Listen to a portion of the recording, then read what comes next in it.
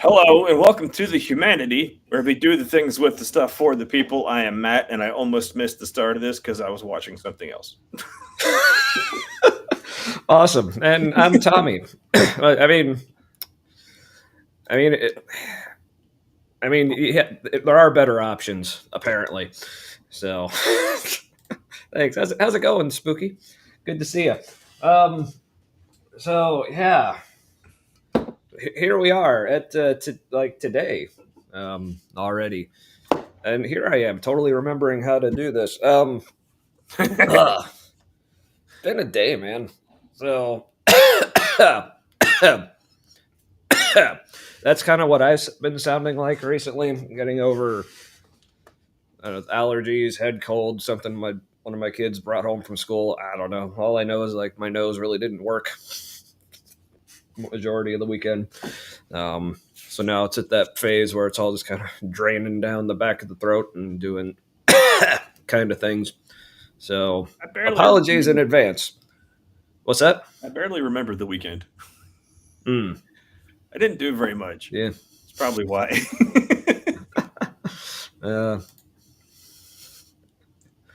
Oh, Uncle Tommy.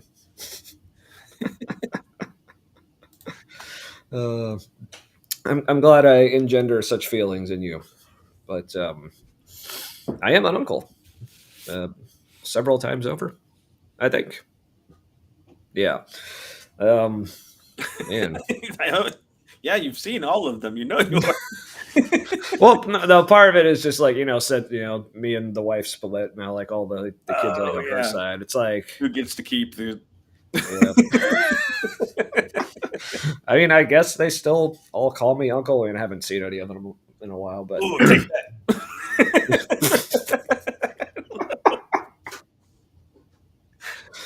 that. And all like on my side of the family, like the kids do call the ex aunt still as well, so that's cool that we're able to keep it like that.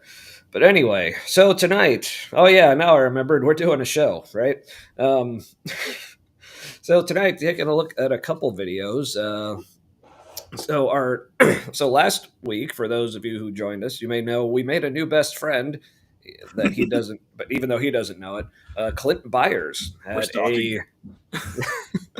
had a fantastically awful video explaining the differences between Satanism, Luciferianism, I think is how he pronounced it. Yeah. That's how I ended up pronouncing it too, so it's contagious. And atheism, even though he really didn't talk about atheism very much, even though it was in the title. And then he pretty much only talked about Luciferianism, and like I sort of indicated that's what he thinks atheism is also. Yeah. But not. But he was very stuck on Luciferianism, and which is interesting. Yeah, and in a way, like made it kind of sound appealing, TBH, a couple times. Almost like he thought it was appealing. It's kind of like he smokes, but like tells other people not to smoke. Yeah. I swear I don't smoke. Anywho, so he's back, and we figure we got to watch more of this guy. So Matt found a video of him. So once again, Matt has seen the video. I have not, but he's talking about simulation theory. So he thinks he is. Again, he thinks he is. So I'm looking forward to watching him attempt to discuss things, but be entertaining. Hopefully, none. There's a couple. The beginning might be a little slower than the last one, but yeah, there's nuggets in there. I remember that. Yeah, maybe that means we'll get through it quicker. I don't know, but before we get to that tonight, we revisit another person that we've done a few times, but I think is to me becoming a favorite to do on the show is Mr. B of Red Pen Logic. We've done him. He doesn't know us.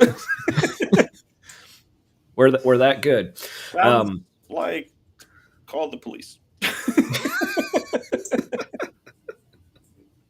Oh, but speaking of, I guess similarly, the reason I picked this video is because he at least looked like he was like responding to some comments by Wes Huff on a video that we also did cover a while back, a couple times.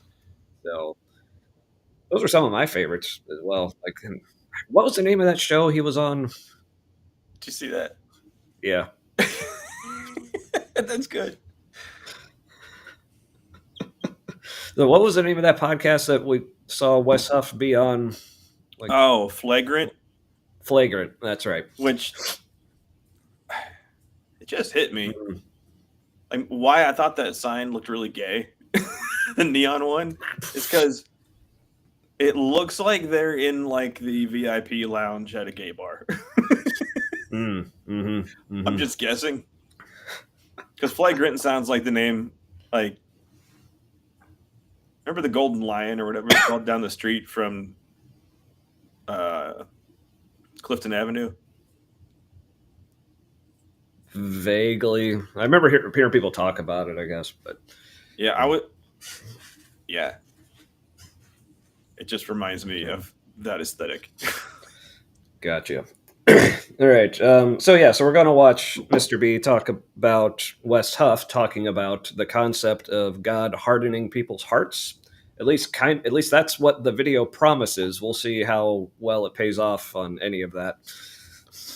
No But- spoilers. But what are we drinking? Yeah. Well, I was about to get to that, but in this video, this is one I've seen, but Matt hasn't, so we'll have a nice little back and forth. But before that, yes, what you drinking there? Well, I'm excited about mine because the name is basically perfect for the topic. Ooh, very nice, very Beer nice. called "This World Is Not Real." No, it's called "The Veil," which is even better because Ooh. that's some Christianese. But Mm. yeah, Mhm. I was gonna get "This World Is Not Real" and then a Hellas lager called "Hellas Real."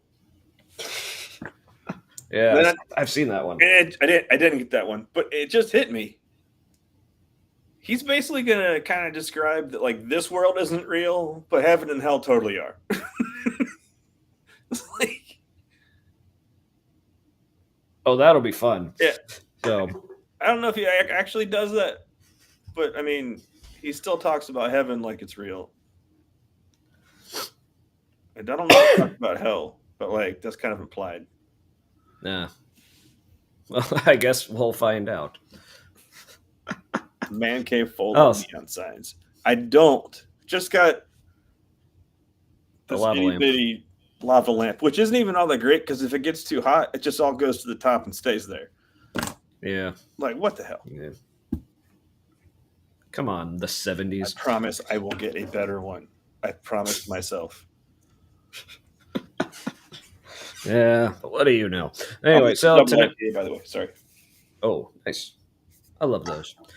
So tonight, my drink is more appropriate for the season, I guess, because at least here in Cincinnati, this coming weekend is Oktoberfest. So I'm back to not just one, not even just two, but for the occasion, I pulled out the big guy. Ooh, The not even that little like quarter liter yeah, or yeah, half liter the one other you can ceramic. get at the actual Hofbrau in Cincinnati. Not Hofbrau. Yeah. Sorry, Oktoberfest. Oh yeah, no, yeah. got This German no, words. actually, yeah. So this is the full liter from Hofbrauhaus. It's basically Cincinnati, but it's Newport, Kentucky, right across the river.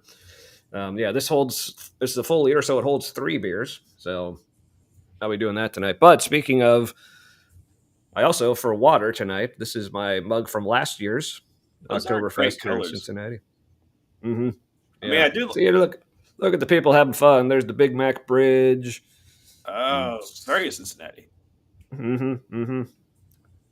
Diversity. All right. At a different festival.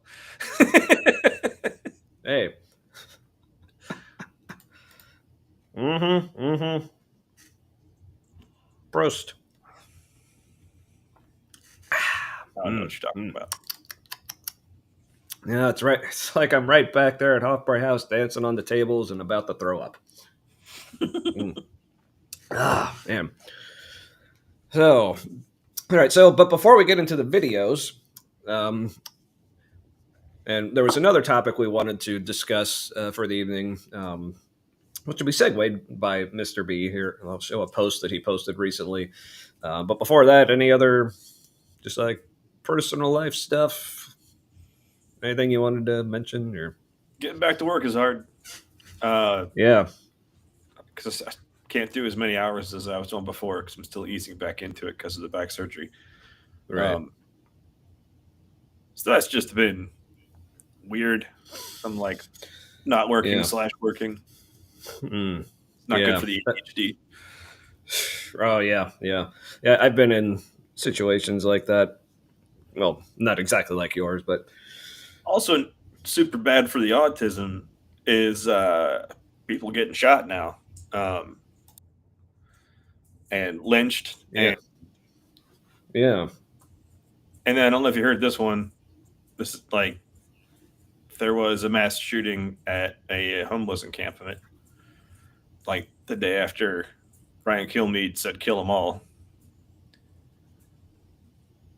Now, that also feels like the kind of stuff rogue elements of certain law enforcement and intelligence divisions used to do to stoke things in Mm.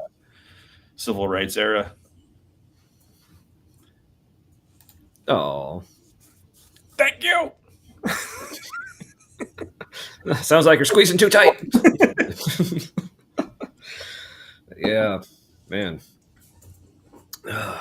Yeah, things they be a changing. A bit, a bit. But yeah, Oh, but I will say that reminds me of something I thought earlier. I'm getting tired of people saying like this isn't normal and this isn't who we are, and like if it happened, it's part of who we are. If it's happening, it's part of the normal. It's a new normal. We don't like it, but like stop yeah, saying this isn't normal because yeah, it's happening and it's going to keep happening. and Definitely, it has happened. You know, yeah. this kind of stuff. Like it And just being in keeps denial happening. about where things are isn't going to help anyone. Yeah, yeah. I get that. I get that. Uh, yeah, I guess for me, not too much. I mean, I got a meeting with my oncologist tomorrow to go over my scans that were clear. Again, to catch anyone up, most of you watching probably know. Yeah, 4 years ago now, I had stage 4 cancer, but been in remission ever since. And they just keep doing the body scans and seeing how I'm doing. So still good.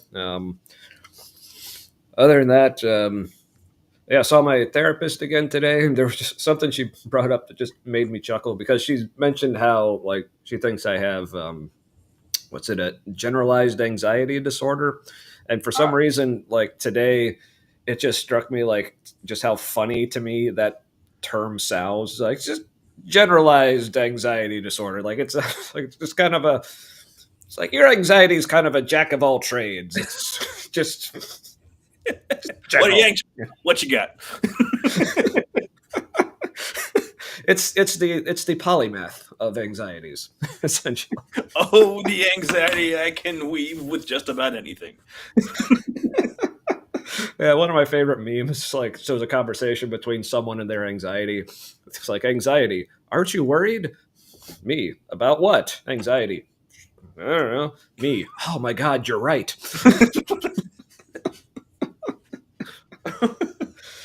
It's like, yeah, yeah. So I mean, current events will help, I'm sure. So anyway, speaking of current events, before we get into the videos tonight, we thought we did want to touch a little more about like the events of last week. It's actually a week ago today. You know, the day of last week's show was that was the killing of Charlie Kirk, and like on the day, like neither of us were really very in the mood to talk about it much. You know, we discussed it a little bit, but since then, you know, we both had like tons of thoughts. Um, so tonight we just wanted to, yeah, just touch on a little bit of our thinking. But to segue us into that is actually the guy from our first video tonight, Mr. B of Red Pen Logic, recently made this post, and we wanted to talk about it. So I don't know. I guess I'll read it unless you really wanted to, Matt. But Uh, now you can read it. okay, yeah. I was going to. I just didn't want to presume. It's like I'm going So to be way too sarcastic, yeah. or Now, maybe I should. Yeah, but we'd also be closer to like massive civil unrest right now. yeah. Like the the U.S. has some pesky judicial and like constitutional things to we have to work with. The UK doesn't really Mm, have a core document that mm, gives rights to people. So yeah, yeah. So it may have happened eventually. But anyway, all right. So Mr. B of Red Pen Logic start strong here, just going straight to like the Bible reference. When Stephen was stoned, his death looked like a crushing defeat. But instead of silencing the church, it multiplied the witness of Christ. In fact, the gospel spread further and faster than before. Charlie's assassination feels similar. What was meant to silence his voice has only amplified his witness. Believers are emboldened, churches are filling, Bibles are opening, and hearts are turning to Christ. What was meant for evil, God is turning for good. Genesis 50:20. I'm assuming that's what that says.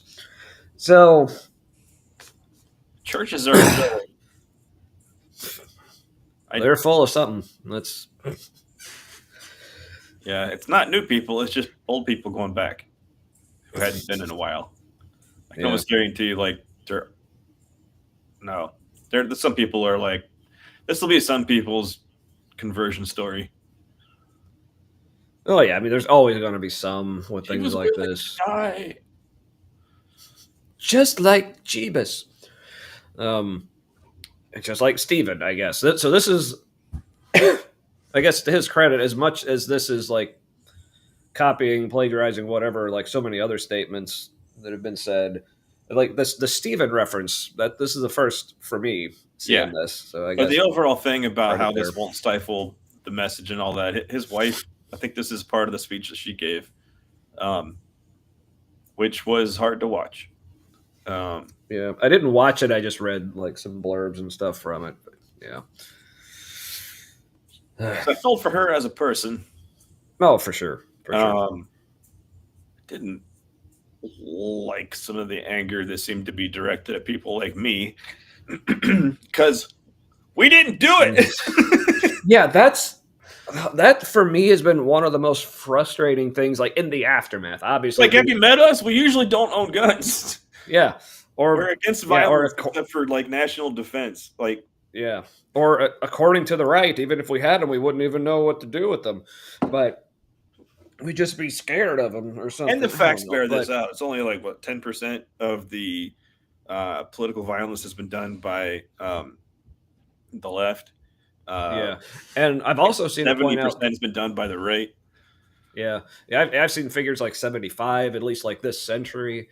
Yeah. But I also seen it pointed out when like leftist extremists do commit violence of any sort, it's usually, well, I guess I don't know if it's usually, but more often than on the right, it's not even at people. It's more like property damage, like Oh yeah. damage like to buildings, or Yeah. We'll seen break your recently. shit all day long. Yeah, But Teslas was a recent popular one. Yeah, um, but yeah, when it comes to actually killing people, like the far right, like outpaces the left, and it's not even close. and So for anybody in the government who's listening, no, I'm not threatening to break people's shit. It's a figure of speech.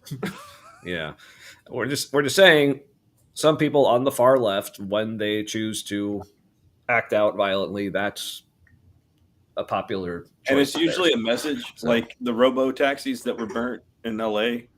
That was a message mm-hmm, to the people who invest in that kind of stuff that maybe this isn't such a great investment. We don't like what you're doing here. mm-hmm, mm-hmm. Like, it's a very aggressive political cartoon. Yeah, and plus, and also in the case of Teslas, in a way, just lighting them on fire might have been doing them a favor, because at that point, like they were becoming like way less popular, so like people weren't buying them.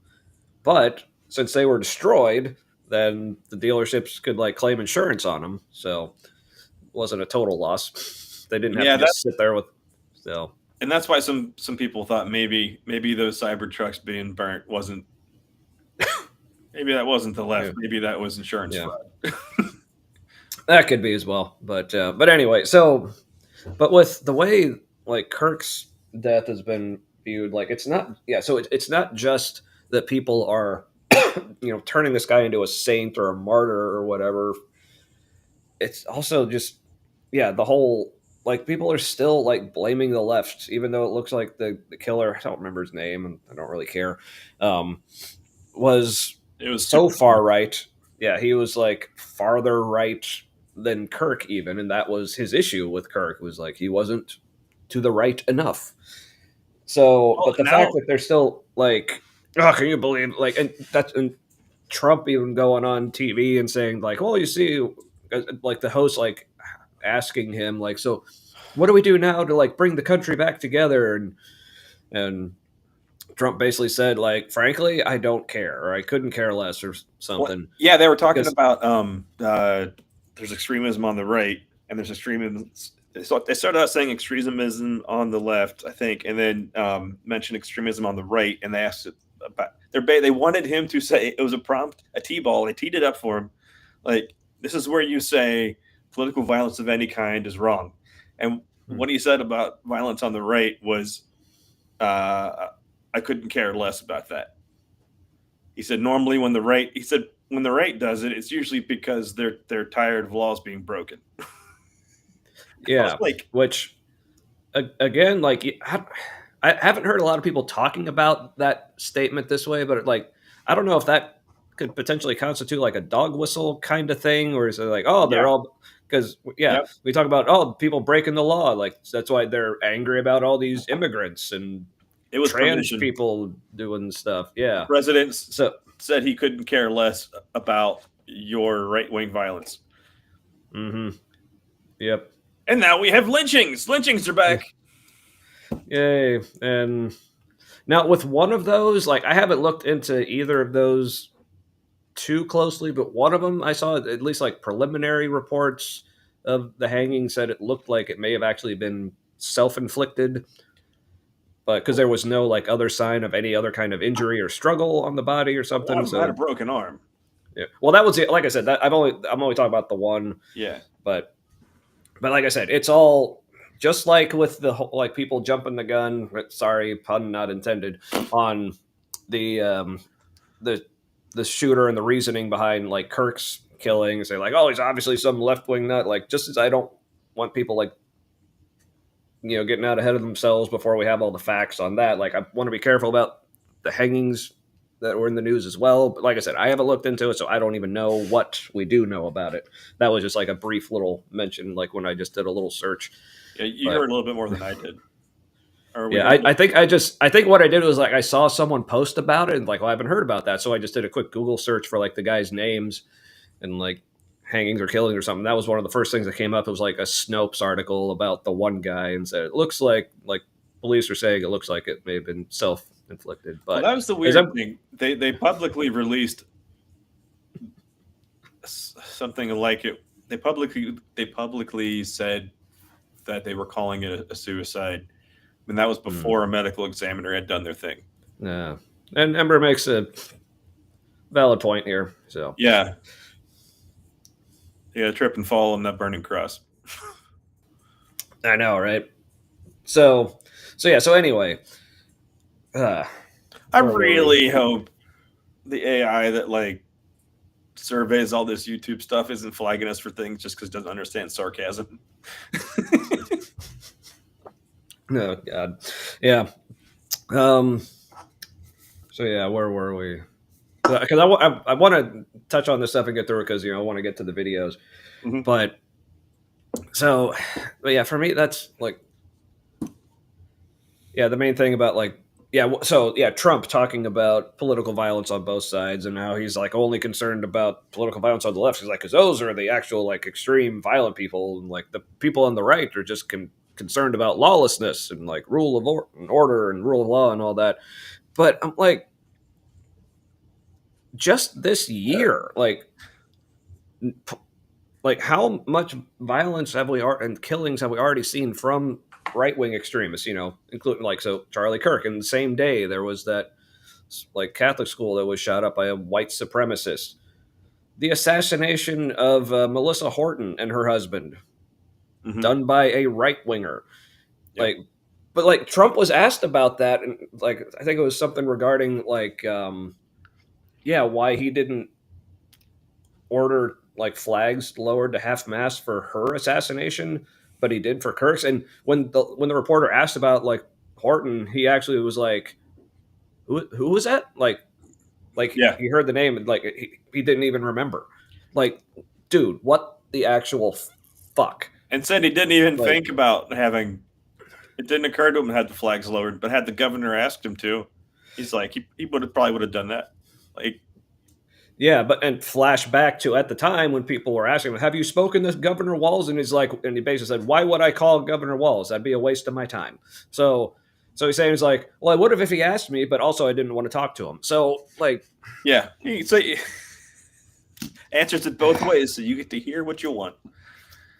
yeah, and it's much like apologetics. Just find the one answer that you like, and don't Yeah, worry about all the other doesn't even implications. matter if one apologetic, contradicts the other, because that's not why they're watching you. Thanks, Spooky. But I mean, I we are the appreciate worst that. stream on the internet, so report away, I guess. So, so yeah, there's, and I still like one of the things I saw that like bugged me the most was, I guess, so like my cousin's wife, so cousin-in-law, I guess, like was posting about like the church they go to and like how the pastor this Sunday, like before the service, he like kind of gave a preview on social media what he was going to be talking about, and he said like he's going to have to talk about the Charlie Kirk killing, which is like, yeah, that makes sense. It's a big thing that happened. But then when he gave kind of bullet points of what he was going over, it's basically he's going to be talking about why leftism is evil. So I'm Oh, like, fuck me. I'm, I'm like, how the hell do you make that? Oh, because a right winger was killed by an even more right winger, I'm going to talk about the evils of leftism. Like, It's I, also unclear now if he was even, because it turns out it sounds like he was bisexual. He was having a relationship with his roommate, who is currently male, transitioning to female, or intends to. I don't know if they are yet. Um, his parents didn't know they were a couple. Some friends did. Um, he doesn't, from what I've been able to hear as of this morning, like he. Okay, so he's in a queer relationship, right? So has he's that actually been confirmed? Because last I heard, that was still just like speculative, and there were some other things. Looked like they were like just roommates, and maybe even had other roommates. That was just one of them. well, the But supposed text exchange, which is very subject that they had back and forth, makes it sound mm, like they're a couple, but also that okay, works, that whole like trans contagion bullshit they're trying to pull. yeah, Um, where like first it was like the shooter was trans, no, the bullets were trans, no, they're not. The roommate was trans, no, not really. Like it's like everything's trans. It's like the yeah. boogeyman that's around every corner. I know.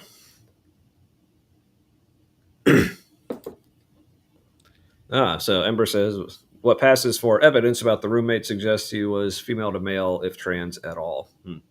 Interesting. Yeah, Okay. yeah. It's like I said, I haven't seen too much, but anyway. So, but I guess back to So Mr. much B's garbage. post. Yeah, back to Mr. B's post here. So in a way, like I said, that I think the sad part about this post is a lot of what he's saying is kind of true. Saying like this incident is emboldening people. It is galvanizing people on that side, but I'm just afraid it's just first of all, it's galvanizing terrible ideas for really bad reasons. It's also So splintering them because now there's factions around the attorney general talking about like there's free speech and there's hate speech. There's like some free speech absolutists like Charlie Kirk was, who are adamantly against that idea, and they're calling for her. Like Matt Walsh, I think, called for her to be fired. Uh, Mm. so Civil War canceled. Ah, They were able yeah. they were able to pull it off for about a week. Yeah, that's one of the things I've said like from the beginning with Trump is like probably one of our only saving graces with this guy is that he's not that smart. So I hope he he's lives not. forever. Yeah, he's not going to be able to make it as bad as he probably wants it to. Now he's still going to make and already has made it pretty shitty, but at least we know he's not going to be operating at like full capacity. I hope he lives Yeah, forever until yeah, he is the yeah. last person alive and then gets to feel the utter depression because there's no one to kiss his ass and there's no one to do anything for him. He gets to Mm. be just alive, alone, and pitiful forever. That'd be wonderful. Also, then JD Vance never gets to be president, and that will make me the happiest boy ever. Yeah. Oh, I will just be the happiest of boys. So, but yeah, as Ember says, it's kind of true. Like, I'm assuming she's talking about Mr. B's comment here, and like it shows apologists are happy to call evil things, but actually good, right? Yeah, and that also, thanks for the segue there, Ember, ties in very nicely to the video we'll be watching by Mr. B here. So yeah, any other comments on this whole thing before we I did move want to on point to out that Ember said the trans thing is a red herring at best, and there's so much made up crap. She should just setting it aside, and I agree. Like hearing, I thought we finally had information, and we don't. So yeah. it's all just story time until maybe never with the current FBI. Who knows? Yeah, yeah, God, yeah. Anyway, all right. Well, let's get this guy out of there. All right. Let's see. Close that because my computer likes to freak out. All right. Am I extra blurry? I haven't noticed. Yeah, chat. Let us know if Matt is looking more like Sasquatch-like in I his also blurriness. really need new glasses, so it could be that. Ah, gotcha. All right. So first up tonight for our viewing pleasure. Hey, it actually showed up in the right spot this time. Awesome. So we have apparently Luigi wasn't the only one with a crush on Wes Huff here, judging by the way Mr. B's looking at him. With those piercing eyes. Also, like seriously, that is like is excellent. He's like, it's like you caught me in an awkward moment. It's like so I can't tell if like Mr. B the way I would describe this is like the most lackadaisical piercing gaze I've ever seen. But also he kind of has that slight look of like he sees him with Luigi is like who's he? So apparently maybe Ember you might need glasses. So yeah, I don't know what's going on. I mean, to me, you don't really seem much different. Like I wouldn't have noticed anything unless you said something. But I might be low light here. That might be part of that it. could be. Yeah, you are dimmer down there than where I am. So, all right. Okay. Floor lamp set. So this video is again. You may recognize the Huffster here from a video where he's talking on Flagrant. That we covered a month or so ago, something like that. Echo. So, Mr. B here, I guess, wanted to talk about some of his thoughts that he was having on that show. What? We good? I don't know. I mean, maybe it's because I work for IMED, and no, I'm just kidding. I don't care. They pay me either way, but So so he's going to talk about, well, at least to me, this is set up as Mr. B talking about Wes Huff's thoughts about God hardening Pharaoh's heart. Yeah, reaction to a It's, reaction. I love it. well, as Lee Corso might say, not so fast, my friend. So, He's not going to react? well, let's just watch, shall we? One thing scripture that hung me up when I was a kid is the idea of the Pharaoh of Egypt having his heart hardened by God. And that God hardened his heart so that he couldn't see the truth of what was being revealed. And I'm curious why, in your opinion, God would step in to, I guess, orient him in a way that was against what God wanted. Yeah, why doesn't he get the same forgiveness? These verses about God hardening Pharaoh's heart trouble a lot of people, including some Christians. My buddy Wes Huff put on a 3-hour masterclass in fielding these kinds of... A masterclass, huh? Your buddy, huh? I mean, they may be buddies. I mean, is Mr. B is Mr. B Canadian? Yeah, I just assume all Canadians are buddies. You know, like, well, there's not that many. Yeah, Dr. Kip, Wes Huff, Terrence and Phillip, they're all. You know. I can't tell Canadians apart. I know. I keep going over to Apologia's channel to watch Budget Scripture Saturday and keep getting incredibly disappointed. But anyway. Difficult questions. What I want to do here is add to some of the things that he brought up. Exodus 4-14 includes... And that is the extent to which we see or hear anything from Wes Huff's appearance on Flagrant. So Wes Huff was on screen long enough for the algorithm to pick that up and put Mr. B into Wes Hufflepuff's fans' feeds. Also, while I'm thinking about it, are those candles behind his YouTube award? Yes. In his like Hobbit portal office?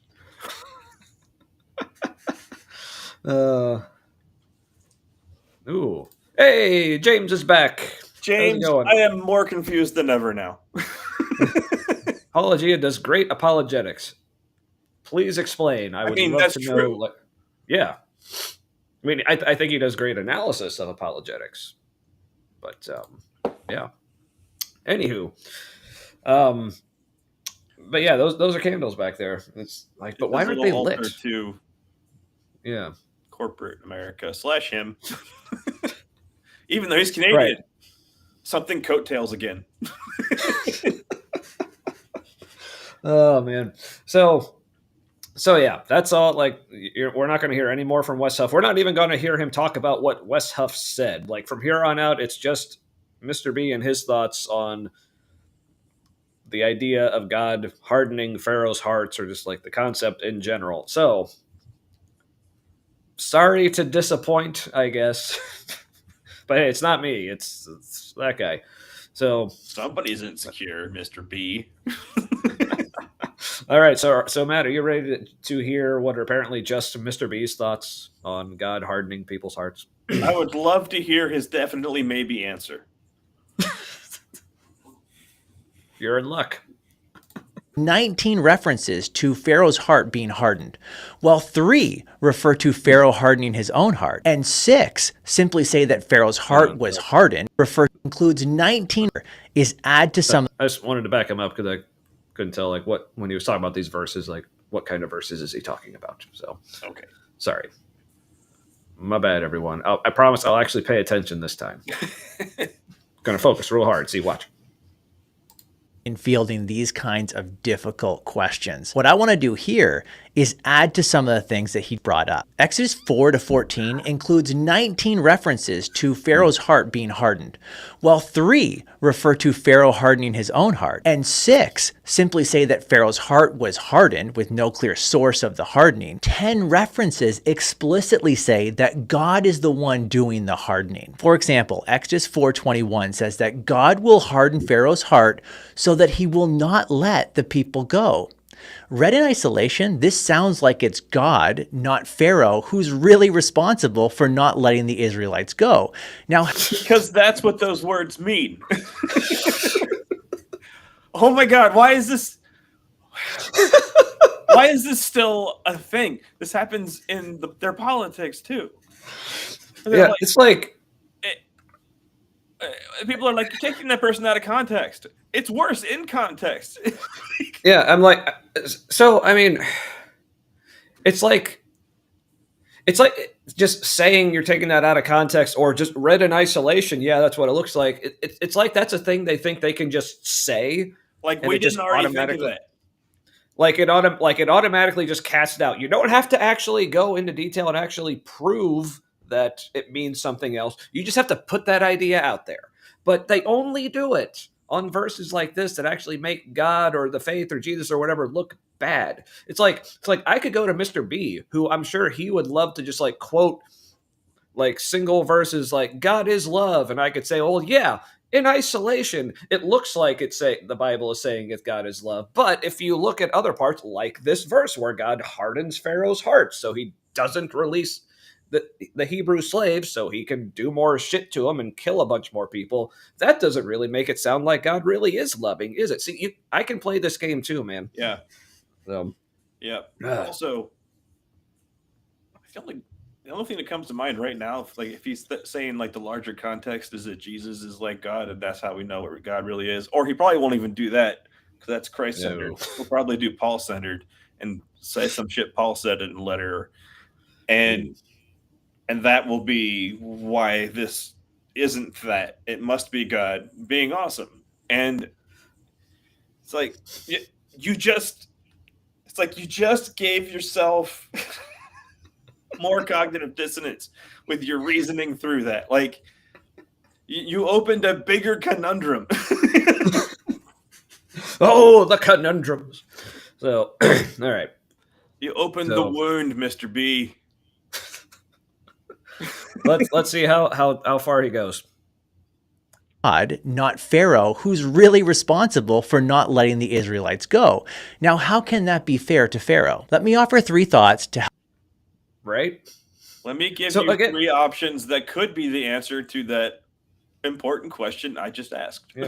Yeah. So this is similar to what we saw from Clint last week, where they're basically starting with the assumption that, okay, God just never does anything wrong.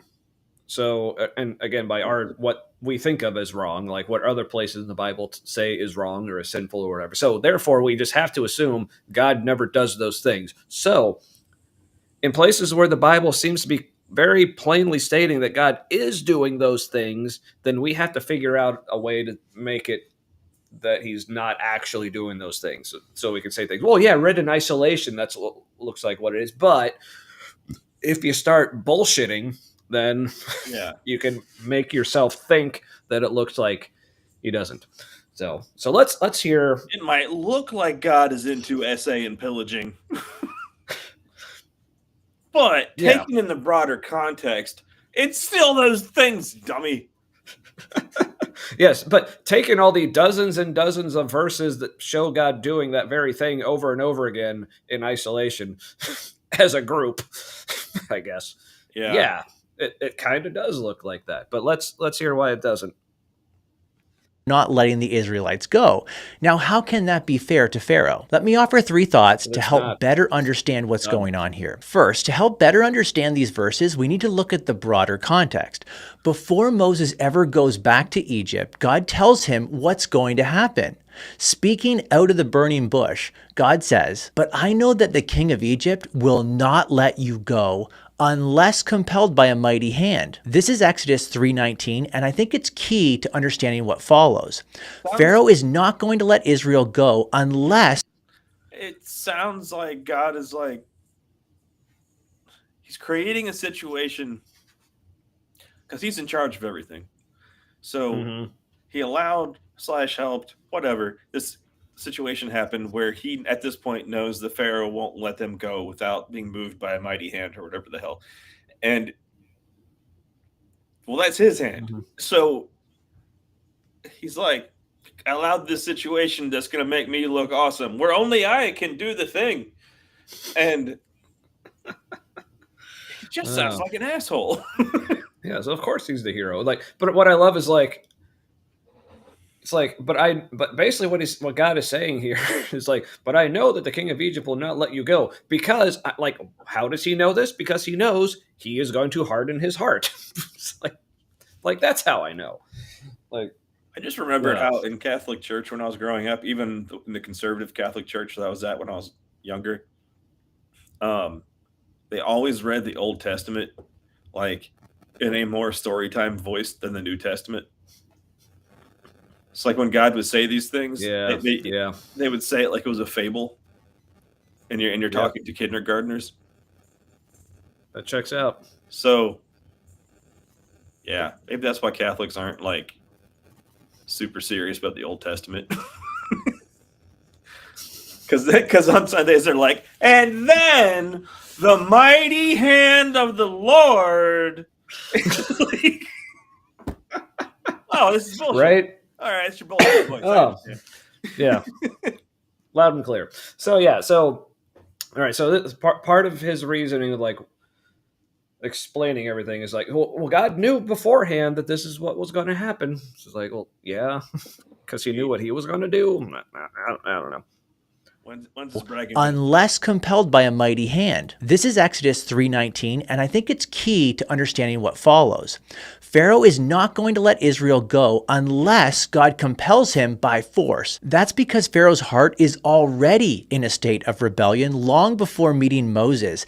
He isn't an innocent bystander. His heart isn't neutral. In fact, Pharaoh thinks of himself as a god, the incarnation of Horus. So Pharaoh is not going to listen to a bunch of Hebrew slaves or their god. Second, the account of Pharaoh and the Exodus. So, God, that was a lot. Yeah. What was the very last thing he said? There. Let's see. The first. So James says that is a generalization about Catholics, but it is somewhat accurate. The Old Testament is super metaphorical. So I guess I'll take it. Somewhat accurate is my middle name. Yeah. All right. As a god, the incarnation of Horus. Oh, okay. So Pharaoh is not going to listen to a bunch of Hebrew slaves. So I thought that was really interesting that you said that at the very end, because I was just thinking he's given Pharaoh a ton of power in this situation. Like God's mighty hand, but also Pharaoh made him do it. Like that was yeah, Pharaoh was that stubborn that like God had to go to extreme measures to convince this guy. Yeah. That's a lot of power in that stubbornness that God has to actually like make an effort. So that's talking about Pharaoh, like giving him some godlike qualities. And then he goes on to talk about how Pharaoh thought he was God, and like sounds like you do a little bit too. Yeah. Well, I mean, but he also said it's like, oh, can you believe Pharaoh thinks he's got like pretty much all kings did back then? This wasn't like a thing unique to him. That was just our president. Yeah, pretends to be a god. Mm-hmm. You know, if there was a way, he would be super interested. Yeah, I mean, and like we've said before, honestly, like the way he acts a lot of the time, I think is very reminiscent of the way God is portrayed in the Bible many times, even Jesus. So, may he live forever until all that's left is pain.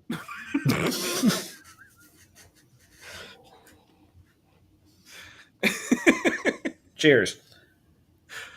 Can we? I want to find out how to say that in Latin. Ooh. That'd be a hell of a toast. That would. I like it. Or maybe like in Gaelic or something. Yeah, that'd be pretty sweet too. Backhanded. Yeah, Gaelic. Yeah. Like the Gaelic peoples, they know how good backhand. Yeah, I mean, yeah. I should know. I'm descended from a bunch of them. That's why I'll say Slán Java. Oh, speaking of UK people, I'd love to. And Where you at, Spooky? definitely don't resist. And there's definitely not people in Ireland, especially northern part, that could like help you do anything related to that. Definitely don't do any of that. Speaking of what, like the YouTube chat went kind of quiet, so I'm afraid someone on YouTube side just comment something so I know we're not having that same issue with the YouTube chat we were having a few weeks ago. Especially after saying words. There In he the is. There's freest Spooky. country on earth, god damn it! Now I realize this is our just desserts. Like everything that we've been doing outside of the country for a long time is now happening in our country. That's how goddamn weak our country is right now. It's like that's about as far as we can project strength right now is our own borders. Yay. And we've got a whole Always machine. coming. We got a whole machine, aerospace and defense companies, and like, well, they can't just go under. I mean, So there's just too much Epstein and money that could go wrong. So the call is coming from inside the house. Yeah.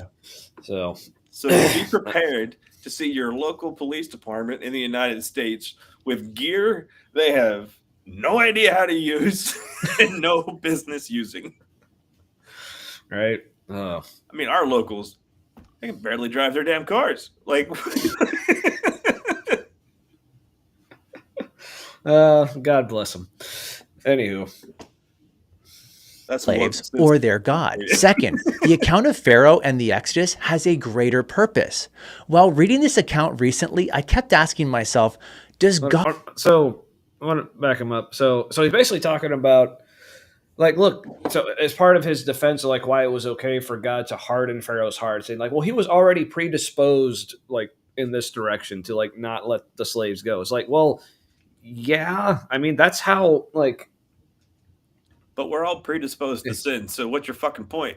Yeah. Or also, like, again, going back to that time, like, if any king of any nation has slaves, they're going to be predisposed to keeping them. I mean, that's why they fucking have them. Like, so, and he's saying this is this is like, yeah, it's as if like this is like some outlandish, super rebellious. Like, why would he be doing this unless he was being sinful? Like, well, like that's just what you did, man. Yeah. Also, Egyptians took meticulous records for this kind of stuff, and no record of slaves being let go in this quantity. Yeah, no. This is more likely an origin story, sort of. Oh yeah, because like the Hebrew people, if I remember right, like they were kind of like a rural hodgepodge. mm-hmm. Like some of them came from Egypt, some of them came from Canaan, and they were more Canaanite than anything. In fact, they were probably like this neglected subset of Canaanites. Oh yeah.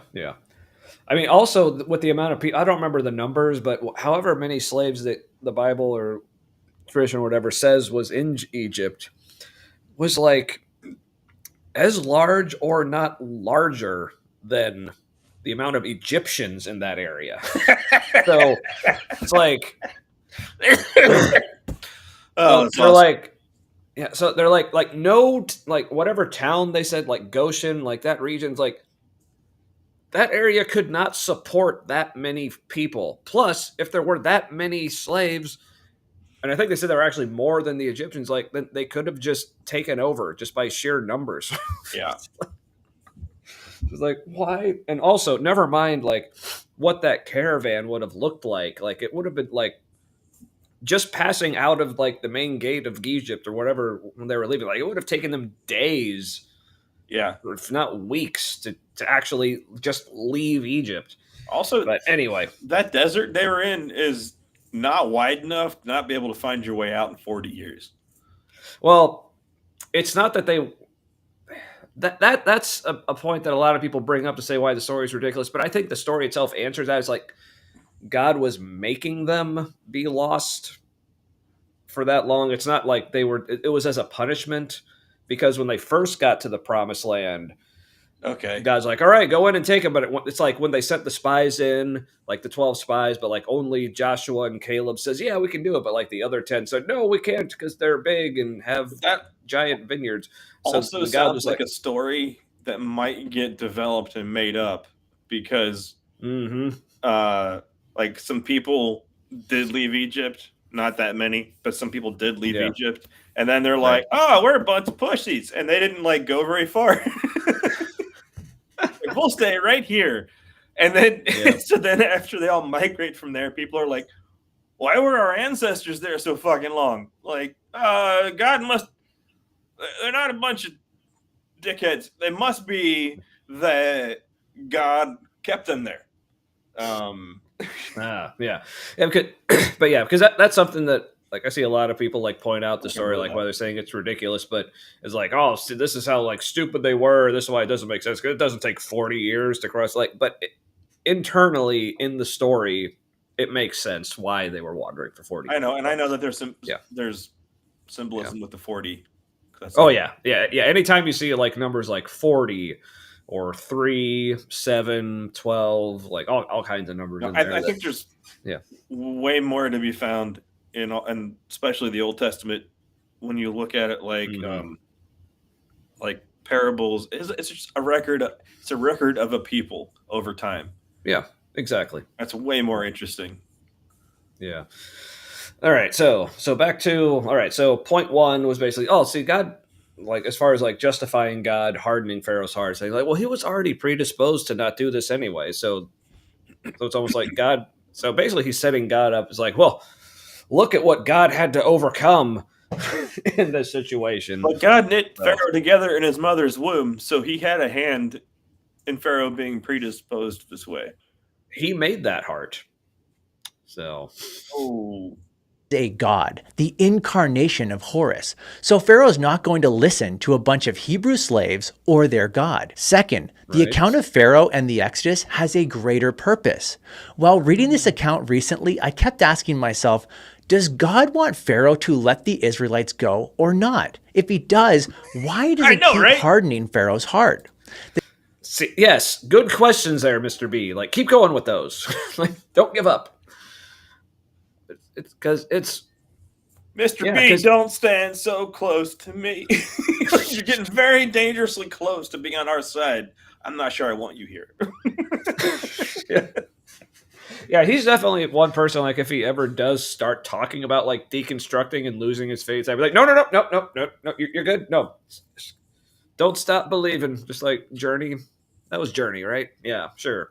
So, hold on to that feeling. Spooky. When you use your biblical numbers for the lottery, if you make a tongue-in-cheek, like YouTube channel about it, like chronicling your use of biblical numbers,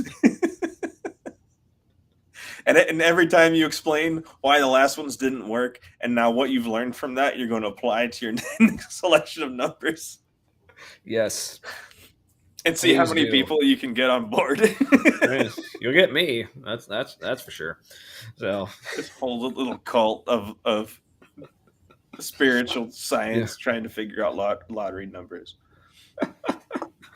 All right. Oh, and also I just wanted to put this out there real quick before we get to the end of this video. So we're about halfway through. In the intermediary time, I didn't get to this like in the like kind of intro personal update segments, but because this is something I wanted to talk about, but only if anyone else is interested at all. I know Matt might be interested in this, but for the audience.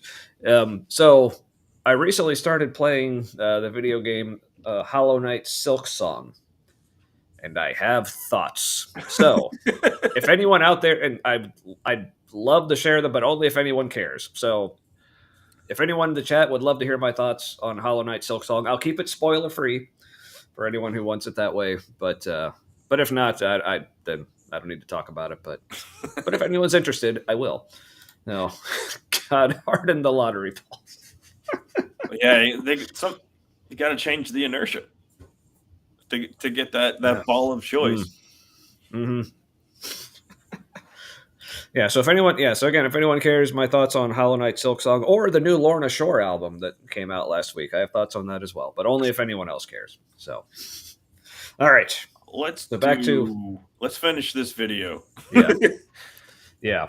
Oh yeah, like I said, but I want to give people a chance to respond and say whether they want to hear that or not. But all right, so what's he on now? Like, oh yeah, greater purpose. Let's go or not. If he does, why does he keep hardening Pharaoh's heart?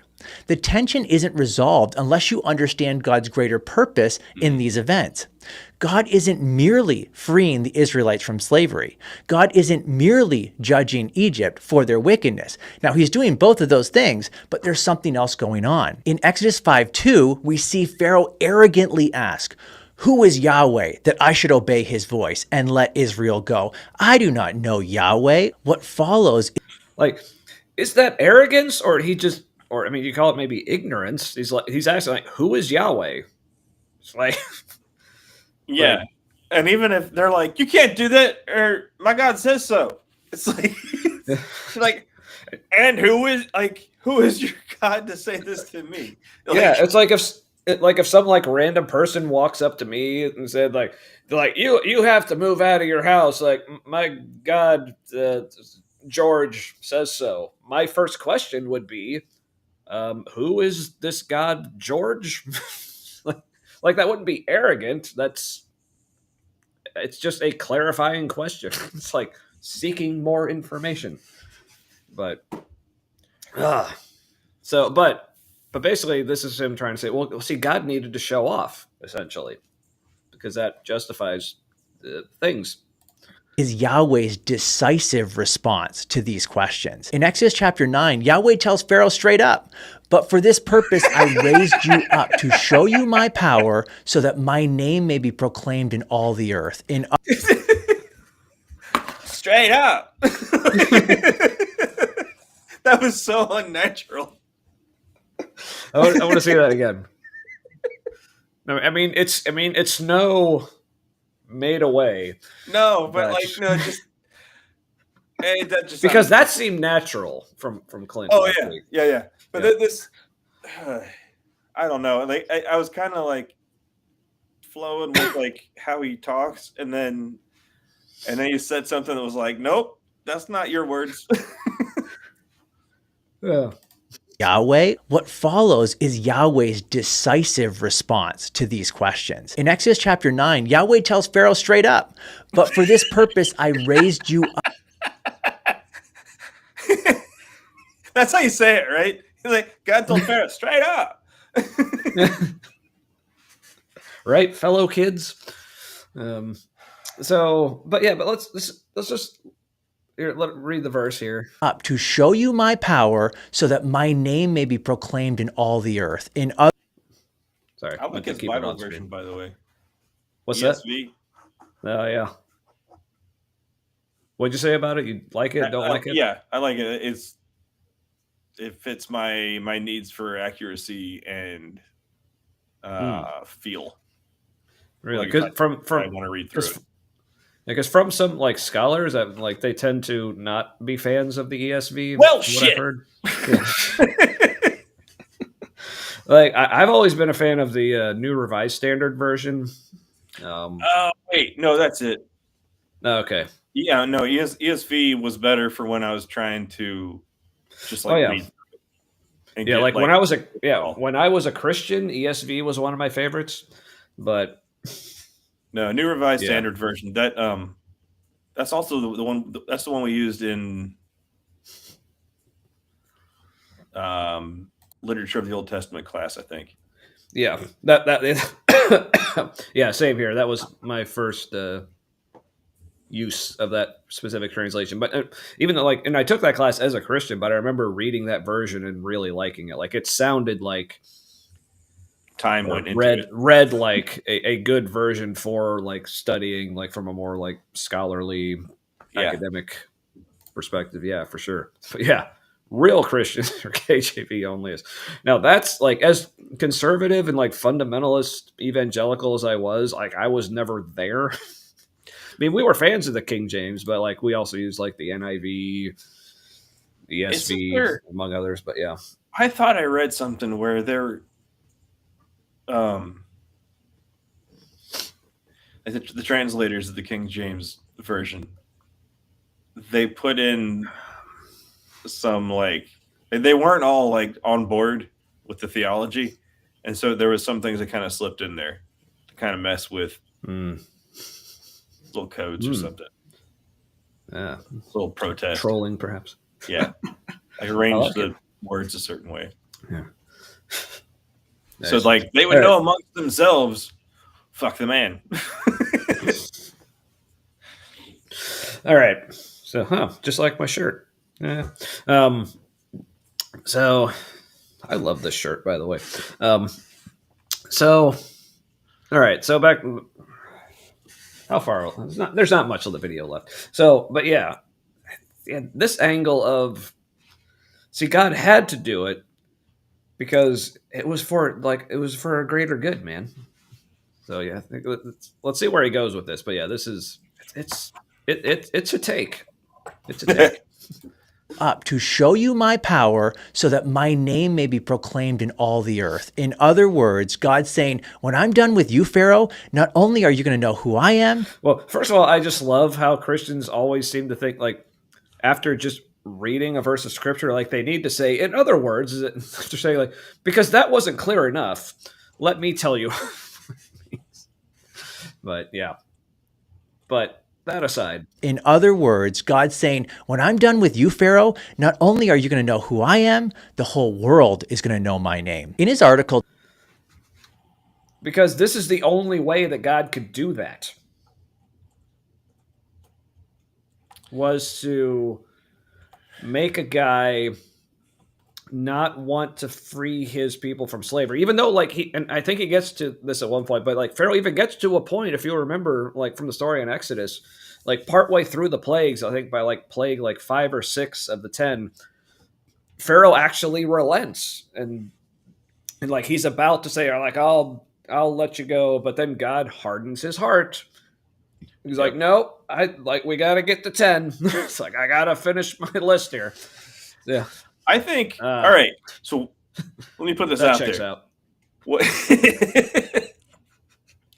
I didn't know what a groiper was until recently. I had heard people saying it in things that I watch, and I was just like, I know they're talking about Nick Fuentes people, but I didn't really, that's all I knew. I didn't know there was a whole like separate Pepe. Like another Pepe? The first one was stupid enough.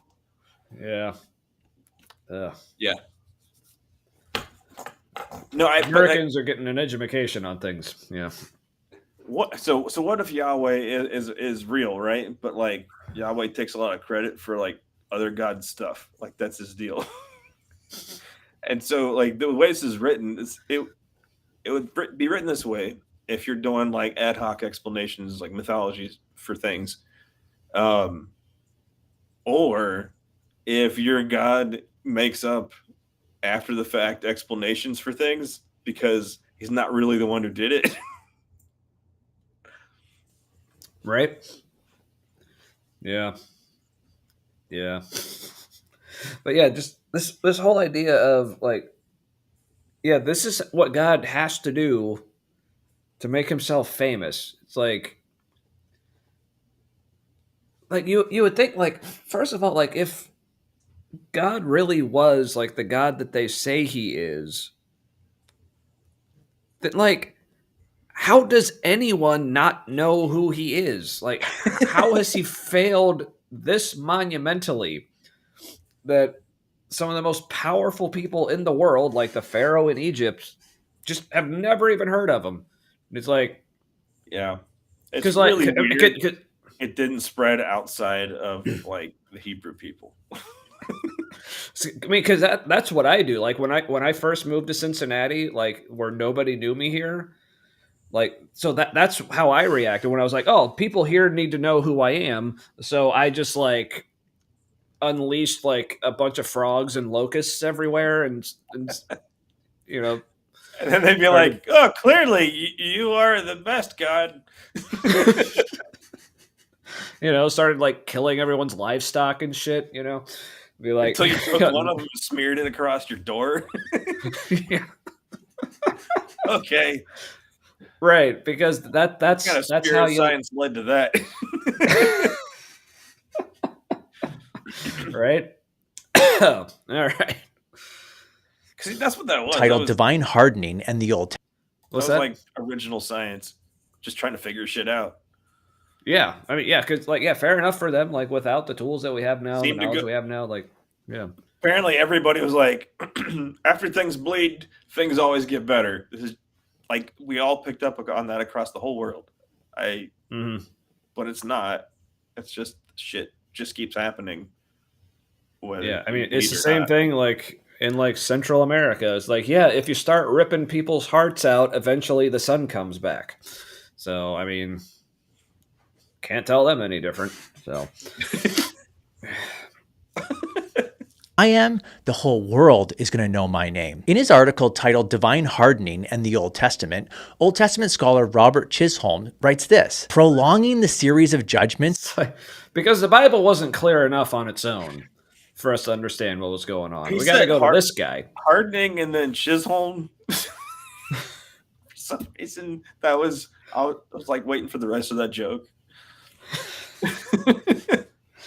Well, you're going to keep waiting, unfortunately.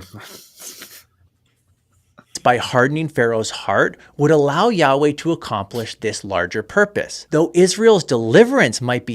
Okay, well, again, this whole idea of like something needs to allow Yahweh to do something. Like, why does he need anything to allow him? Why can't he just do the thing? Why is he dependent on all these different circumstances to do a thing that he wants to do? Why did Pharaoh's heart have to be hardened so that they wouldn't be released, so that they would be released? It doesn't make any sense. Yeah, because I mean, this is just me spitballing here because, like, what do I know? I mean, I'm no cold case detective, but I mean, if the goal is God wants to free his people from slavery, but he also wants to make himself known and like make his name great or whatever, then why couldn't he just convince Pharaoh to start worshiping him until the Pharaoh says, "Oh, I have now converted to the religion of Yahweh, and I have released his people. Like, hear ye people of the everywhere." Like, Yahweh is great, and here are his people. Look how awesome they are. So they're so awesome. I have released them from slavery. Like, yeah, like if you can harden Pharaoh's heart, like why can't you soften it instead? Exactly. Great way to put it. I love it. So, like, but no, it's like apparently the only way so this is why it's so frustrating. Like when us non-believers say, look, we look at the Bible and we look at the way. The reason why the reason why he couldn't do it is because then he doesn't get the credit for it. God doesn't get the credit. No, he would still get credit because it would be Pharaoh saying, like, I've converted to worshiping Yahweh, and he has convinced me to let his people go. But he doesn't look as badass unless he like makes Pharaoh do something after he made him not do that. Never mind. Sorry, I cut you off. You were saying something that was not good. No, I can't remember what I was saying. So, my bad. So if anyone remembers what I was saying, please let me know. But thank you. Are you a cold case detective? If your heart and hard lasts more than 4 hours, consult your alchemist. Oh, the layers. Damn it! What was I talking about? So,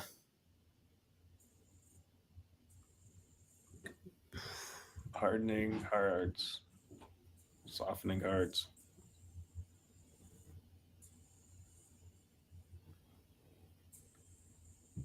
Yeah, I've totally lost it. God, I feel terrible. That's all right. The beer helps. So, let's see. Prolong the series of judgments. Oh yeah. So this is what frustrates me when when us non-believers will look at the way God is depicted in the Bible, and we call him like so like super ultra mega violent. It's like, why is he doing all these violent killy things? They're like, oh, but and they bristle at that. But it's like, but again, it's like we just laid out like an alternative plan to God still accomplishing these same goals of releasing his people and making his name known, and nobody had to die. But instead, he chose the way where a lot of people died. So it's like, we're just going by what's in the book, man. It's like, You can see why they came up with blood atonement, because people must need to keep dying for a reason. right? Yeah, I mean, so so if you look at it as in like none of this like God stuff is actually real, but when you have a bunch of people who just through no fault of their own, it's understandable. They just don't understand so much about how reality works, and they see like there's all this death that keeps happening. And they just want to put some kind of meaning behind it, so they create these stories again, very understandably. But again, like when you look at it that way, like these things make so much sense as being just completely like natural, man-made stories, basically, just trying to make sense of reality and like why things keep dying and all this. But apparently Pharaoh couldn't convert though because he isn't one of the magic people. Yeah, but God could have made him one of the magic people, and then he could have been like the magicist of the people. Right. Just got to nip the tip and walk the walk. Yeah, because if God really was interested in being the God of all people, then start by converting all of Egypt. It worked for Christianity in Rome, and like we're told, like that was like the reasoning behind that. Like, so if this is the same God, it's like, at this time, this would have been the same thing. Like if Yahweh would have converted Egypt to his ways instead of like killing all of them, like, oh, that makes sense. Yeah, the union contract angel. I mean, yeah, those that angel of death union, they hold a lot of sway apparently. Didn't the Roman Empire start to dissolve not long after they embraced Christianity? Maybe, I don't know. Actually, I don't know. Yeah, I don't know what like the time was after they welcomed them in, and whether that was like before the peak or after the peak and part of the decline. Yeah, that would be funny if it was. I would love to share that. Yeah, so if anyone out there knows, please let us know. All right, but back to why God totally isn't like obsessed with violence, but he still took the violent route instead of doing things a more peaceful way, because that's just how it had to be done. Because with God, there is he had to do it this way because reasons. Slightly delayed, Yahweh's reputation would be greatly enhanced. So by prolonging Egypt's judgment, Yahweh displays his power for all to see. And it worked. So what does it say about you if your reputation is enhanced by you causing massive amounts of death and suffering? And that's the only way you can think of enhancing your reputation.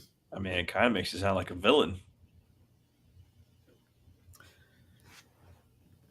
Right? I mean, that's what I love to say. Like, reading the Bible is like, how do you tell if God or Satan is the bad guy? It's like, well, certainly not by how many people they kill.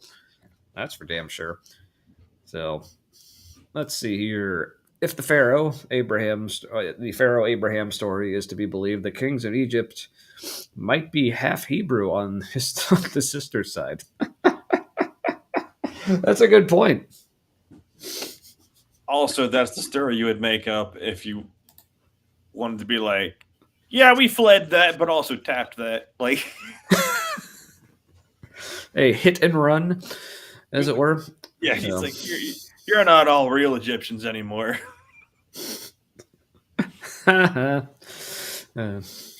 Made you fuck my wife. I mean, what?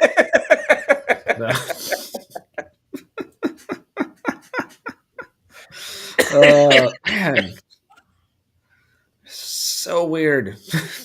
Rahab living in Jericho 40 years later is Hold still on. for. So by prolonging Egypt's judgment, Yahweh displays his Prolonging their suffering. You mean? Like, yeah, phrase it that way. By prolonging their suffering, this is what he accomplishes. Greatly enhanced. So by prolonging Egypt's judgment, Yahweh displays his power for all to see. And it worked. Rahab living in Jericho 40 years later is still talking about these events. And here we are. Well, yeah, people tend to talk about really like horrendous, terrible shit for a while. It's like, okay. Yeah, I mean, we're also still talking about the Holocaust. Does that mean that was a good thing for like Hitler to make himself known? Like, dude. He looks like a real sick bastard here. Like with this glee. God prolonged the genocidal actions because he needed to show his glory for all to see, so they would know he was the biggest, baddest. Like, well, if that's your glory, then maybe you kind of suck. So, yeah, kind of sus. Luciferianism all the way. Oh, and people wonder why anyone would ever want to rebel against such a god that we all totally think is real. He seems great. Right. So, right? Living in Jericho 40 years later is still talking about these events. And here we are making videos about it in 2025. Third, right. It's that terrible. It's like, isn't that great? Isn't that great? Yeah. Yeah. All right. This is his last point. Takeaway shouldn't be poor Pharaoh. The takeaway should be don't be like Pharaoh. Pharaoh resisted God and deserved.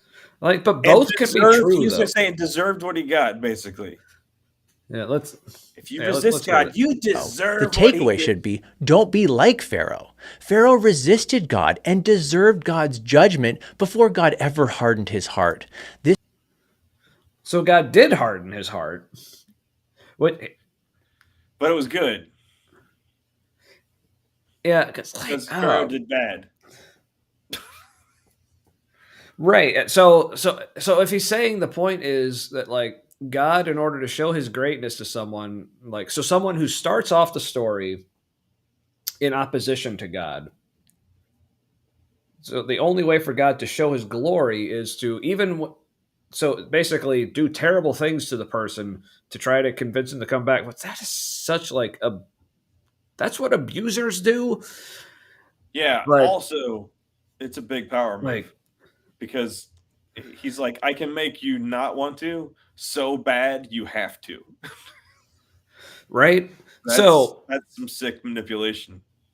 Yeah. So but the way he's setting this up is like, well, this is the only way God could accomplish this. So again, scenario is you have a person in opposition to God, and God, in order to show himself, starts just doing horrendous shit that affects the person, and then they start to maybe turn around, but then God hardens his heart. It's like, no, I'm not done doing the terrible shit yet, and now I'm famous. So, but are there any other instances in the Bible where that's how God handles this kind of situation? Or are there situations where we start with someone in opposition to God and the person is like shown kindness and love and grace, and that convinces them to turn over to his side? Well, that's just God doing the Pharaoh thing again. He's hardening hearts and like making people do shit. Just two different directions. So sometimes he compels people to do horrible things, and sometimes he compels people to do good things. It's just all him showing off. Yeah, but again, he's presenting this as like, well, this is the only way God could do it. But like, well, let's like take the example of Saul, who became Paul. It's like what did God do with Saul? Because he was persecuting his people, so similar kind of situation. And he wanted to make himself known to him and show his glory, but it was like completely different approach. He didn't he didn't do anything like this. He literally just showed up to Saul and said, "Hey, knock it off, and now go tell everyone about me." It's like, why couldn't God have taken the Saul approach with Pharaoh? Oh, because Pharaoh wasn't Jewish. But he could have been. He could have converted him. Well, and Saul wasn't Christian, so Right, but you're still second-class citizen Jewish, probably.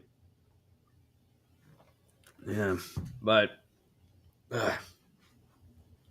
That's how it is now. all right, we got 20 seconds left of this, so. This resisting isn't just a Pharaoh problem, it's a human problem. Here's my question to you. Oh, which is good, why we're all God like Pharaoh. treats. God's going to harden Which our is- hearts, and then Yeah, so he's saying it's a human problem. So that means this is God, how God deals with all humans. Then I guess, yeah. right? So Tommy, it's not So- our fault. God hardened our hearts. Yeah. I think I showed this before, but yeah, it's just. Anyway, so. Resisting isn't just a Pharaoh problem, it's a human problem. Here's my question to you. Okay. Are you resisting God and hardening your heart toward him? Jesus was constantly warning people about this very thing. If that's you, Okay, if the answer is yes, then like what you're saying, so this is what you're saying God is going to do to me if this is the case. Like, because that's apparently the only way it can be done. So like, But if you start following God and you convert, then you'll have a Saul experience. Either way, God's gonna mind fuck you.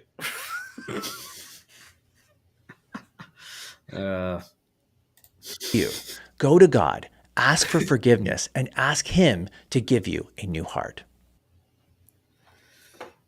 What? I didn't even know that was an option. Give us a new heart. Why didn't he give Pharaoh a new heart? right? Like, Pretty sure he was probably crying out to the great beyond at some point if all this shit was really happening to him. yeah, right. Especially once it got to the 10th plague, when the whole death of the firstborn, and like he lost his son, and like Yeah, I think probably most of losing Egypt your lost their son, kids. if you're not the biggest asshole, probably breaks you. Yeah.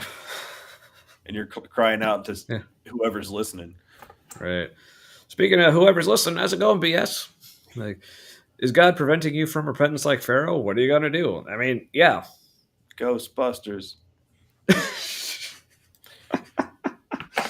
Oh, so Speaking of unrelated things, I need to get a beer. all right. So while he's doing that, this is like last call if anyone is curious on my Hollow Knight Silk Song opinions. But if not, I'll keep it to myself / bore Matt with them after we're done with the stream. So that's Mr. B talking about hardening heart. So one thing I wanted to mention as far as like the concept of God hardening Pharaoh's heart and how different Christians have explained it.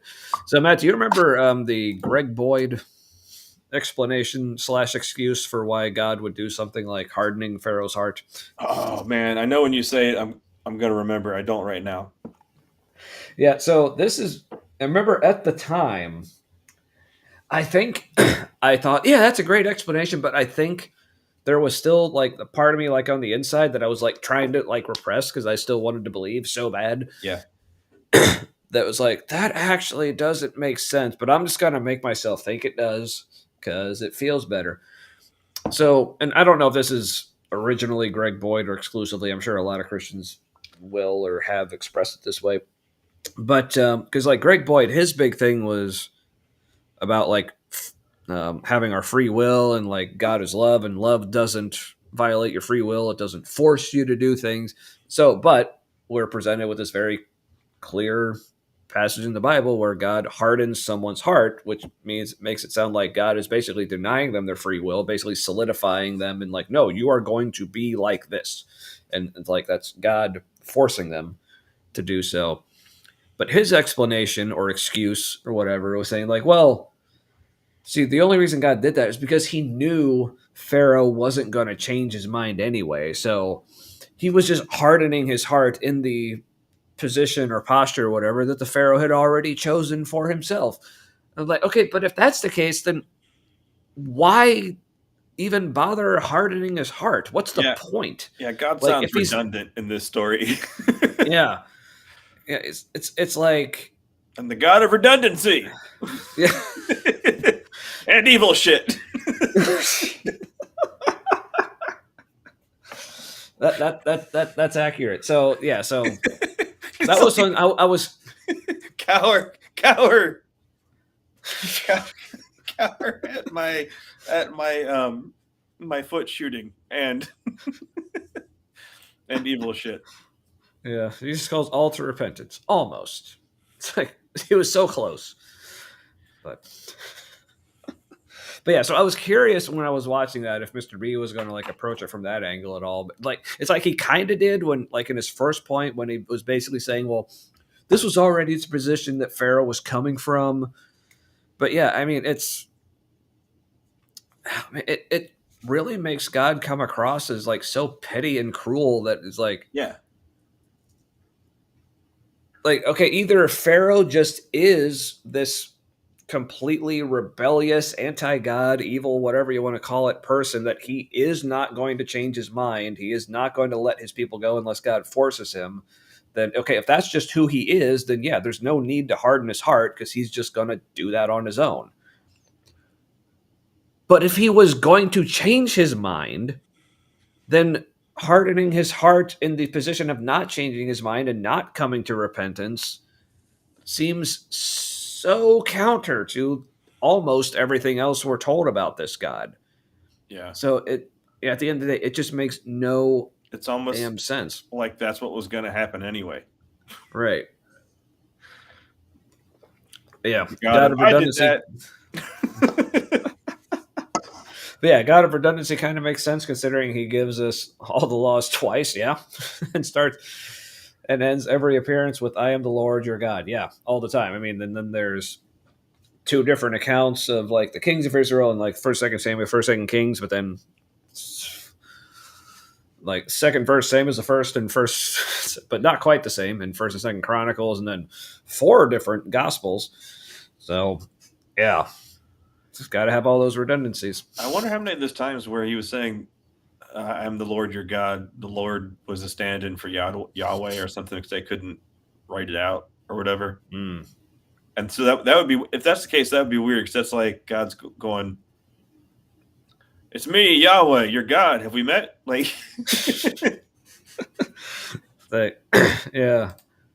So, actually, BS, I'm not sure if I have seen this one, but I will have to check that out. And so will you, dear other viewers. Yeah, check out. I did see your most recent video. It was. But I put myself on the spot, so now I'm blanking on what it was about, or so. you're like, fuck me. But I remember enjoying it, so that's what really counts. But yeah, that's the other thing. Yeah, 2 different creation stories, different Did he orders. Like, create wait, mirror universe? Is that what's happening? oh man. I mean, All right, so one of the so- mirror universes, it sounds like David wasn't the one who brought down Goliath, because there were two versions of that story, and like the other one, another dude did it. Yeah, it was also like much less elaborate. It was basically just said, and this guy slew Goliath. It's like, which is probably the correct one because it's not as elaborate. Yeah, right. So, yeah, that was something that was brought up because I don't know. Did you? Watch, David was there. Did you watch the stream with Dr. Kip and Dr. Josh and Vishanti recently, where they were talking about like Paul Copan and I think slavery stuff? Because I just watched that today, so that's one of the things I actually mentioned was that whole story. But they brought up the point because like that's one of the things that a lot of apologists will say, as if it's like strengthening the reliability of these narratives, is like how much detail is in it, like how it's just so chock full of details. But they're like, actually, a lot of those details they put in there are literary devices that seem like in a lot of cases almost more like propagandistic than historical because they're trying to make all these different points and allusions and connections to other tropes or whatever. Oh, So, Fox News. There you go. Yeah, it's point one in the most recent 5 inconvenient. Oh yes, inconvenient verses. That was it. That was the subject of your most recent video. Yeah, great video. So yeah, if you haven't seen it, people, I don't go think check it I out. have. I need to watch it. Well, you're a person. Go check it out. All right. Well, since apparently no one gives a shit what I think about Silk Song, that's all right. I'm not I think I've offended. already heard it. Yeah, you've heard. You've heard. Well, I have some slightly updated thoughts on it, but that's all right. I'll just tell you later. So you got that to look forward to. Okay. Anyway, so Clint. So you remember our buddy Clint from last week? I just shared the wrong video. The wrong. He seems There like it a is. decent guy. Yeah. Like, we could probably have an enjoyable conversation. It would also be funny. He makes me feel good about my chin because he has even less of one. I saw this one video where he turns to the side and it's like a second Adam's apple. Well, to be fair, like if anyone's, that's actually like why I grew the beard. So, okay, BS. This is a character, I think. Like Matt just started playing Hollow Knight, like the first one. So, yeah, not that long ago I actually fought Hornet, so like that's like how aware I am of that character so far.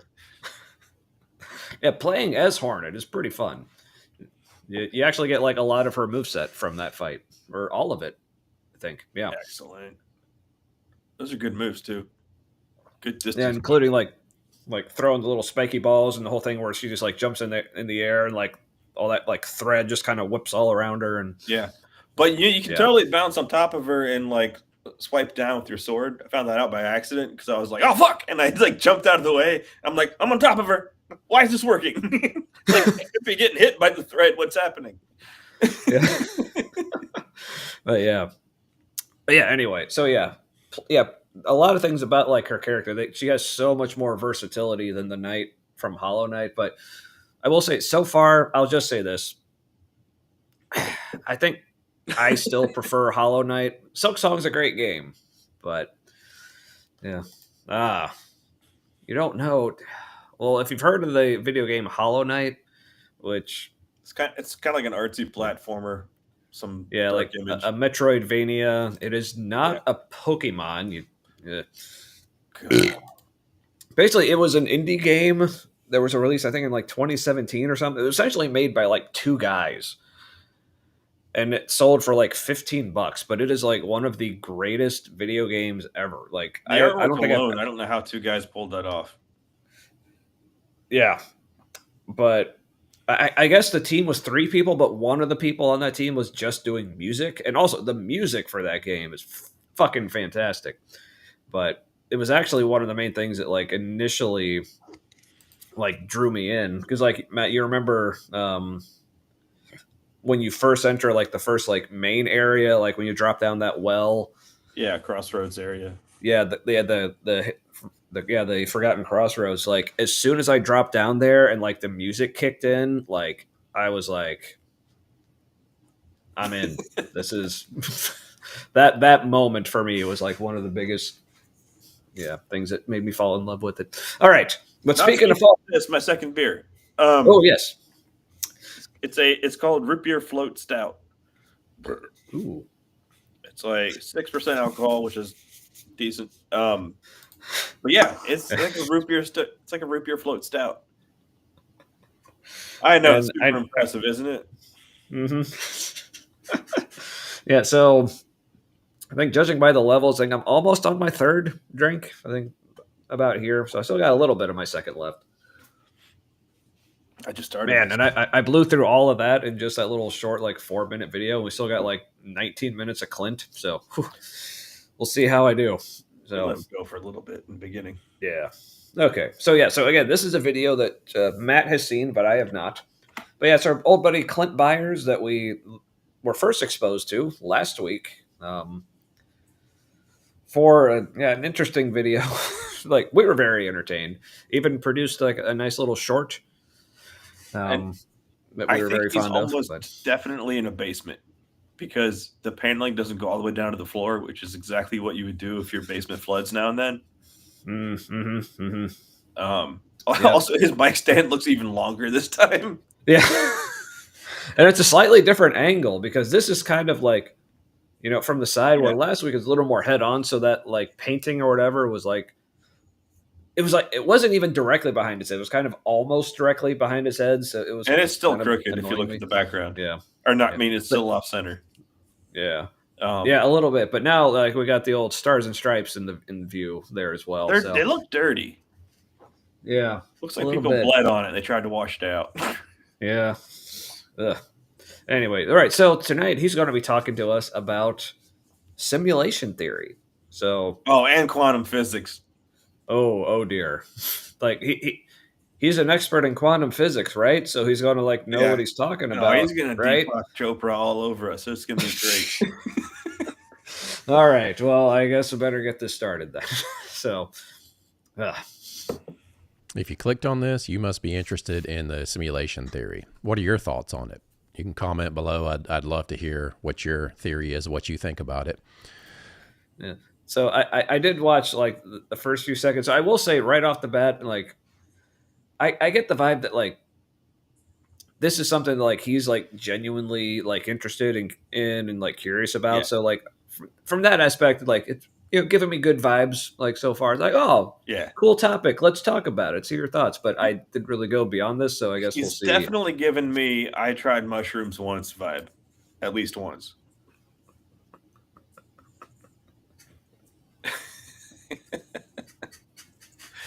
Well, I mean, he hasn't said it's not, so I bet he doesn't think that happened. I'll bet he thinks it was just a regular protest that it got a little out of hand. But don't talk to him about the cop stuck in the door screaming for his life. That video, that's too much. Don't show me that. Don't show me that. It's like, okay, whatever. Fuck off. Yeah. Indeed. The Matrix is probably one of my favorite movies of all time. And if you're interested in the simulation theory, it's probably one of your favorite movies as well, or at least the idea of it. Maybe you're not a big sci-fi fan, but the idea that our consciousness is living out a reality that's limited and there's a greater reality. You go all the way back to Plato with the allegory of the cave. And basically it was the idea is people sitting in a cave looking at a wall with a fire behind them, and all they see are shadows in front of them, and they live their whole life. Yeah. See, I feel like he almost definitely does not do weed, but I feel like he would really enjoy it. And it would really enhance his life, especially in a lot of these videos. Yeah. I mean, it sounds like he's almost had a mushroom trip, except the reason why I say almost is because people who have those tend to have a it's like a non-religious religious experience where all is one kind of thing. Yeah, he's still stuck in like, oh, there is a better. Yeah, it was like that time, like when I was finally able to get like weed to actually work on me, and I was like watching extreme metal videos on YouTube, and like everything just suddenly made sense. It's like, everything's a big machine. Yeah. It enhanced my naturalism, oddly enough. Naturalism intensifies. Pretty much that was the effect. So. Only seeing shadows, not knowing that there's a greater reality behind them that's actually casting the shadows, the greater reality of where the shadows are coming from. One of my favorite early ideas of simulation theory came from Rene Descartes, kind of considered the father of modern philosophy. He boiled everything down to, I think, therefore I am. And how did he come to that conclusion? It's interesting. 17th century or so. I think when he was about 23 years old, he had this experience where he had a series of 3 different dreams, and it kind of shook him, and it kind of began his journey into scientific theory and the theory of thought, and just studying that whole world of philosophy. And his journey was to doubt everything.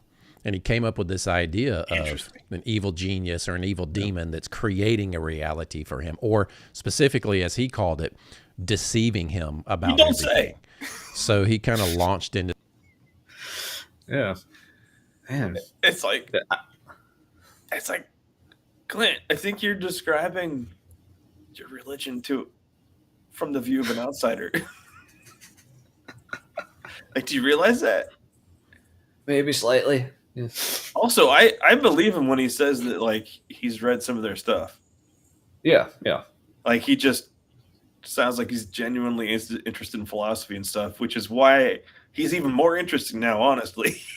Yeah. Because I'm like, and this is where you are? Go on. Yeah. Go on. Yeah. Keep going. It's like, Clint, you got so many thoughts. You just need to, like, stop grabbing on to the next shiny one. Like, just, where do those thoughts go? It's like you have thoughts. Like, actually, like, think them. Like, keep thinking the thoughts, Clint. You're so close. Don't just have the thoughts. Think the thoughts. I guess that's. Wait, did you paint your wall the same color as your floor in the basement?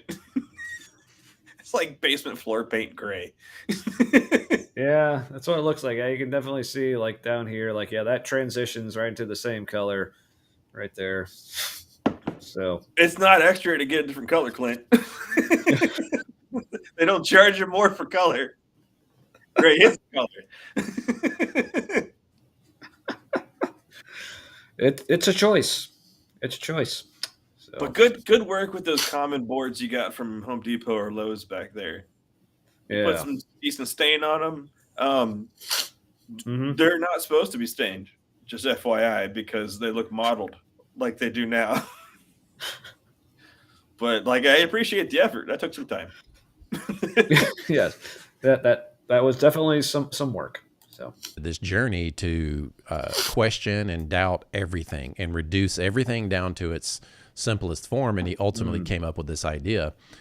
The only thing that I know that's true is I think, therefore I am. And that's a statement of the recognition of consciousness. And our so there's all kinds of theory about consciousness now. Where does it come from? Does the brain produce consciousness, or does the brain process consciousness? In other words, yeah, like, I think, therefore I am. Where's the room for God in that? yeah, it's not God created me, therefore I am. It's I think. So it's almost that's interesting. That means that, like, your beliefs are also because you think. Like, your faith in God. So it's almost like I faith, therefore God is. Yeah. Interesting. Yeah. So, like, I think that works in, like, a real tangible way. Like, when we were in that healing and deliverance prayer thing, people were living in a separate reality that was very real to them. And some of that stuff happened because that's what happens in that reality when that other thing happens. And so it's kind of like, because their perception is shaped a certain way, they're kind of living in an alternate reality where, like, those things are really happening. Those things are also probably just regular human feelings and trauma. And I like the one where that isn't. I like the version of reality where that isn't a demon, and I can talk to a therapist, and it's better. Right? Exactly. Just like I did today. But yeah, man. And also, sorry, like, I'm a little distracted because, like, it's occurring to me that. So it looks like this one is like a different camera angle from the video we saw last week. Yeah. But it looks like he didn't change the lighting. because like the lighting is still very much coming from like that side.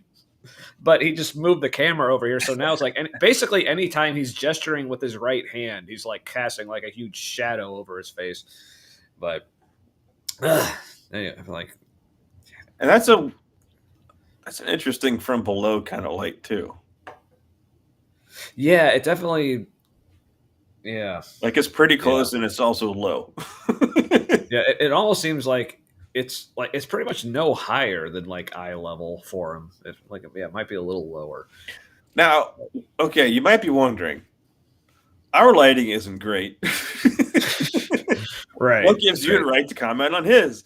Well, he tried. This was a choice. Yeah, with me, like, I don't know. Do y'all want a little quick, like, behind the scenes? Show us how the sausage is made, Uncle Tommy. All right, so my lighting setup. First of all, like my primary light is like I'm just in my dining room, so I got the ceiling boob light, as I like to call it up there. But then don't tell us you haven't noticed. They all look like boobs. Right? Yeah, come on. Yeah. So, but from this side, that's just like from my kitchen, which is right next to the dining room, which is another light up ceiling boob.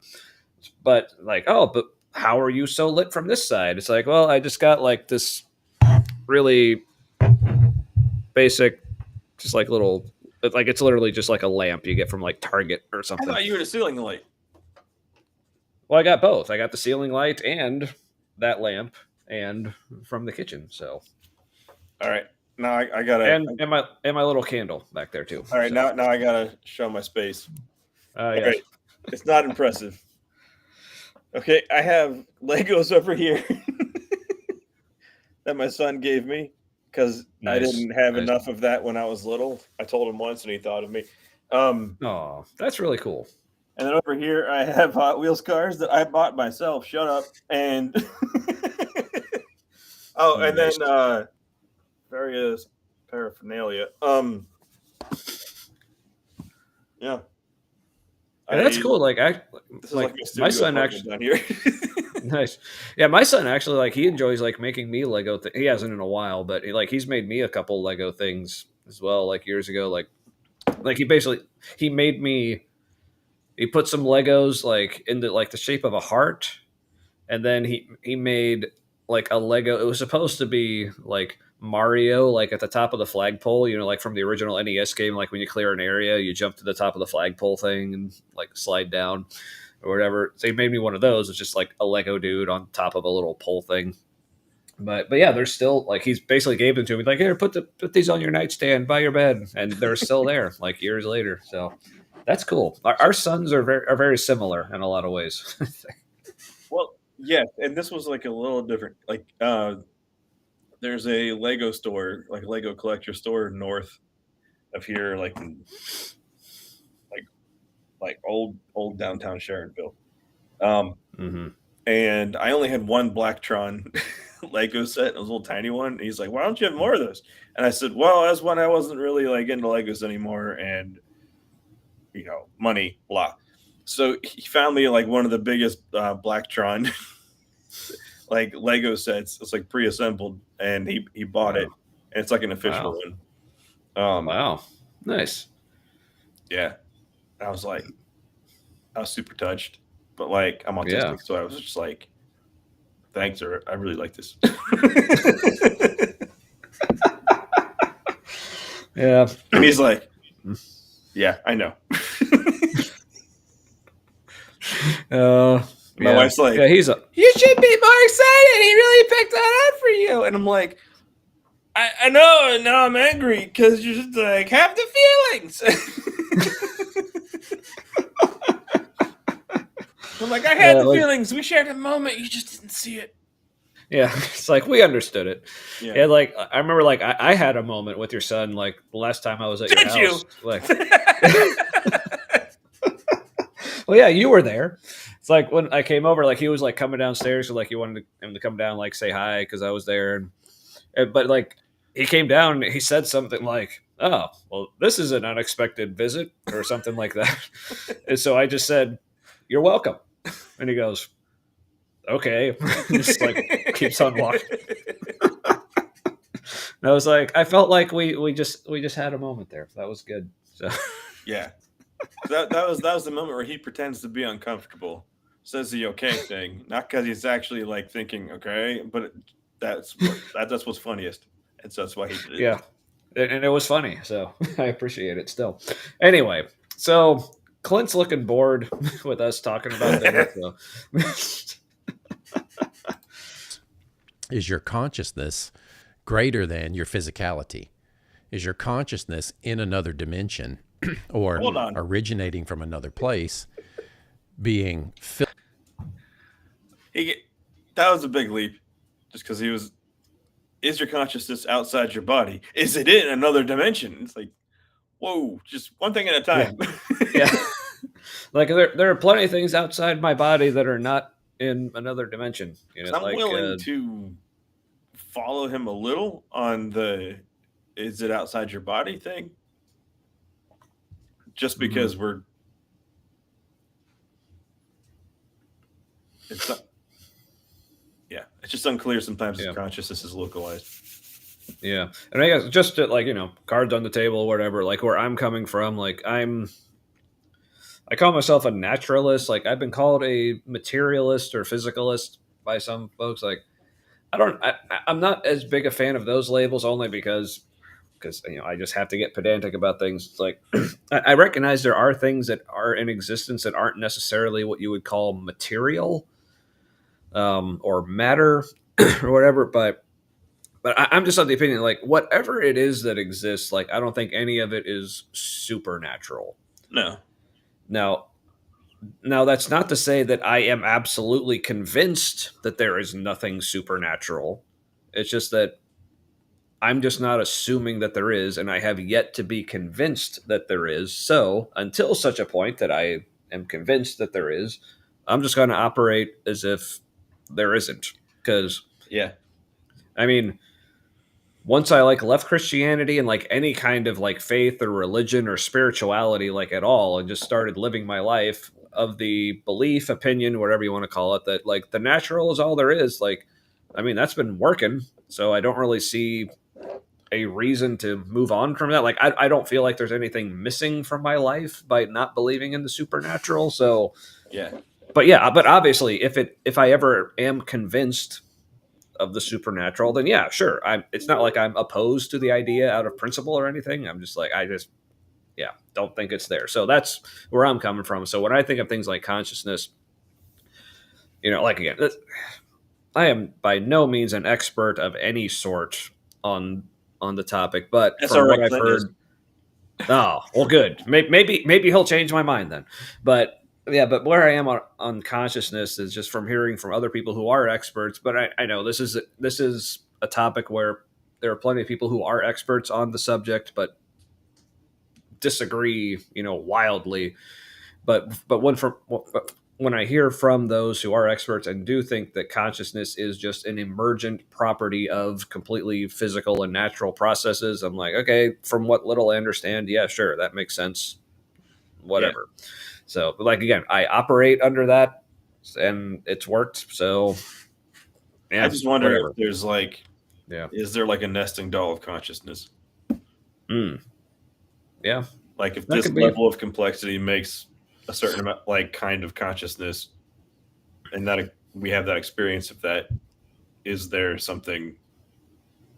And that's not saying that's a god. I'm just it's another feature. Yeah. Yeah, sure. Yeah. I mean, like I said, I'm open to whatever actually is the case, but yeah. I have fun with the what ifs. That's where I live. Oh yeah. What ifs are a lot of fun. Especially the comic book series. Those were fun. Anyway, but let's hear what Clint thinks is up with the everything. Filtered into our physiological body, our physical body, and then expressed in this world. He's done drugs. Well, my perspective is, yes, we live in a simulation. Yes, Clint, the weed told me the same thing. Or I just love how we went from how he seemed to like change his verbiage from our physiological to our physical bodies. So it's almost like he thought physiological was like too weird of a word. So he's like physical. I don't know I if think he anyone wasn't else. sure if it applied. I think he just wasn't sure what that word really means. Yeah, I don't know. That's just how I heard it. But I tend to hear things the Because funniest there way is a lately. what's that? I tend to hear things the funniest way lately. So, like, what's more amusing? Yeah. I tend to hear it that way. Yeah, that to me that is the more entertaining way to go about life. So I endorse that. Yeah, reality's a bit of choose your own adventure. Yeah.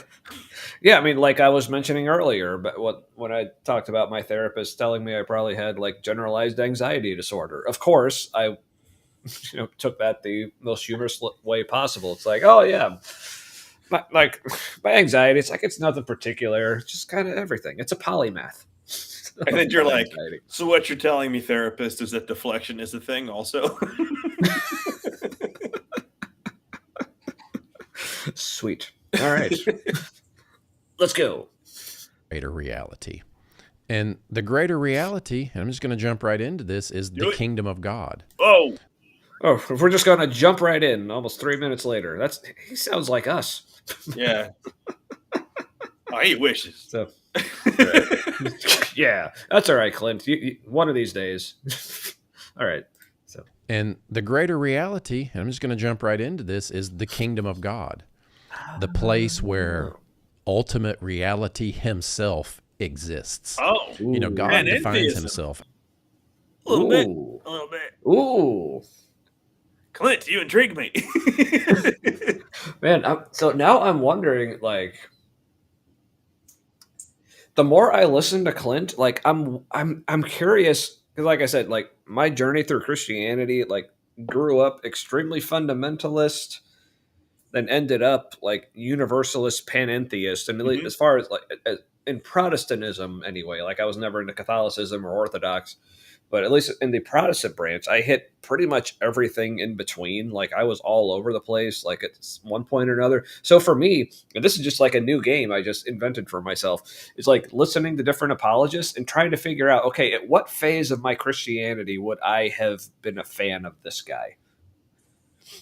And with Clint so far, I'm having trouble pinpointing where exactly that might have been. I don't think he knows where he is. Now, if it weren't for the like very obvious and intentional inclusion of the American flag in his background here, I might have been more into him during my like latter like deconstruction phase, maybe. But Yeah. man. Oh no, it gets a little weird. It gets even harder to place even where he is in a few minutes. Oh, good. So, As I am. He's ultimate existence. He's he's the one that is the most true. He's the most true, purest form of any thought, of anything, of life, light, and love. Same he thoughts is I had, that yeah. he is. yeah. So same this thoughts to I me had. is sounding like all right. So I want to pull up something real quick. There was a quote I shared like on my Facebook page recently. Here it is. So it's from Jerry Coyne, and he's someone like I'm not a fan of for like many other reasons, I but don't even know who I that thought is. this was good. So he says when a claim is falsified in science, everyone agrees it is bogus and it's discarded, put into the trash bin of bad ideas. When a claim is falsified in religion, it becomes a metaphor. So what that's making me think of here with this is like his whole language of this whole. I think this is something that Daniel Dennett did a good job of tracking, among other places, like in his book "Breaking the Spell," just tracking like the development of religion and religious ideas, specifically views of God, like throughout human history. Basically, as we started to learn more about reality, like through science and other methods. But basically, the transition of God being a being, like if you look at like the oldest like records, like not just Christianity, Judaism, but like so many other like world religions in human history early on, like the gods were like physical beings, like they had bodies, they had emotions, like they ate, they slept, they drank, they fucked, they fought, they died, like all this stuff. But now, as we're seeing, like, oh, that doesn't seem to be the way like reality like actually works. So now gods, instead of being beings, they are just, well, they just are being itself. And like that whole like transition to them just being like increasingly more nebulous. So I'm getting a lot of those kind of vibes from what Clint is saying here. So yeah, I'm trying to like back him up a little bit and hear a little more of that. He's the most true, purest form of any thought, of anything, of life, light, and love. He is that he is.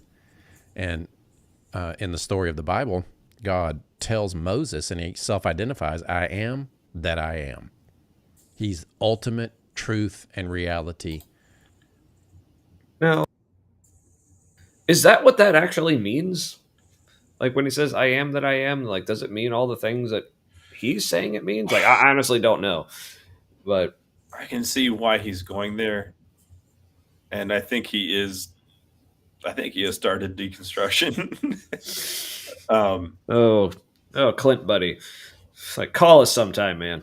If you're out there, jump in the chat. We'll have you on. I'm also really he has a southern accent, so I'm really intrigued about this church that I feel like it's called Forward Church or something.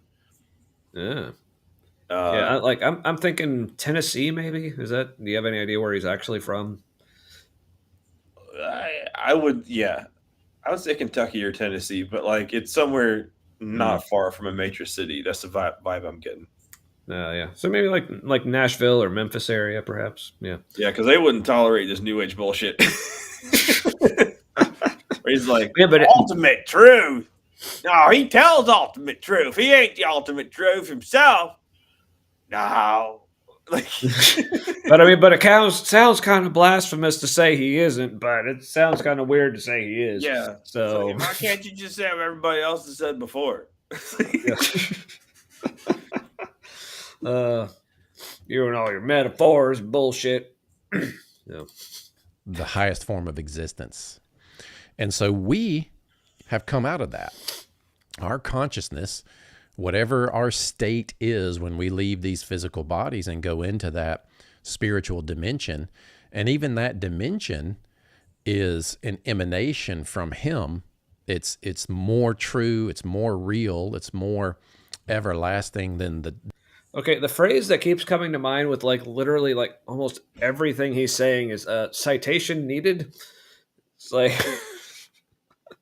like I mean and I realize like a lot of his videos probably are for like an already Christian audience who are probably already on board with a lot of these ideas about what he's saying about like what happens when we die and that well, we clearly have a soul and it's going to go here and this is what's going to happen. But I'm like, I'll be right back. How do you know any of this?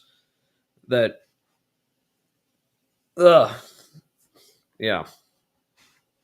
But keep cooking, man. Dimension that we're in right now with this physicality, because we know that these bodies are temporary. We know that entropy exists in this dimension and in what we consider this visible light spectrum of life that we can see that will pass. Yeah, he's right. These are things we do actually know.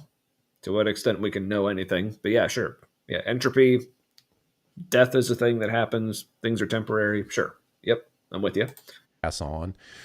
The good news is God's going to reboot it in a sense and bring everything, restore everything. But yeah, our consciousness. Yeah, that's the part we don't actually know, dude. So now, be great if that was actually the case. If you could demonstrate it in any way that was actually real, that'd be great. But yeah. You might even could call our spirit exists in another dimension. And it is living out an experience through these bodies. Now, I'm not trying to... Like you could say that. He just gets more out there. This is why I'm like, All right, I don't know if he smokes it, but he seems to be familiar with the weed gummy. Or does he just like know a bunch of people or is around a lot of people who do a lot of weed, but he doesn't realize it, and he just is like getting a contact high like all the time and thinks that's just normal? No, because That's actually the vibe I'm getting. a lot of what he's describing, I'm like, okay, I think whatever it is, it feels like that with certain pharmaceutical compounds. But then people are like, no, it is that because I felt it. It's like, well, as Clint says, we're basically just all filters of what's happening. So it's like reality as filtered by a me. Mm-hmm. Yep, pretty much. Yeah. Create some kind of Gnostic doctrine and say that all of physicality is evil. And I'm not trying to say that God, that all of us. What's that? I think that's not Gnosticism.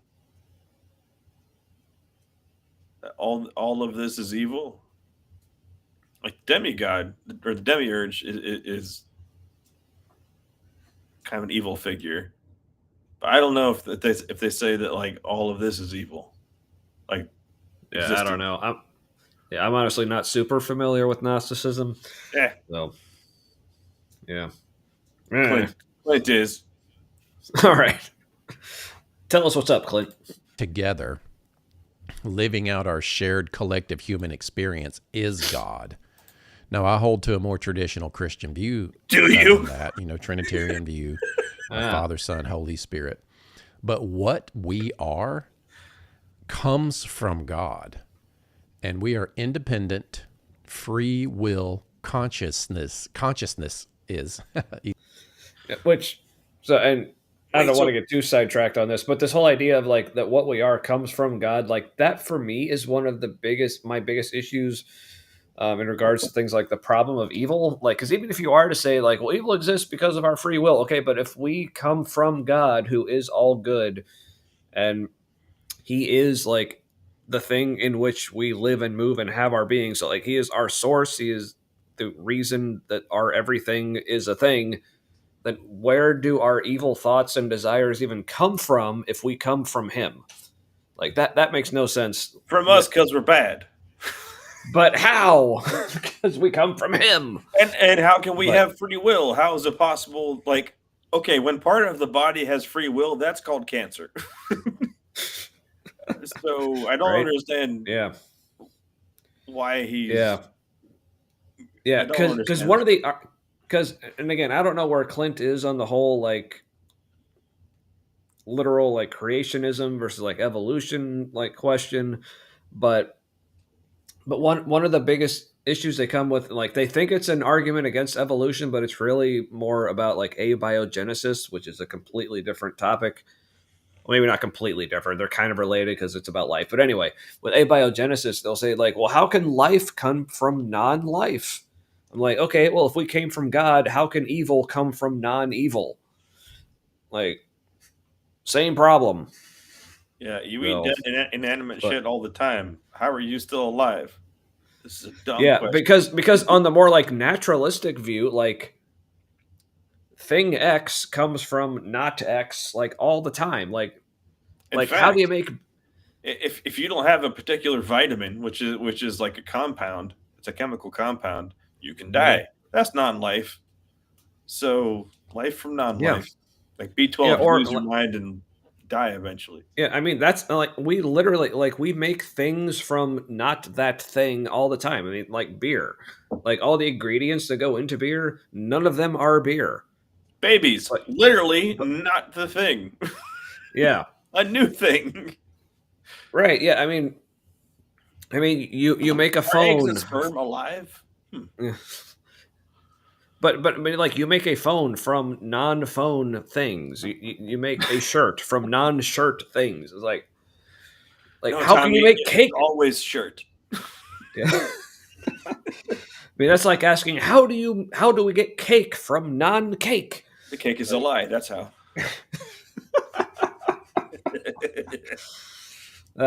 Good callback. I love that. All right. Man, that's like what the last time a game was a real like, let's have beer and do something stupid altogether kind of video game. Portal. Yeah. That was good times, man. Yeah. Anyway. Now there's Easy Discord. for me to say, that are put into a body in a sense, you know, and I'm not going to try to pretend like I understand all of birth Really? experience and you know, how we get assigned to the particular lives that we live in, or even if we exist before we come here. I don't even really have any But you'll thoughts pretend about, about the thoughts rest about of that. it. But Yeah. Like, yeah, I love how he's like feigning this whole like intellectual humility. He's like, well, I don't actually know this, but before I think he was, this is but he was, genuine. I but think he doesn't see. Yeah. So basically, his willing to admit ignorance as far as like how life goes, it only goes one direction. Like when it comes, so apparently when it comes to like our pre-life, I guess he's like, well, I clearly can't say anything about that. But as far as like the afterlife, he seems like pretty damn sure. So Yeah. Clint, come to the dark side. We have weed. it'll do you good, buddy. But that's not what we're talking about here. The point of this particular conversation is there is a greater reality than what we're living in. Oh my and goodness. that reality is more true, it's more real, it's everlasting, and it cannot be destroyed. And I feel like I'm going to be a broken record on this, but citation needed. I know. Like, which again, I know this video is probably for people who are already on board with a lot of this stuff, but I think that question still stands. Like, even if he was talking to someone like us who wasn't already a believer, it's like, I don't know if he would have any way to actually convince anyone of any of this other Wow, than it's just a lot of- trust me, bro. yeah. It's like, well, the Bible says so. Like, okay. And like the Quran says this, and the Bhagavad Gita says this. But And don't the you Rig feel the Vedas say power of this? no. And like, like, you know, Native American, like all their various theologies and traditions say things that are completely different. And I'm just going to like, believe in all of them. I'm going to say they're all true. All of the heavens are real. All of the hells are real. You might say, well, that's ridiculous. That can't be possible. I'm like, I know. It's almost like it's all a bag of shit. and also I'd say like, well, that can't all be possible. Like, why are you trying to limit God / all the gods / the sun and Can whatever God else? make a rock so big he can't move it? Yes, and then he'd move it anyway. That's what your brother said. Yeah, that's still like my favorite answer to that question ever. It's like my older brother, who is still like a very like fundamentalist conservative Christian. It's like, yeah, I still genuinely like love that answer because I It's think like, if the God, would God harden Pharaoh's heart? Yes, and then he'd soften it anyway. right, yeah, because I think a lot of Christians like they answer that like conundrum, like, can God make a rock so big that he can't lift it? It's like, well, that's like a logical impossibility. And God is omnipotent, but that means he's only all powerful, meaning that he can only do things that are actually possible. Like, And also, well, Job, first of how all, dare you? yeah, but it's like, but that still sounds like, so if you're saying God is limited by logic, and also like, they don't say this, but really what you're saying is God is limited by our human understanding of what logic is. It's like, so how do we know that it's impossible to create a rock so heavy you can't lift it, but then lift it anyway? It's almost like Now, we wrote this whole story. right? So, but what I love is like Christians will say like, well, God can't do anything that's logically impossible or outside like the rules of logic or whatever. But then they'll say, now let me tell you about the Trinity, which is like the most illogical depiction of like God and his nature and essence ever. So, I think. ooh, See, now I kind of think the Trinity makes a little bit of sense because it's one thing experienced in three ways. But when people want to say that like it's three separate things, that's also one. Like, can't we just say it was one thing experienced in three ways? Like, yeah, because this only became a problem, I think, with Jesus basically. Because like before that, the like the Jewish people are like, yeah, there's one God. it's like, Like oh, the that's him. Spirit of God. Yeah, It's like wind, burning fire, you know. yeah. But then with the whole Jesus thing, that it was more like, well, they had to try to figure out like, well, what was Jesus? Was he divine? Was he just a prophet? What was going on? So like, well, he was God. Like, well, wait, but what does that mean? Because he was also a dude. Like, well, God is like all the things. So And they hit upon like, something that's in a lot of other religions where you have the source, the creation, and then the movement that allows creation to happen. right. Um, Yeah. So I don't think I've seen this one, Ember, but Ember says, I did a video about the rock question, theist versus the atheist. The atheist had a better answer. Mass is always finite, so an infinite power could lift any rock. Ooh. That's another intriguing angle on that. I'll have to check that one out. So, all right. Back to Clint. That's where we come from. That's the kind of beings that we are. So, there's a lot of talk about simulation theory. There's a lot of talk about What kind of beings are we? we're in a body from somewhere else, but we're part of the everything that's God. Oh, We've got free will. sure. So like the Oh, part yeah, of we're- God's pancreas that like can have a bad day. I don't know. Well, damn. aliens. There's a lot of talk about the multiverse theory. If you're unaware of multiverse theory is the idea that there are just an infinite amount of universes. And one of the reasons that I would say Newtonian thinkers, No. It's like nesting dolls of assertions. No. See, I think actually, like most of what I have seen from you, Ember, has been your pre-recorded stuff. So I'm doing my part. I get recommended your live stuff whenever I can't watch it. So I have not seen your pre-recorded ones. I've only seen live streams, and I'm like, I got shit to do. Damn it, the shit. Let's back them up a little bit here.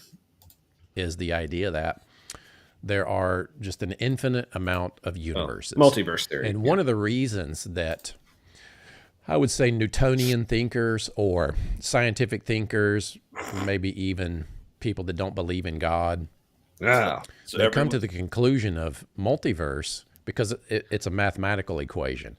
Then our existence and the uniqueness of our planet and where we are in the universe and the fact that so far we seem to be the only sense of life in our solar system, in our galaxy, Come back and to us, Clint. some would posit even in the entire universe because we would see some kind of evidence. Now, people push back against that. But Against what? the idea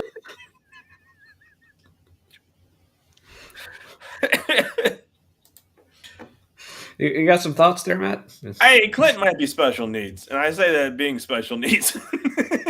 Yeah, me too. So I felt like there was a lot going on in his brain just now.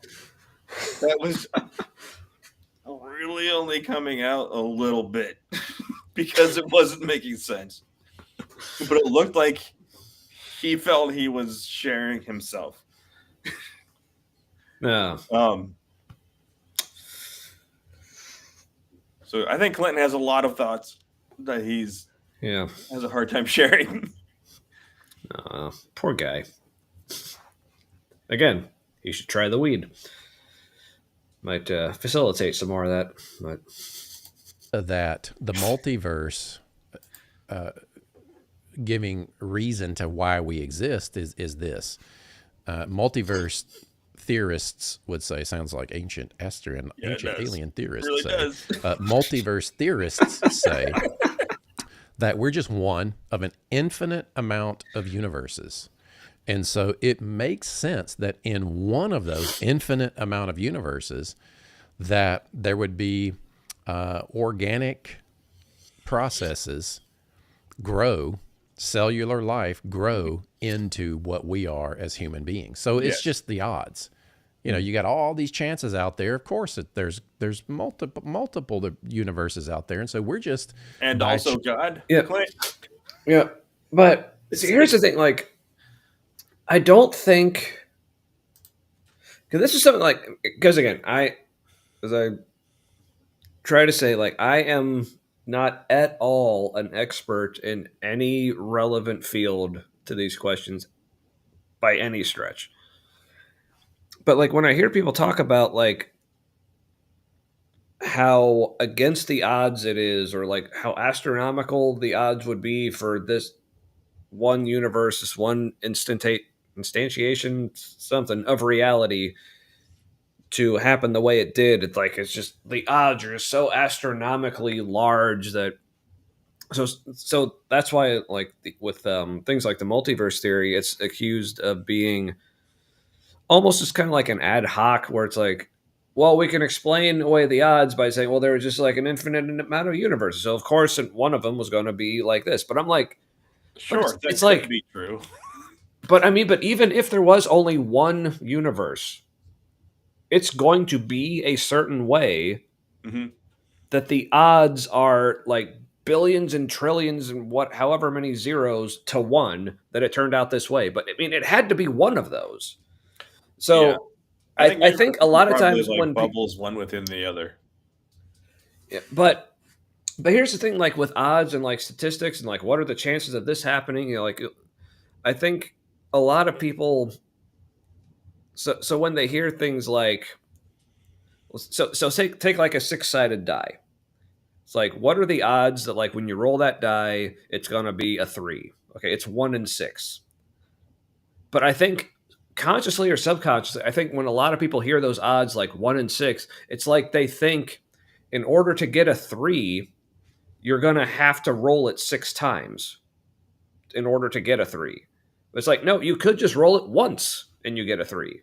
Yeah, it's just every roll. It's 1 in 6. It's like, or you could roll it 6 times and not get a 3 at all. You could get like all like 2 4s, a 5, and like all the other numbers, and like never get a 3 in 6 rolls. So it's like, okay, just because. So I think subconsciously people think, okay, if the odds are 1,000,000 to 1, then that means it has to happen 1,000,000 times for us to get this one. It's like, no, it's like, so yeah. So I At some think point in that million, this will happen. yeah. So people ask like, well, what are the odds that, so if there is only one universe, what are the odds that it turned out this way? It's like, I don't know what the odds actually are, but I can tell you they're just the same as the odds of any other possible universe. Like, and that's the other thing. We don't even know what those odds, we don't actually know what those odds are. Like, we don't actually know what the parameters are. We don't know how many different ways it could possibly be. And if there are species that do know that, it's not us.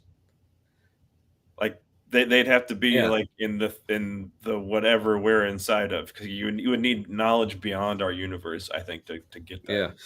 Yeah. So I guess like maybe another way to look at this, as far as like when people try to visualize or conceptualize like how many different possible ways there are. Okay, so take like my phone right here. Like now it is, please don't, but right now it is sitting just like on the table in front of me. So this is one position it's in. But you think of all the different possible positions it could be in the universe. You could say like it could just be like sitting right here, or it could be like 5,000 miles away, like in that direction. But no, literally like sitting here, like no, it can't be sitting right here because of gravity. it pulls it down to there. So like here, you could say like in that it is a position in the universe, but it's not actually a possible position for my phone to be. Is this making sense? Yep. So yeah, so it's really like the way I think of it is like, because looking at like where life exists in the universe, and like, yeah, so far we're only sure of it being here. But like, okay, life exists in a place where the parameters and the situation is possible for life to exist. That to me is completely unremarkable. It's like, yes, yeah. Roll a 10,000 dice and you will get a result. Exactly. I think the thing is, and this is something I think I've talked about before, but it's like we only think that like life, like the fact that life is possible needs some sort of special explanation, like because we're alive. So we're just biased towards that needing a special explanation. But what if there are so many other things that are even better than life that could have been possible if the universe was different? Because if you think about like life is really only like a special kind of biology. When biology is really life is biology. Sorry, biology is really just a special kind of chemistry, and chemistry is just a special type of physics. So what could be an even more special version of life that we just have no concept of because in our current universe it's not even possible. So You know what's crazy is all life on Earth is traced back to a single cell organism that's been nicknamed Luca, I think. oh And that would, like the panspermia thing. If our planet was an experiment, that's also what would happen. It's like you'd send Right. one organism that's like a seed for life. That Yeah. messes Yeah, with why- my head too. Yeah, why are rocks possible? Yeah, no one ever asks that question because like this is something I think I have brought up before. Why do but- they look pretty? A lot of them look pretty. Yeah, or why do we think they look pretty? Like, Right. what does that even mean? But because like a lot of people like point to Earth and say, well, it is just at the right distance from the sun, and it has its moon, and like the atmosphere is just right, like for life. Like, okay, but the thing is, like, Venus for this life. is yeah, but here's the thing, like Venus is also in the perfect position and has all the perfect conditions or whatever for like super hot, like poisonous gas clouds or whatever the fuck is going on God, Venus. the But, most like, resistant bacteria ever. right. So, but like conditions for Venus had to be just as specific as conditions for Earth had to be for Earth to be the way it is. But the only difference is Venus doesn't have life, so we don't care. But it had to be just as specific as Earth was, or whatever like random floating rock or asteroid there is out in space. Like the conditions had to be just as perfect for it to be the way it is. But because it doesn't have life and it's just a fucking rock, we don't care. So we don't think it needs a special explanation. But it needs just as much of a special explanation as we do.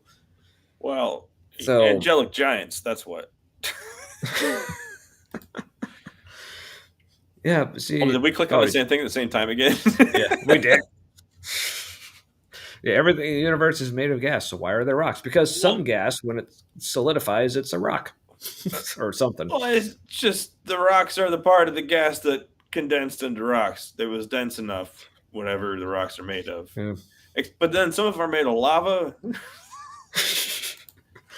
And sometimes my gas feels like rocks, but I think that's constipation. But anyway, but yeah, hopefully, like, ooh, okay, Luca is just last universal common ancestor. Okay, so it's like an acronym. That is to say, most okay. recent. Okay. Yeah. So it doesn't fit Neat. the panspermia thing, but that's crazy interesting that it was one thing was the best thing. Mm. But I guess that would be what Yeah. happens. There would be Yeah. a fittest of something. Yeah. But yeah, so so this is just something I've been thinking a lot about over the past like couple of years when it comes to like the whole like arguments from like fine tuning. It's like, but hey, tilting windmill. Hey, hope you appreciated that little short that I made from the clip. But That's not watched that clip yet. yeah. So yeah, if anyone missed it, like last week when we were watching Clint, he just had the most perfect like hand gesture talking about like how God like made that way, but he like it's like what Matt called the cervical scoop, and that we just could not let go.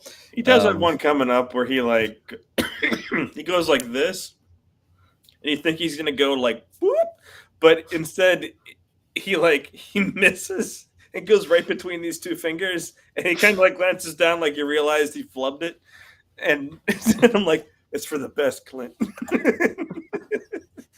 All right, well, I'm looking forward to that. But oh, I'm glad you liked it. Did it just for you. But, friggin' Clint. Yeah, rocks is just cold lava. TM. All right. But yeah, but that's one of the things, like with the whole, like, it's like we only think the universe needed to be finely tuned for us to exist, like, because we're us. It's like, we have no idea how many other possibilities or what other things could have been had things not been how they are. Like, things could have been better. But yeah, we're only as but smart hey, as at least gets. yeah. But hey, at least we were able to fulfill that need for you. So, but yeah, speaking of which, like this is something we started to do more of recently, is making whether little shorts or like clips from the episodes. So yeah, check those out. Overly familiar. Have you met us?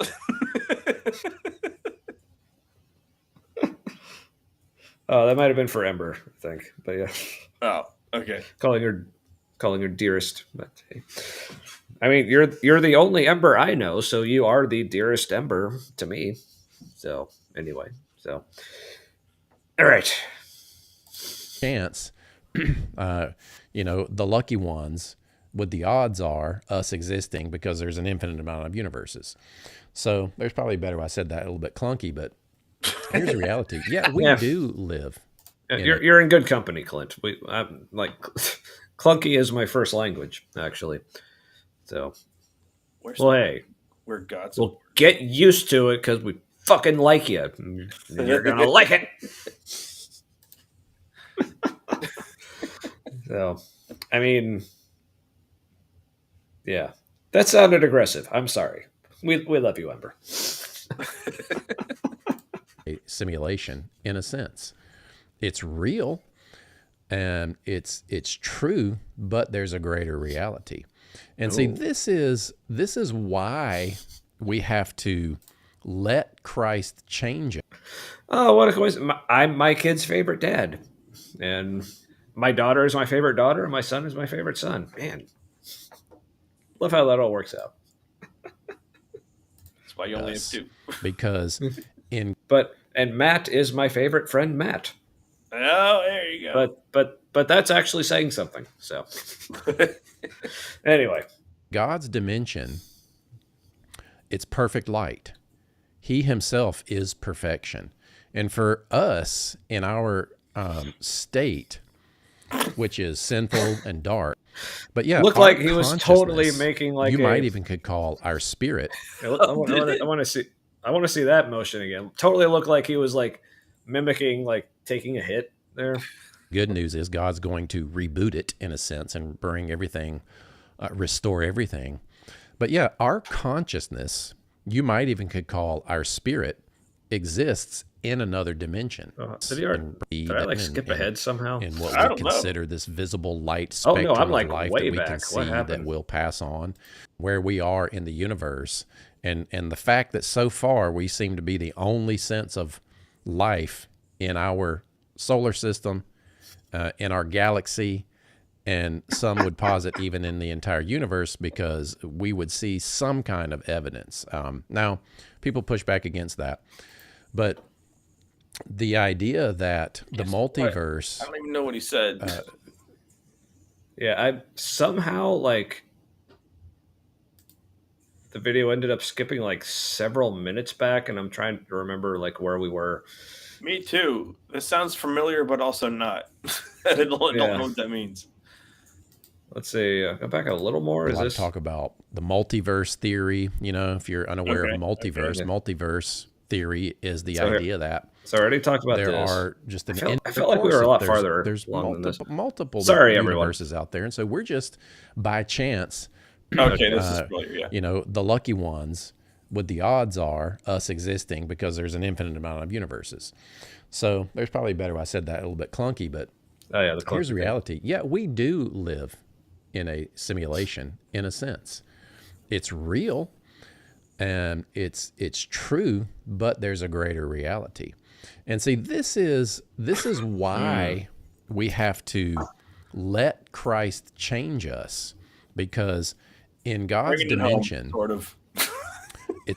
What's that? He's like, and this is why we gotta let Christ change us. Like, man, this man with the non sequiturs. I don't even know, man. I don't know if it makes sense or not. That was his thing, like in the video we saw from him last week, where he was like going off on all these tangents about like the nature of God and what the gospel is, and then it also like, well, anyway, I hope that helped you understand Satanism and Luciferianism. It's like, yeah, but we're not even halfway through this, and he did that. It's perfect light. He himself is perfection, and for us in our state, which is sinful and dark. Yeah, that was the dark. Yeah, that like. I mean, we'll let you know when we figure it out. He'll let you know when he figures it out. He's not sure. We're pretty sure he's deconstructing and doesn't know it yet. Yeah. He's also a pastor, apparently. Right. But yeah, it's fascinating because apparently, like, this was the best take.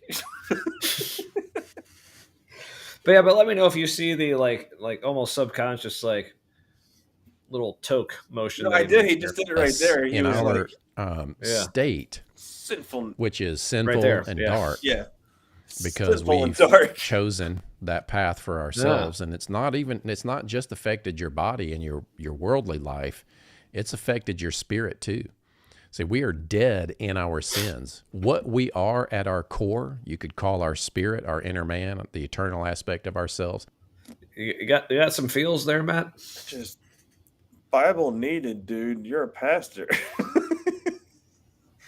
It's just assertion on top of assertion, and is he even like giving any scripture references so far?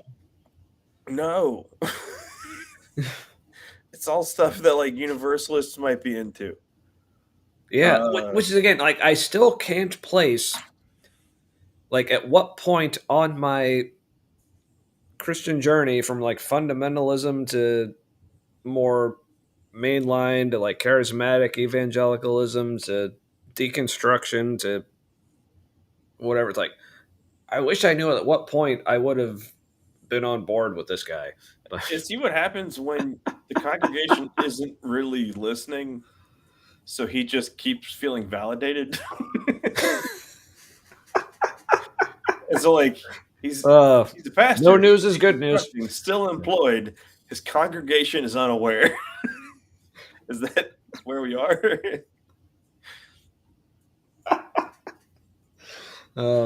At least in my head canon, that's where we're at. So I'll go with that. It can die, but not death in a sense that it's an end, but death in a sense that it's a state. So death is a state of existence rather than an end to an existence. He sounds so high. Like, but I kind of think death, by very definition, is like the end of some kind of existence. Like, it's not just right.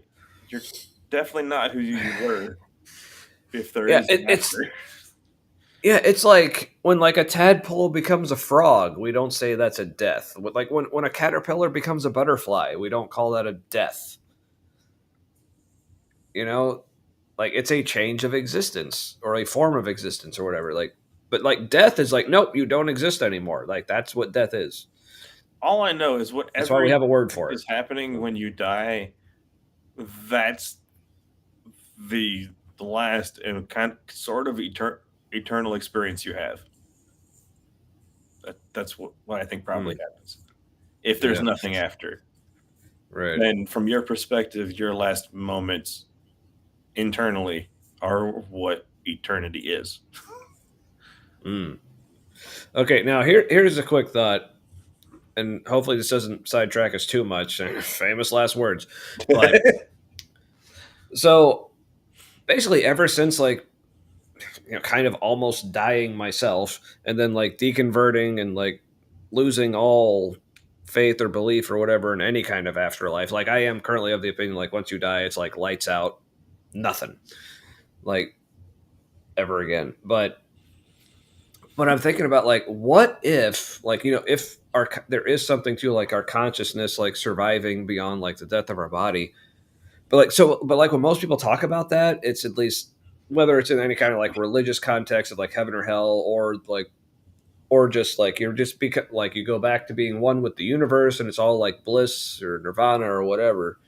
But I'm like, but what if it's like it's not even like any sort of like religious concept of hell where it's all based on like your works or your belief or whatever. But what if it just is the case that for every single person, as soon as your body dies, like your consciousness does continue to exist, but it's just in a state of like just complete suffering. Like it's like I'm still conscious and everything sucks now.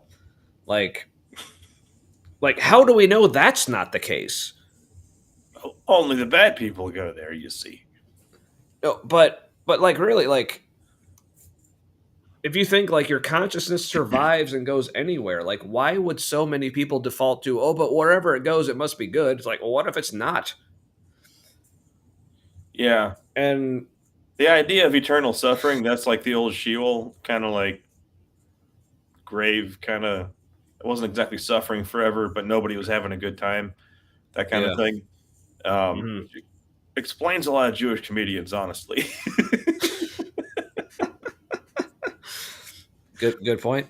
But yeah, that's just a thought I've had like recently, because it's like, I mean, to me, like that's just as plausible as literally any other view of any kind of afterlife or like survival of the consciousness. It's like, I can tell you my brush with death after my car accident. Oh yeah, in the air care helicopter, like when they were basically surprised I was alive. It was black, but like when I regained consciousness, I also had the feeling that it came from somewhere. Wherever it was black. It's just blackness. And my dad, when he was in, I think what the nurses were pretty sure was a coma the first time. They're kind of trying to brace us for like, we're not sure when he'll wake up kind of thing. And then he was just like,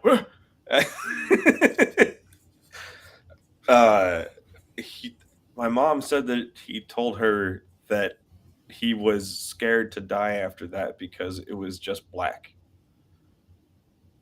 Like when he was there last. And then he died crying out to Jesus and seemed to be in a good mood when he finally went. So could the void be any more confusing? Right. Yeah. Yeah. Man. So that's why I think like, I don't know, last minutes are important, and we get into that brain space where we're fine. Like with all the stuff that's before that. I think being fine with dying is probably it might be at the root of like spiritual pursuit. Not that you want to die. Right. But like, it's kind of like, oh, that's where that story ends. Okay. Yeah. Yeah, which is why like when I did have cancer and things were looking like pretty bad, I was almost thinking like, now again, like as bad as my cancer was, like I still never actually like felt sick or anything. Like I Yeah. always felt completely fine. So I mean, I don't actually know what it is to actually like suffer through like very advanced cancer and like as it's like ravaging your body and you die that way. But at least like on a conceptual level, I feel like as basically just rooted in how much I don't want to die. Like I enjoy living. Like I want to keep going as long as I can. But I feel like for me to almost to be comfortable with the idea of dying, I feel like it almost needs to be like something that bad where it's like, oh well, if this is what life is going to be, then I don't want to live anymore. Kind of like I'm kind of okay. If the rest of my life is just going to be this like pain and sickness and suffering, okay, now I'm comfortable with dying because life sucks now. Like that kind of thing. But yeah. But like I said, that's easy for me to say now, like not actually going through that aspect of it. But yeah, that was something I thought about a lot. That at the time kind of come for me was like, all right, well, if I'm going to go this way, at least I'm going to want to go or whatever. But yeah, but as it is, like I'm still here and enjoying it. So yeah, let's see. Yeah, that whole thing was pretty surreal. Yeah, what was? Just you're like, they're like the cancer is everywhere, and you're like, could have fooled me. Yeah, but as Windmill says, I'm perfectly ready for it, and I have absolutely no concern that any afterlife is true or exists. Yeah, I well, think that's the good best for way you. to be. Yeah, that's awesome. But yeah, that was maybe that's part of like why the whole like I was stage 4 cancer, and like from the words of my oncologist, like when I asked her, like, had I not gone into remission when I did, like, how long did I have? And her words were just not long. So maybe that's part of why like that whole thing like is still like never really sunk in. Like a lot of it's the autism, but I think another big part of it was just the fact that, like I said, like I always felt, other than when I was on the chemo, and like that made me feel like shit. But as far as like the cancer was concerned, like it's yeah, never actually felt it, or Wow. like even when I had like the tumor in my heart that was like the total mass was like about 3 centimeters across, and it was like half blood clot, half tumor. But like my heart was still like I had like a slight murmur for like a couple weeks, but it was just like pumping along just fine. It's like, oh, whatever. It's like I love big that like rock that wasn't here yesterday. I don't know. Just work with it. yeah, it's like I remember like when they first found it, and they did like the MRI and like we're doing like the echocardiograms and stuff, like said like with all my heart function, it's like they're like, yeah, it's almost like your heart just kind of adapted to it. I'm like, cool. Yeah. But Yeah, just like the Scottish. Stay alive despite the English. yes, living out of spite. That's yeah. My heart's like, oh, big fuck off tumor. Well, fuck you. I'm just gonna pump it right along. Like, Where's my deep fried Snickers? Man, that's crazy for her to say not long. That means like weeks. Yeah. Like months feels too long for a cancer doctor to say that. Yeah. Man, what they do to keep people optimistic the whole time with like what their tone, and like that's because they know how important attitude is for getting through that stuff. Yeah. Now, this is some spite I can get behind, because yeah, fuck that. Man, yeah, no, we're at that point where like survival is the ultimate rebellion. Yeah, for a lot of people. And thriving no matter what, as best you can. Dude, we're about to see some great music. Like Jesse Wells just won an AMA. I don't know if you've seen his stuff on YouTube. He's a folk singer. He's like the John Fogerty of now. Yeah. But it's just him, like in a field strumming a guitar. He's actually really good, but like when he does his singer songwriter stuff, it's all mostly chords and shit. Mm-hmm. Um, Yeah. yeah. Yeah. No, we're But about yeah, to keep really cool art and artsy movies. That's what happens whenever you squish humanity too hard. right. But yeah. Yeah, way to go, Ember. Yeah, spite those bigots. Yep. Just fuck them. So I approve of this message. So but yeah. So all that to say, cancer was weird. And I do acknowledge Was that, like, me saying that as like as a white guy, like it rings a little hollow.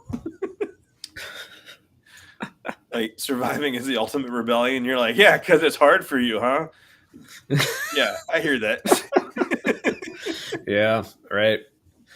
Yeah, because like as far as like the two of us are concerned, like basically our atheism or really just non-Christianness is like the only level of non-privilege that we have. Because like we're both like straight, white, cis dudes. It's like, yeah, I mean, even on government assistance, it's easier for me, I think, just because of the way we talk when we call in when there's a problem. yeah, yep. My sister used to work there. Hamilton County Job and Family Services. Mm-hmm. Yeah, they black people can be racist too against other black people. That's where those stories is what told me that. Yeah, it's fucked up, man. But yeah, fun fact: like in Ohio, there's a Hamilton County. There is also a city of Hamilton. It is not in Hamilton County. It's literally right in the county next to it, or And it's above it, or nicknamed whatever. Hamiltucky. It's all, Yes, all messed up. Hamiltucky. Yes. Anyway, all right. Well, we're almost halfway done with. Oh, good. Clint. I think he gets into vibrations soon. Oh, I could go for some vibes. So when you live in sin and darkness and deception, you're in that state of death. Mm-hmm. And when you come out of your body into that more eternal dimension, and if you're still in that death state, you're still in that dark state, you can't resonate in the frequency of light. You can't resonate in the frequency of perfection. He's just layering assertions. Yeah, I mean, big if true. I get why this metaphor that he thinks might be true. I get how that kind of helps explain reality a bit, gives you a framework for it. And I kind of feel like that might be closer to the truth, but not true itself.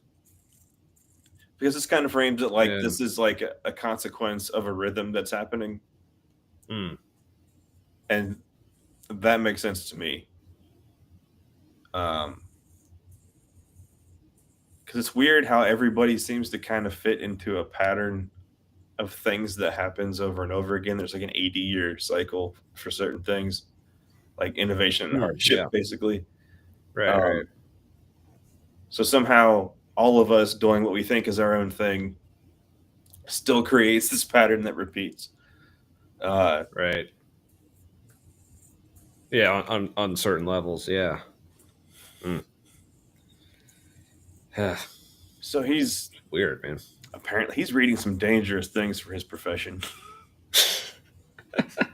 Which, like, I mean, we kind of joked last week how like we'd love like to keep reacting to Clint, but like for him to like never realize it. But like part of me is like, I kind of want to have him on because he does seem like a genuinely like good dude, and I think like he seems like the type who would like genuinely enjoy like talking to non-believers or atheists or whatever, and would hope that they enjoy the conversation. Like it seems like he's someone who wants a good, genuine conversation with people.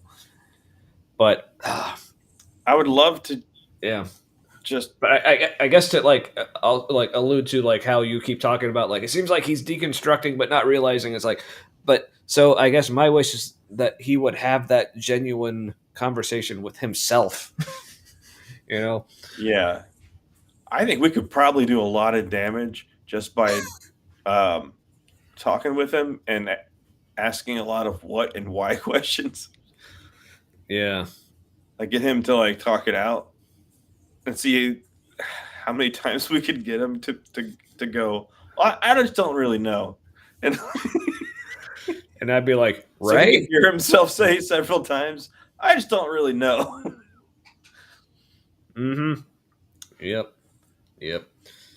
All right. We're almost halfway there. I don't want to where God ruin his is, life. where life itself is, Right. where love himself is, where all that is comes from. You have to be changed. You have to be affected in order to cohabitate and resonate within him, within his light. But I am And his that's what life. Christ. Wait, so we're cohabitating with God now? Is this But like we're in him, part of him, not separate. But we Like- need to make sure we well, like- cohabitate with the thing we can't be separate Like- from. like wait, like how long have we been cohabitating with God? Is it like a common law marriage at this Yeah, point? how serious is this? Yeah. Are there any kids? It's like, Fuck, there's Jesus. like are we cool with seeing other people? Or I mean, Mary was seeing other people. Didn't matter to God. oh man. Christ is Also, about. what another dick Christ power is about. move. Like, you're like, oh, you're gonna be married soon, huh? Like, me first. It's a really awful person thing to do. What? They weren't married yet. Mary was impregnated by the Spirit of God. Uh-huh. God got to Mary before Joseph did. Right. So that's like something the kings would do. Ah. They would pick like somebody's spouse and be like, me first. Oh It yeah, was the whole, just like, the prima nocta from Yeah, it was just a Braveheart. power move. Yeah. Ah. So that's what that seems like now a bit. A little, yeah. Now that you mention it. Wow. Huh. Joseph like, fine, guess me never, because I'm Catholic. Yeah. Because he didn't have any brothers Yeah. and sisters if you're Right, yeah. Yeah, she remained a virgin forever. Yeah. Never and ever. Which like Why if she was that's so the case in fit like for the wedding.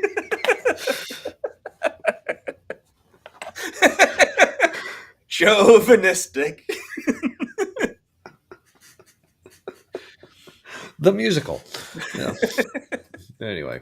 Man, About coming soon to the redeeming Kennedy us Center. back into the light. So God made this planet. He made humans. He made free will beings. He put us on.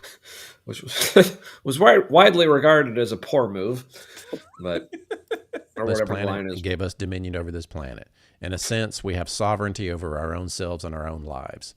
Yeah, which again, like what was God thinking giving us that? I mean, we're part of him. Why would you give like one of your kidneys free reign? It doesn't make any sense. Yeah. Yeah, which again, like, okay, for either like we were a poor person or poor group of people to put in charge of this creation, and he should have known that. Or if he didn't know it, then it's like poor knowledge on his part. So it's either he's either imperfect because he didn't know or because he knew but did it anyway. Like either way, not a good look for him. So It must have been a great look for the Bronze Age, though. oh, for sure. They were into it.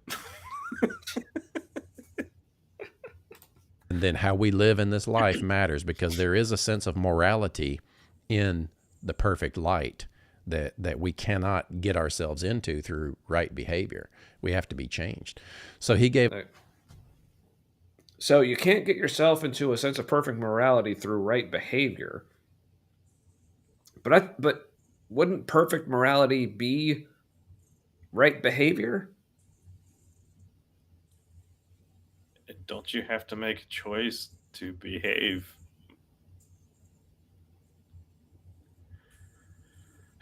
He's thought this out / not.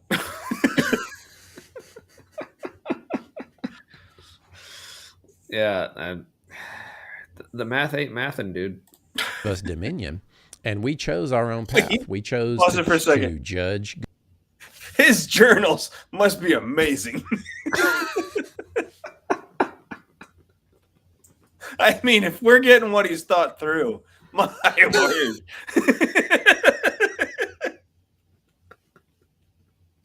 That would be some outsider art. Where it's like avant-garde literature. Oh, God.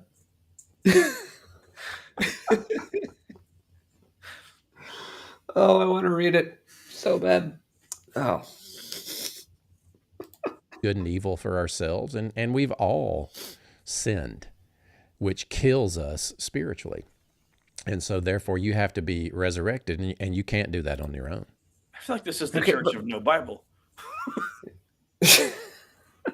Yeah, but who made it so that, like, one, that we would even have the capacity to sin, but then also, like, doing so would kill us? Like, who came up with this system? Man, is it any wonder why it seems like so many of us are acting like it's the end of the world and we caused it? But drill, baby, drill. Don't think about how many of us it will kill. Oh, it rhymes, so it's great. No, Yeah. That came from, there was a UK protest recently where it was Nice. a dinner for the hoity-toities celebrating that Trump was in another town, not even in town, just in the UK. It's like, oh, fascist here. Us too. Let's celebrate. And so it was crashed by some protesters dressed just like they were, gaudy as hell. And it's like, here, like toast time. Yeah, This woman did you see this video? I have not.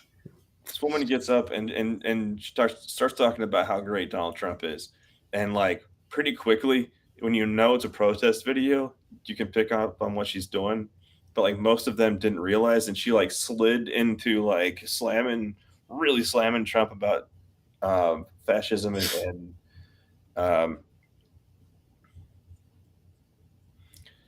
and what the terrible policies for the environment that are happening now in the United States.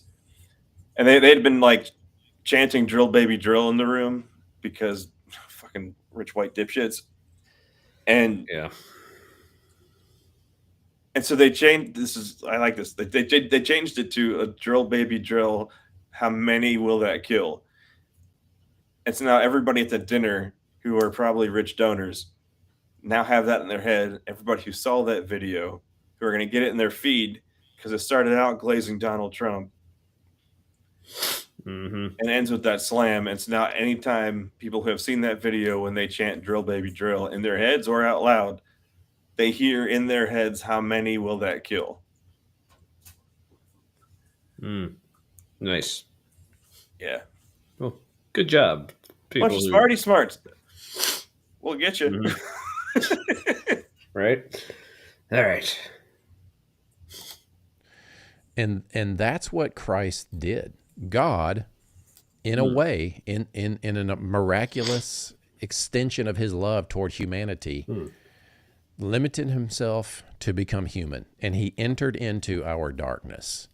He became like us so that he could know what we go through, but more than anything, he became like us so that on behalf of all. Okay, so that's a point that. So first of all, like, this is one of the attempted answers or responses to the problem of evil that Christians will bring up. And like, well, Christ, like Jesus was like basically God entering into our suffering, like as if that's supposed to be like, because when we ask, well, why doesn't God do anything like to take away our suffering? And it's like, oh, but okay, he won't always take it away, but he'll like enter into our suffering and be there with us in the midst of it. And I'm like, So he can Okay. take credit because it's for his glory. Yeah, I'm like, okay, that's nice. Like, if that's all he can do, like, it's like But please the introduce me to the guy who can do more.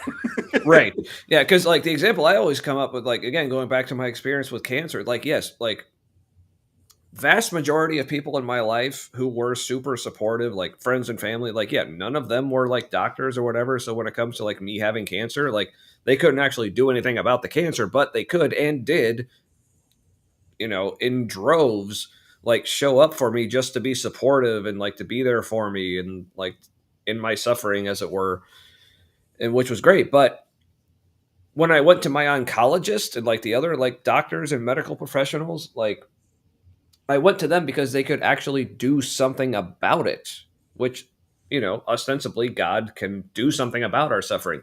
So if I were to go to my oncologist and if she were to have responded to me by saying, "Look, I'm not going to actually do anything to treat your cancer, but I just want you to know I'm going to be here with you as you suffer through it."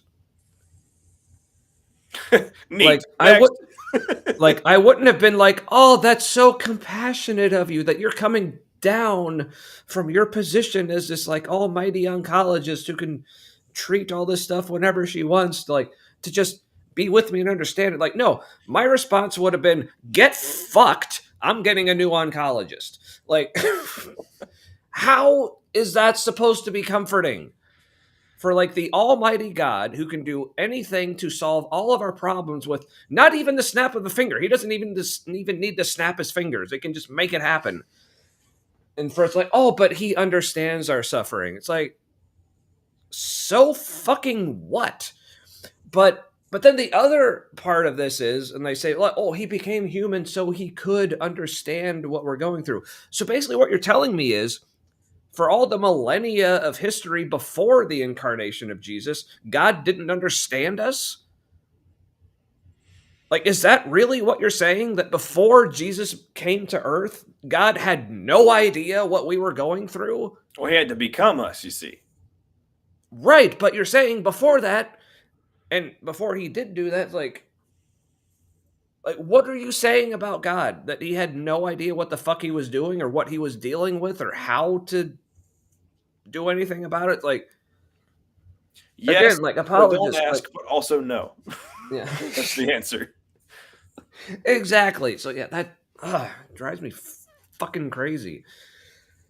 Because again, that's what apologetics is. It's like just give an answer for the current problem and situation in front of you. Give zero fucks to like what other problems it causes if you like keep asking questions or keep thinking about it. Like, nope, just stop the thoughts now, and ugh. Just stop thinking. You'll be All fine. humanity Yeah, that's basically the tactic. So.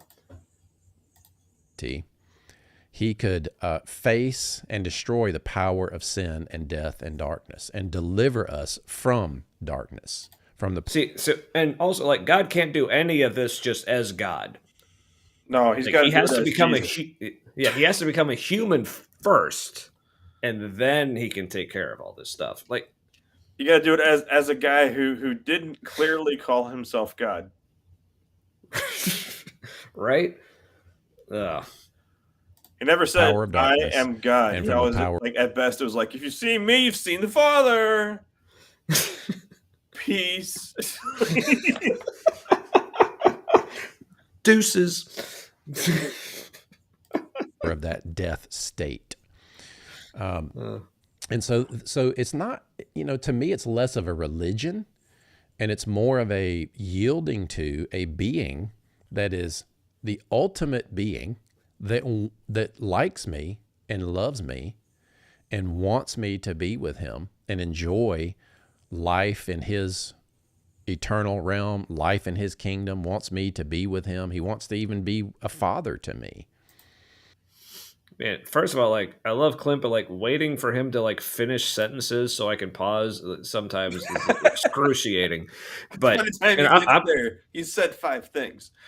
yeah, like I'm not even sure he's finished a sentence now. I just stopped it, but like But like this whole, I even forgot what he was talking about and what I was going to respond to. But Building to a being that is the ah, ultimate okay. being that likes me and loves. What he's talking about, it's not a religion. It's like, I mean, this has been the question the entire fucking video. So, I'm still saying the weed tells him. right? But with this whole idea, like, 'cause this is something like Christians are fond of saying all the time. Oh, it's not a religion; it's a relationship. Like, but then Pretty I want to legalistic ask him. for a Okay, relationship. Might want to get out of that. yeah. So first of all, so what I like to ask is, okay, what does this relationship actually look like? Like, what do you do to relate to God? I mean, it's things like, oh, I pray, read my Bible, I attend church services, like partake in communion, like other sacraments, like I'm baptized, or I might fast, to like spend some time with him, like intense like scripture, devotional time, all this stuff. I'm like, okay, all these things you're describing, these are all religious practices. So you're telling me it's a relationship and not a religion, but the way you describe this relationship is all in religious language. So it's almost like if it is a relationship, then it's like you have a relationship with the religion, which is almost kind of worse than just being religious. Yeah. So, Like you said before, I faith, therefore God. yeah. Pretty much. Loves me and wants me to be with him and enjoy life in his eternal realm, life in his kingdom, wants me to be with him. He wants to even be a father to me. And so I must let him change me. Now, I can't do that on my own. I can't be good enough on my own. Oh, Clint. I can't. Yeah, which also makes you wonder, why? Well, then why did God make you that way, that you can't be good enough? I don't like listening to people say that I'm not good enough. I'm forever broken. That shit. Like, yeah, fuck that. Like, no, shut up. Don't hurt yourself like that. Like, stop hitting yourself. Exactly. Also, yeah, is that wall green or gray that's behind him? Because I'm slightly red-green colorblind. I just realized that might be green. yeah, I'm seeing like a very dark green. God damn. That's how I've been seeing it, but I've been seeing it as gray until I realized no, he's wearing a gray shirt. Yeah. Well, also I'm realized like it looks like slightly different, like as I'm looking at it on like my computer monitor versus like what's on stream here. It definitely looks greener on my computer monitor than what it's looking like on Restream. But you don't know how many times I had to fake my way through that when I was working at the picture framing store. Oh, because once I could see it as green, I was fine. But sometimes people are like, "Does that really go with that?" Because I'm like, "Oh, you know what? You're right." And now I can see it. no, good times. But yeah, like chat, let us know what you think. Is that green or gray on the wall in the back there? So. Is it a dress? Or is it black? I just don't care. Yes, that was my answer. I don't give a shit. I could actually see it as both. Like I could like make myself see it both ways. So I don't know what that means, but simpler times. Yeah. You know, back when we weren't aware of the fascism, it was always there. Maybe there is something to ignorance is bliss, but yeah. Become light on my own. I cannot meditate and transcend the darkness which is within me. Well, why didn't God give me that ability, first of all? But as one says here, yeah, my father and I do stuff with and for each other. This sounds more like an imaginary friend that he's venerating, the proverbial. Yeah, he's totally. Oh, the real. Canada girlfriend. Yeah. If you talk to my Canadian girlfriend, she'll talk back, and it will be real. Yeah, yeah. That's like because that's something I always keep going back to, the whole like parent-child relationship metaphor, because I mean the Bible uses it all the time. So I'm like, okay, let's run with that. Like, first of all, my kids don't have to take the fact that I love them on faith, much less the fact that I exist on faith. Like, if they want a relationship with me, I physically show up for them in a way that makes sense to them. I don't say like, well, because I'm an adult and you're a child, I'm just going to keep like speaking in adult language that you don't understand. But hey, that's just how it is because you're a child. Like, no, I purposely adapt like how I talk and behave around them to something that makes sense to them, at least as much as I can. Because like, yeah, there are some instances, I mean, especially like when they were like infants or toddlers, when no matter how hard I tried to try to get them to understand certain concepts or ideas, like they just didn't have the capacity for it. And also like my abilities of expression were limited. But we were talking about like a God who is unlimited, and in the idea of like what he creates, he can create it to be however he wants it to be. The fact that he would create beings who just cannot understand him fully, but yet he wants a relationship with them, and not just a relationship, the deepest, most important relationship with them, and that he just makes us so that that just kind of can't happen. Like, makes absolutely no damn sense. But I don't know. Maybe that's just me. But Yeah, I can't see it as anything but green now. I can't believe I thought that was gray. ooh, a dark blue green. I haven't seen the blue in there. So I see the bluish in it a little bit, okay. but probably only because I went to design school. It's spooky pulled a Dr. Kip. Man, you don't know what we did to your brain while you were asleep. Do you? Well, take two and call us in the morning. So, oh yeah, sorry. I don't know if I should feel bad for Clint or not about like, because some people have this picture of God as like a father, and it's like kind of broken. Yeah, It makes me wonder if how great their dads were. But if he came from a Christian family, there's a good chance it was patriarchal structured, and given his regional accent, and I don't know how you can be the best dad in a patriarchal framework. Yeah.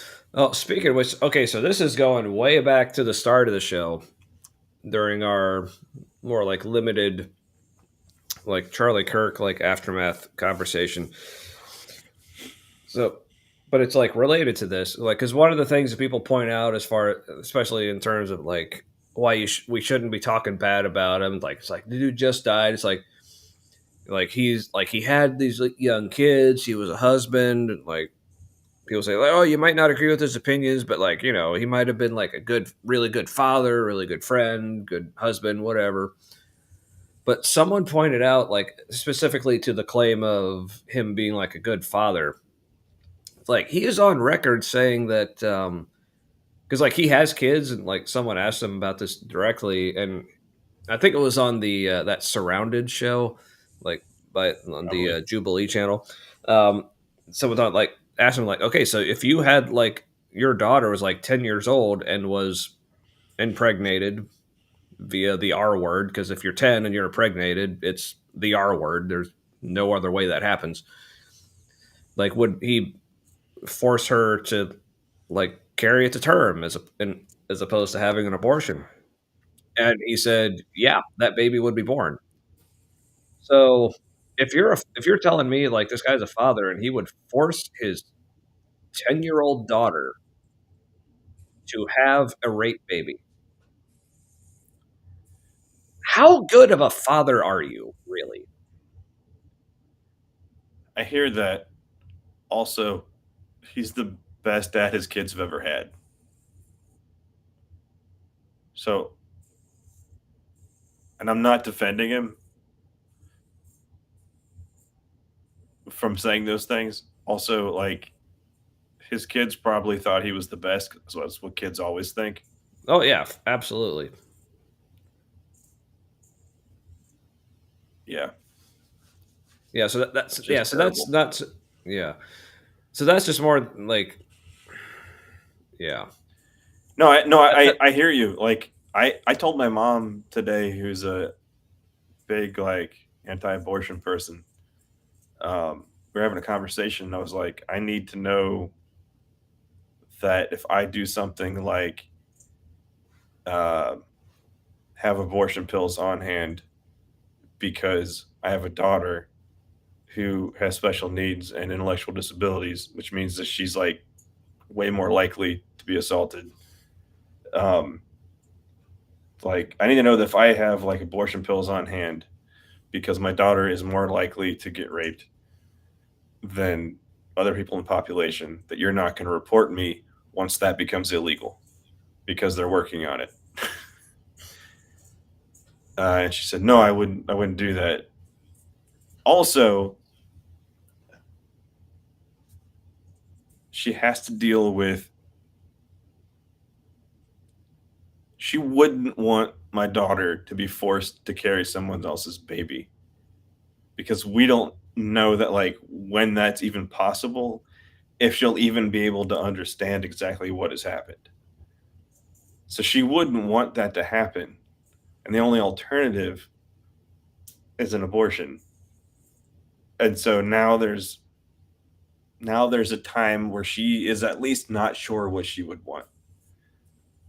And now she's faced with abortions, maybe not always bad. And that's like, that's a big deal. Yeah. Yeah, that's a step. Yeah. Turns out she would not report me, That's good to hear.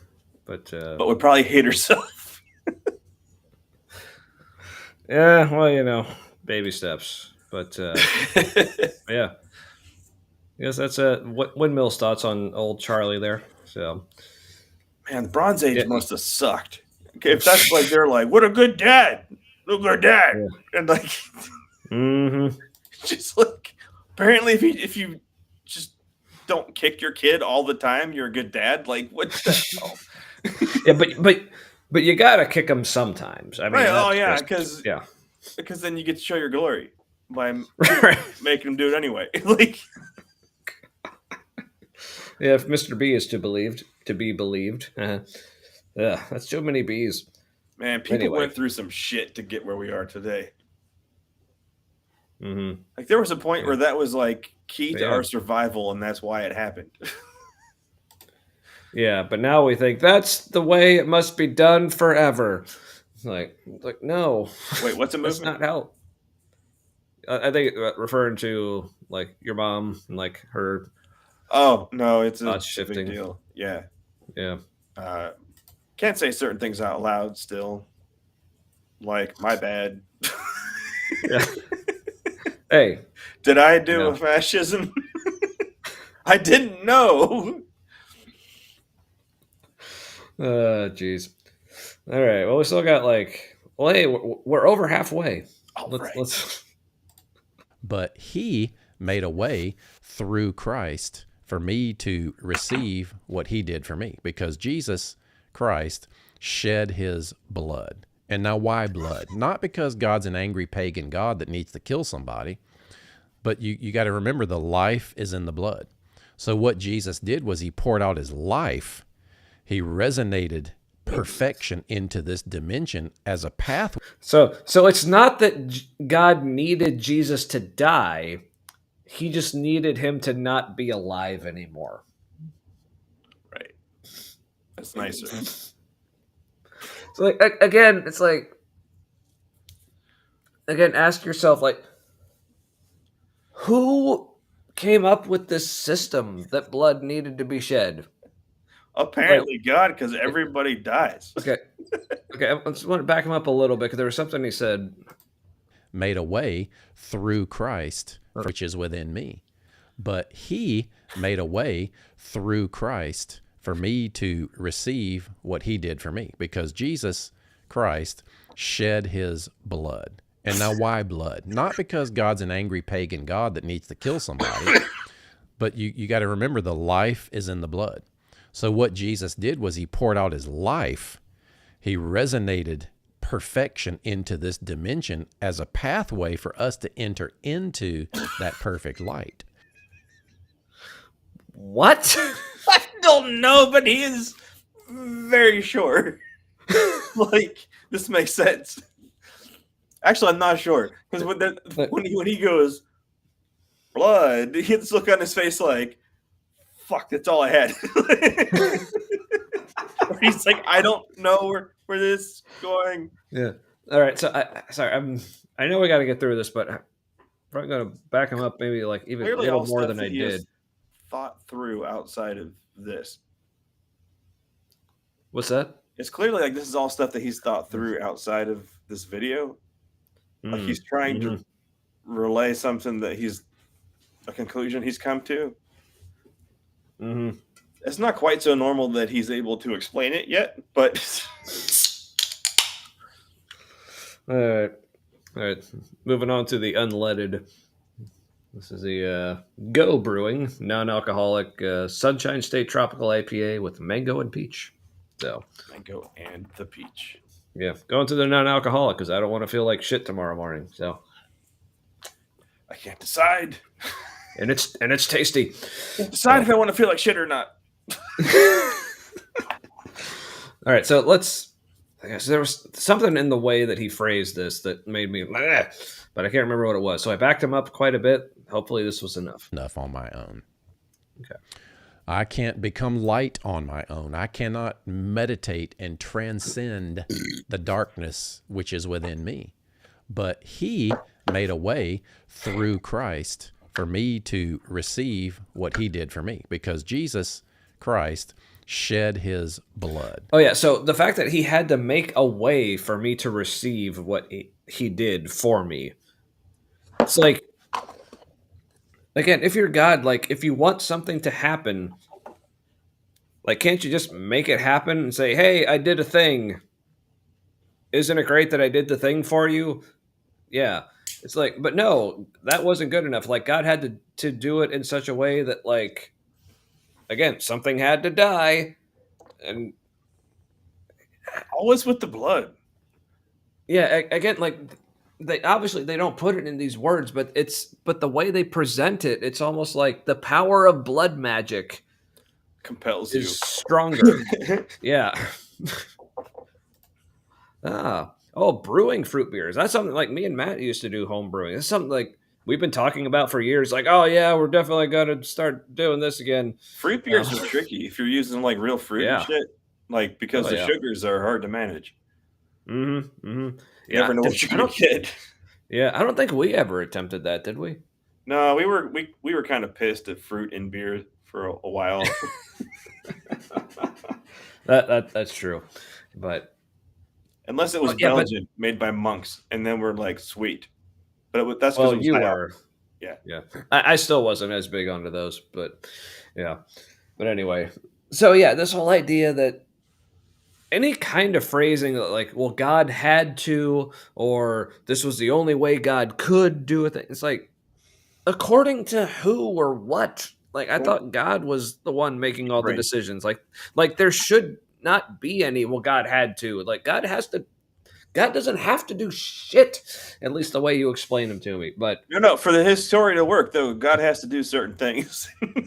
Yeah, that's really it. The only way that makes sense is like God has to do this in order for this story to make any damn sense. Because if there is no God, everything is just happening, and that's terrifying. Yeah, but also if there is a God, like if he's as you describe him, that's also kind of terrifying. So it's like, well, like that kind of gives me a little bit of like sympathy for them, because that means that like there not being a God like that is worse. So like they're terrified of just being a happening. Yeah, which I will say, like, from the other side of that, like, thought conversion or whatever, it's like, I don't know. I mean, I'm cool with it. Like, embrace absurdism, everyone. It's a lot more fun. When an innie becomes an Audi. Yeah. I mean, especially if you're like me or like the pathological demand avoidance kind of autism. Like, absurdism is fucking fantastic. And chaos magic, go for it. Yep. That's my kind of religion. You're like, what gives you the feels that you like? Build an altar with that. Make yourself a sigil. It's good times. So, And now, why blood? Not because God's an angry pagan God that needs to kill somebody, But you've thought about but that. you got to remember the life isn't. yeah, see, he's an angry non-pagan god that needs to kill somebody. That means he's aware of that argument. That Yeah, like, like you mean like every literally, other pagan god.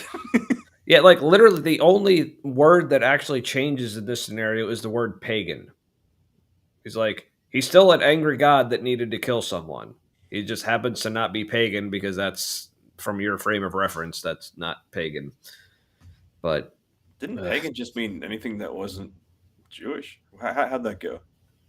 yeah, basically like pagan or heathen.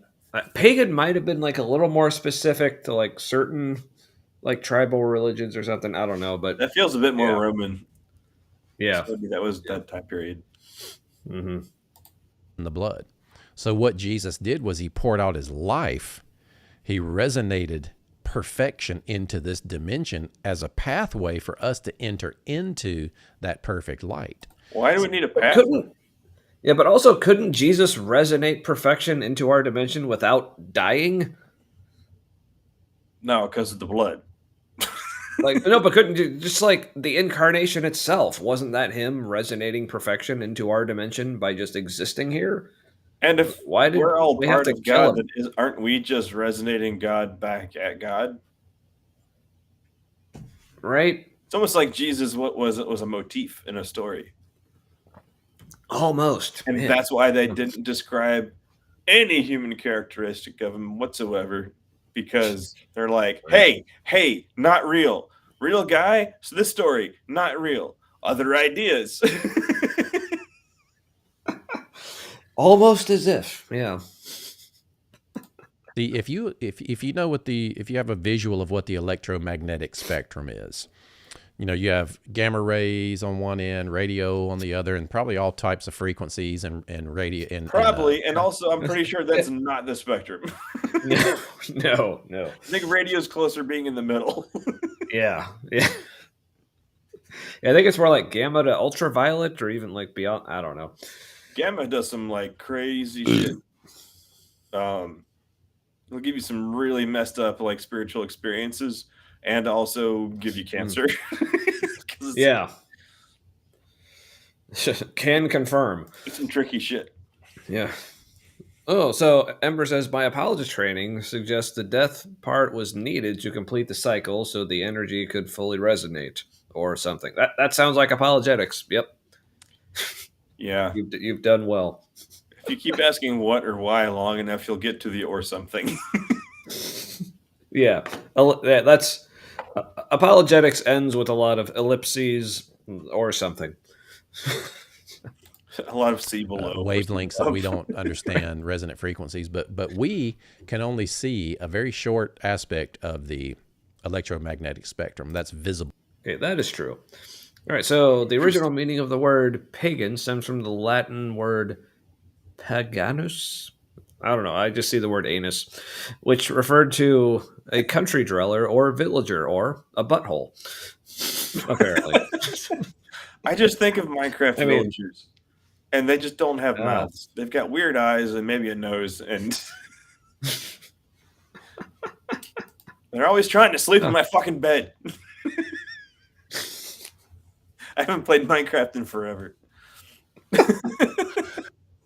Oh. Yeah, I remember there was one time my son tried to get me into playing Minecraft, but I feel so bad because like I immediately got frustrated with it because it was like literally like right as I was in the middle of playing like some other video game. I think it was like Dark Souls 3 or something. So like the controls for like doing all the things were just like so completely different. So I was Yeah. like totally like in that mindset. Okay, this button does this. This is how you do all these things. He's like, all right, now, Dad, play this completely different game that like works completely differently. And I just started. I was like, this is just annoying. So I kind of feel bad because I felt like he like really wanted me to get into it, but I just couldn't. But yeah. Anyway, sorry, son, if you're watching. He probably survived. What are you? He is still alive. Oh, it's a win.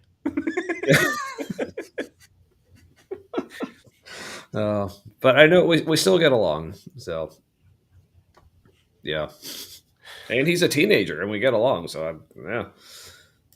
Ooh, Terraria. I am not familiar with that, but I have an image in my head that I feel like might be from a promo for that, but I'm not sure. Light. I imagine all of life the same way, and we currently exist only in a particular section of the full life spectrum. On one end is darkness and death and low frequency and just decay, and death, as far as it can be taken, is darkness. Outer darkness cast out. Time stops. We're in God. We're also in a spectrum. So God is a spectrum from like dark to light. yeah, which also like, and I know it's just like being used as a metaphor, like light and dark, but like if you could communicate with such a creature, like all the animals that like don't even have like a sense of vision or like light detection at all, it's like they're fully alive and completely in darkness. It's like,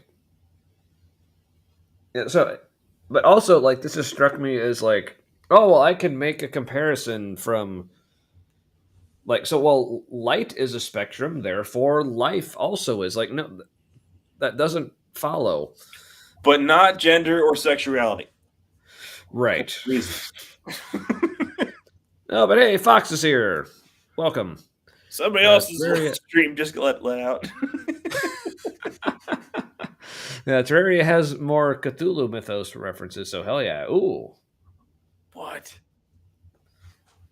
That does intrigue me because that's way better than Minecraft. Yeah, because I also did just recently finally play through Bloodborne. Speaking of like Cthulhu mythos and whatnot, Lovecraftian, Lovecraftian stuff. Yeah. See, I still never have, but yeah. But it's like I feel like I played Bloodborne and listened to that one song by Nile, so I feel like I get it. So I have to at least read like the first.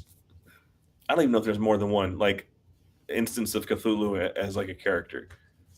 I feel like to join true nerddom, I need to know the source of Cthulhu. Mm-hmm. Seems to be. All right. Well, we need to finish this before I'm finished because I'm through. Yeah. Slows down, and you are stuck in your death. You are stuck in your sin eternally. And on the other end is God. Perfect light, perfect love, perfect liberty. Got a thought there or just a laugh? No, I'm just he's like, and on the other end, like, oh, he's done. He's done explaining the first part. Was everybody got it? Yeah. Exactly. Except penis because penis. Right. Oh, dick. Lord Boris of Peni.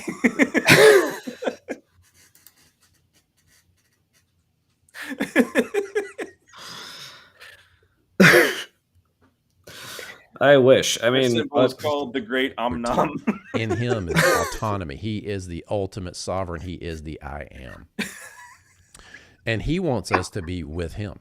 And so Christ came into the visible light spectrum in a sense. In a to sense. become like us.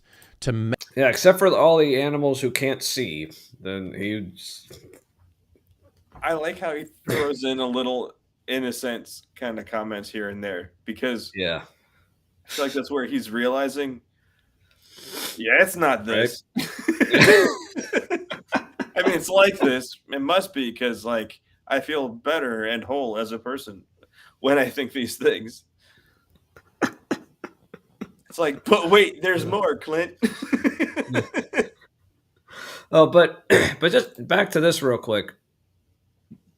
With the whole like gender and sexuality, like everything, like being a spectrum thing, like because like one thing I learned recently is like in the for transgender people, like in their brains, there's something about their brain structure that actually more aligns with like the gender they identify as, and not the whatever they were assigned with at birth. Mhm. So like say like so a trans man, there's that certain structure in their brain that what is more like what we would consider like typical male, that part of the brain or whatever. So but when people talk about like, well, what you are, it's like your identity, it's like that's how you truly are, but they try to define it basically by your genitals. But what I say is like, okay, what when it comes to like who you are and like your identity, like if you can pinpoint it to one thing or the other, I'm not saying you can, but if you're going by that way of looking at it, it's like, okay, what really says more about who you are as a person, your brain or your crotch?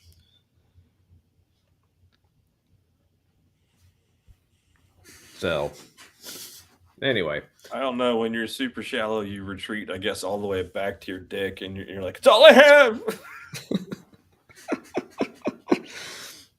I'm not safe. Retreat to my dick.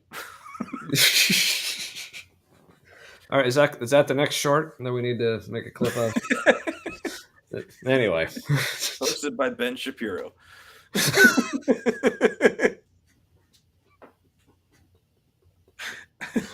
all right, someone please clip that. Wait, in case I we just forget to. realized, do you think the yarmulke is a thing because they never got over losing their tip?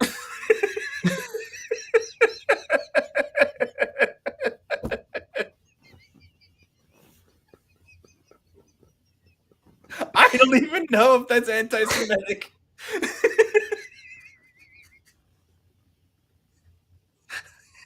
It's a decent joke. All right, someone clip that, please. Anyway, That's what Abraham said.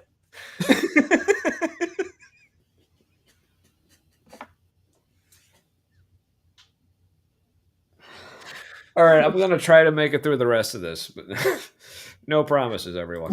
make it so that through Christ we can be connected to God outside of this dimension, because we can't transcend up to. We cannot be enlightened up to perfection. You cannot. Why? He's doing a lot of like unchain linking when he's with his fingers when he's describing this.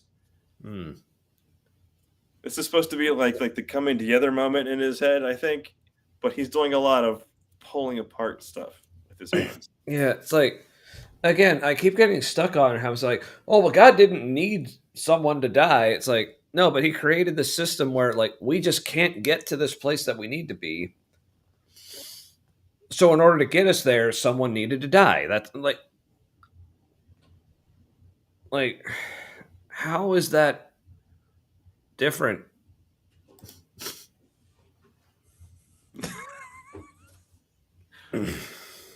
That was Yeah. I think that was the propaganda for the first circumcision drive.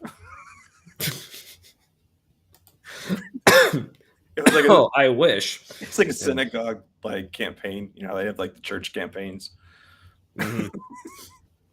It was Yeah, called their Just capital the Tip, campaign. but in Hebrew. Yeah, where's Dr. Kip? I feel like he would be very helpful in this. But He'd anyway, ruin our fun. Shed enough karma Facts. or hide in a cave long enough to break the karmic cycle to be free so that you transcend into nirvana. You cannot break the cycle yourself. In this visible But spectrum, they said you I must could. be effective. Yeah. The people you just said, who say those things, they say that, but you're like, no, I'm right. Moving on. Because Bible? Without But seeing only- the irony. Yet, Yeah. no Bible yet. Yeah. Again, Clint, you're so close, man. Just, I said, like, don't just have the thoughts you're having. Think those thoughts all the way through. Affected within it by the life and the light and the love of God through Christ, so that you become entangled with God and you can then resonate within that dimension that Entanglement He is within. and In fact, resonating. Within the dimension, it's like, My word. Entangled, resonating. That'd be cool if that was real. It might be. Who knows?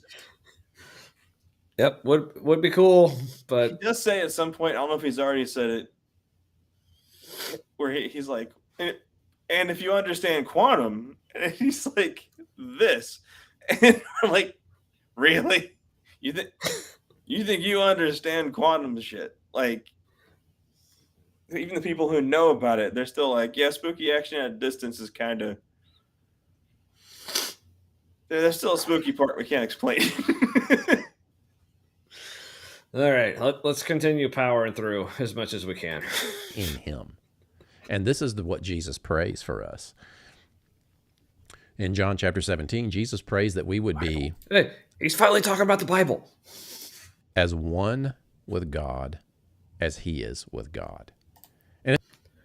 And yet so many of us aren't. So what does it say when Jesus prays to God, who is apparently himself, but doesn't get what he prayed for? Well, he was also fully human. That's anything Oh. anything you're like, well, why didn't he? Well, he's also fully human. Like that's So just like other fully humans, God ignores our prayers as well. Got it. All right. it's not time. It's not a no. It might be a maybe. Or not yet. Yeah, that whole like, okay, when you pray, you might get a yes, you might get a no, you might get a wait. It's like, as other people have said, like, yeah, I get the same results when I pray to a rock. It's like, it might happen, it might not happen, or it might just happen later. Rocks Like, do okay. convey a lot of waiting. Like they don't really move much. So I can see how That's a rock true. would tell you to wait a lot. That tracks. That tracks. It's a beautiful picture because he says, I pray that, first off, they, meaning us that are Jesus followers, that we're one with each other and that we are one with Christ, and that then Christ says this amazing thing that we would be as one with the Father as He is with the Father in Him. And then the fruit of that should be so that the world will believe that God sent Jesus for them too. But that's kind of a different story. The reality. Yeah, you don't want to talk about that story. How it's like the fact that it doesn't happen that way is a reason a lot of people don't believe in God. But that's just another story. I zoned out because that was like textbook just Christianese. Yeah. Yeah, like now that he actually is starting to quote the scripture, it's like it's almost like he's kind of shifting voice there, where like before it was like, oh, this is like still bullshit, but more like interesting ways to view the bullshit. But then he's like, oh, scripture, it's like, okay, you've lost me. So I can see now why he has a separate channel. He has Clint Byars' channel.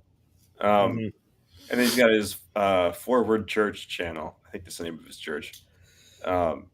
This is where it gets wacky, I think. Well, and honestly, good for him that he has a place to get wacky. So, Right, but they only move because it like the surface ices over for a bit every year or season or whatever the hell. And then the wind moves it on the ice. The ice isn't thick enough. So it's like thick enough and hard enough to like lubricate. that's what she said. there is, the truth is, there's a greater reality. There's higher dimensions. And What does he they mean? are, Like, is that the truth, or that's what you believe? Like, how do you even know? Well, that and like, how do you even know what a higher dimension is? Like, from whose perspective? Like, there's no up in space. Right. It's just a direction relative to another thing.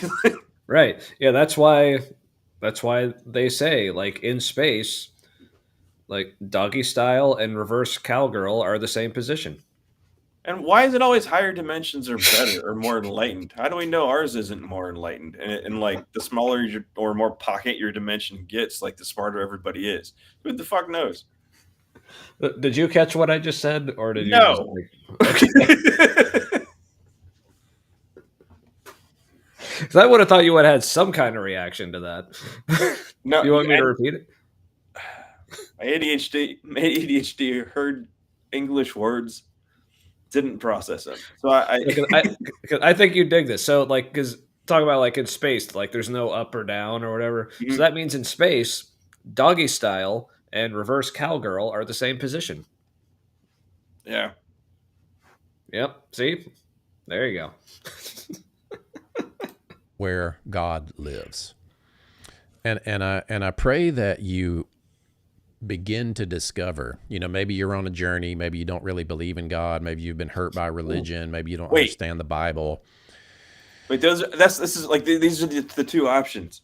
Maybe you've been hurt by religion, or you don't understand the Bible. Like, you're either confused or you've been hurt.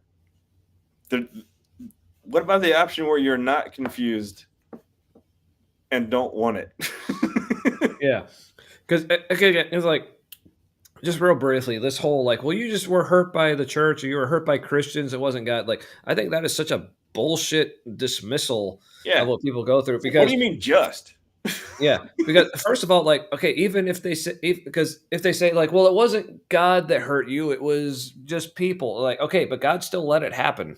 That was his hand and feet. His hand and feet treated me like shit. So what the hell? Yeah. Yeah. And again, going back to the parenting analogy that I go back to all the time.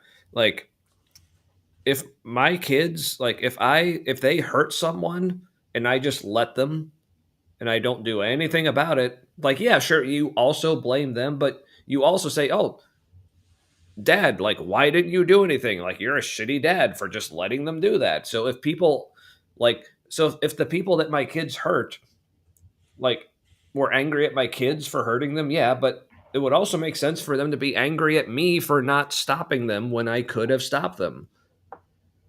So it's not like you can only be angry with one side and anything. It's like, you can either be angry with people or you can be angry with God. So, like, but since the people hurt you, you have to be angry with them, but not God. Like, no, I can be angry at both. That is completely valid. So, yeah, they did things in his name, and he seemed fine with it. yeah. So at very least, he's apathetic. In which case, okay, fuck him. If he's going to be apathetic towards me, I'm going to be apathetic towards him. I get that. Good. But I want to encourage you, there is a way to look at who God is and what Christ has done for us that transcends behavioral, performance-centered religion. I'm not throwing out the... That's basically like, oh, so I know things look... I mean, but you can say this about any kind of situation. Like, okay, I know this looks bad, but if you look at it in a way that makes it not bad, then it's good. It's like, okay, yeah, sure. Wow, politics. Bible. I'm not trying to reinterpret. I'm not trying to come up with some kind of new revelation. It's like, I'm just ignoring the Bible for the most part. Could have fooled us, Clint. That sounded like just trying to kind of use an special flavor of deconstruction. A bit. Understanding that makes more sense to us in this day, because when we think of sacrifice, we think of an angry God that had to kill something so he could be happy. And that's not what it's about. God stepped into our darkness, shed his perfect life so that through that life, it says that we enter into his presence through the blood of Christ. Oh, see, but I mean, I can explain other things this way. Like, okay, so let's take like the animal sacrifices of ancient Judaism. So it's like, well, it's not that God required like that lamb to be sacrificed. Like, no, that lamb stepped into it and like shed its blood, its sacrificed its perfect, spotless body for like. I thought Okay, that was you're- kind of you're the just- reason why they sacrificed the lambs, because they were still stupid as shit, but cute. Yeah. Yeah. Behavioral performance centered religion. I honestly don't know what he's meaning with that group of words. We're talking I'm not about, sure he like, does either. the spirit of No. religion kind of shit, where you're like, it just means more religious than us. Yeah, which also, never mind how, like, just the phrase spirit of religion is such a fucking religious thing to say. Oh yeah, well, like a On its really own. But, peculiar flavor of it. Yeah, but like, he's trying to basically just describe the same situation with different words and say, well, that means it's completely different because I use different words to describe it. It's like, okay, you say that Jesus just entered into this and like gave of his life. Okay, but why did he do that? Because God needed something to die. So Jesus entered into this situation and gave his life. It's like they're not mutually exclusive things. Like according to your narrative, both things happened. It's a spectrum where anything can happen, and does. Apparently. For some reason, right now, our background is We really are- making me think we're having this podcast in an escape room. I mean, I'm trying to escape this video at this point. Yeah. I won't let it happen. We draw near through the blood. And when you understand Ew. quantum entanglement, it's as if that blood, that life blood of Christ that is shed, that we believe and assimilates into us, and then he puts his spirit on the inside of us. It's as if from his place of perfection, he unites himself to us, even in this visible, temporary simulation that we're living in. Wait. Nurse. Yeah, but not. Okay, but why do you need to go quantum entanglement? Like literally any instance of two things combining or being intertwined with each other. It's like, But it's kind of like us being quantum entangled with Jesus, and so Jesus is us. Almost like he's to the point where he's ready to say, maybe we made this up. yeah, it's like, I mean, because now, like, you know, my beverage here, like, I'm imbibing it. And now it is entering into me and mingling with all the me that's going on in there. But there's nothing quantum about that. It's Give like it time. so it's like he just wanted to make some sort of comparison to quantum entanglement. It's like, oh, entanglement. Well, here's another instance where two things are coming together and mixing. Like, I can compare that to quantum entanglement. It's like, no, I mean, you don't need to. I mean, I guess you can, sure, but yeah. He's trying to make sense or explain how he has the same kind of feeling when he thinks about quantum entanglement and Jesus dying for his sins.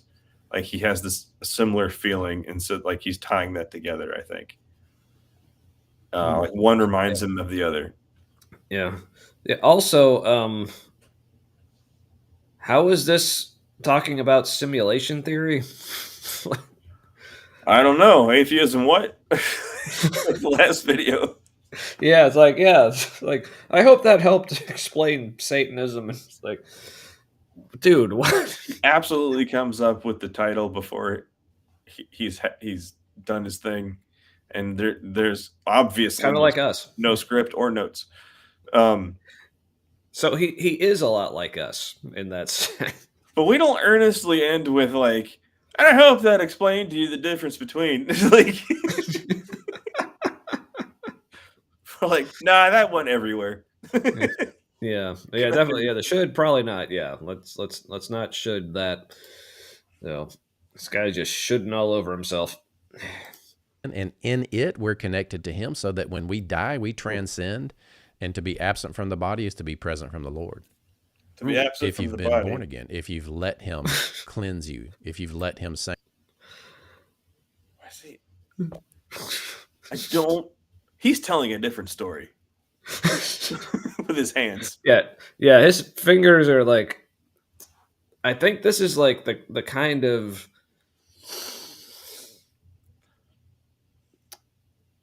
I think this is a certain channel on Pornhub, maybe that he's describing. It's So that almost like when we watching his die, we left brain transcend. or his right brain try to talk to his left brain through hand gestures. Like one side of his brain's like, no, I disagree. Yeah, it's like, but no, but it has to be. And it's like, fuck, yeah. I don't know sign language. Neither do you. Neither do you. And to be absent from the body is to be present from the Lord. If you've been born again, if you've let be absent from the body is to be present from the Lord. So that when we die, we transcend. Yeah, like pay attention, like the I'm intrigued by the finger motions he makes with when he says absent from, like. And to be absent from the body is to be present from the Lord. Absent from. It's like, is to be what was going on here? Is to be present from the Lord. Well, that was just gibberish, even in regular, just straight English. Like, yeah. Well, let's. Temporary simulation that we're living in, and in it we're connected to him so that when we die, we transcend. And to be absent from the body is to be present from the Lord. If you've been born again, if you've let. It's to be present from the Lord. Like, I mean, that's obviously, I think, just a slip of the tongue on his part. right. But I don't really get what he was trying to say. Also, yeah, he's like, yeah, absent from the body is to be absent from the Lord. Maybe. No, it's to be absent from the body is to be present with the Lord. So he's saying, like, present because God is on this different dimension, therefore, when we leave this dimension, we go to his dimension. Or something. I forgot there are other dimensions. Yeah. Because God needed there to be different dimensions. He couldn't just make us all on his dimension, even though, according to, like, the Genesis story, he did, because he was literally, like, walking in the garden with Adam and Eve. Mm-hmm. But that's... Or even after the fall, he said, "Well, because of the fall, then that put us on different." But then he like showed up to other people like all the time. But asked anyway. a lot of questions you already knew the answers to. Yeah, you're not alone. Thanks for letting us know we're not either. Yeah, or we're just all alone together. Which is it's the best kind of alone. Him cleanse you if you've let him sanctify you and make you holy. He does the work. It's the blood of Christ that does that work, that plucks you out of darkness and makes you able to resonate in his perfection. And you just trust that what Christ did was for you. There he goes. He missed it. That's what I was talking about. Where he's like, when he biffs it. He's like, okay, let's see that again. And you just trust that what Christ did was for you. See, or you enter into that state. He almost did a for you, but instead he hit where his fingers touch. Is he like teasing himself now? I feel like because he screwed it up, he then realized when he looked at his hands what he was doing, and he was like relieved, but also like that was stupid. So let's see that again. And you just trust that what Christ did was for you. No, he didn't look at it. It was a blank. I thought he looked down at it. Yeah. Or you enter into that state of outer darkness. And it's not because you say no to him that he then punishes you and sends you to hell. It's not really that. Not really. It's that because you reject the offer be made light in him through Christ, the light of the world, you then end up in outer darkness because you can't. Okay, but who made the situation so that that's what would happen if you rejected his offer? Yeah. And just like explaining the middleman and why that clearly makes sense doesn't make any sense. Yeah. Well, couldn't just do it. Like, yeah. Isn't it great Jesus came because God couldn't? And I mean, it is God. But Yeah. also, maybe he fucked Mary Magdalene. Maybe. But yeah, again, it's like if I told my kids like look, if you don't like empty the dishwasher, like I'm going to have to set the house on fire. Outer darkness for you. Yeah. So but like I'm the one who made those rules. So if they're like, "Well, I'm sorry, Dad, but like we got like tons of homework and then like we have like a game we have to go to tonight and practice," or like all this stuff, and I'm like, "All right, you didn't empty the dishwasher." Like this was your decision, said Adam and Eve. Like, but it's like, but I'm the one who made that the situation that if they didn't do this thing, then I would do this terrible, horrible, like completely fucking ridiculous thing. So it's like saying, well, they're the ones who chose me setting the house on fire. It's like, or I could have just not made that the consequence for them not unloading the dishes. It's like, you know, we're committing the unforgivable sin pretty much every Wednesday. We're blaspheming the Holy Spirit and being like, but that's bad. Right? And also, yeah.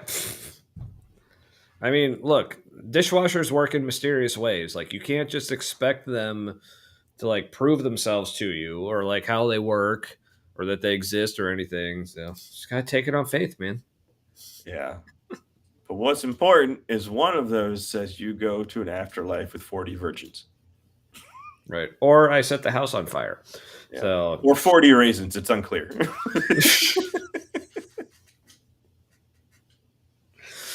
2 scoops. Cannot cohabitate in God. It's destruction for you. Yeah. And that's the second death. To face the fire of who God is into destruction, into that lake of fire. Which is also hell? Wait a second. What? Did he just... Wait, that's because that's like another... Like you... It's kind of like he's saying, like, you become one with God, but you really fucking hate it. You may want to talk to someone about that, but or money well spent. Yeah, that fair enough. Fair enough. Yeah. But yeah, this whole like, okay, so what did he just say that was dumb? Into destruction, into that lake of fire. Oh yeah, the whole like, so God as fire. Okay, so first of all, why is God fire? Like he doesn't need to be like fire. Why is God the lake of fire in hell? But yeah, but so like, because that's something that like, again, from my time in the like progressive Christian deconstruction movement, like who like were universalists or didn't believe in the eternal conscious torment version of hell.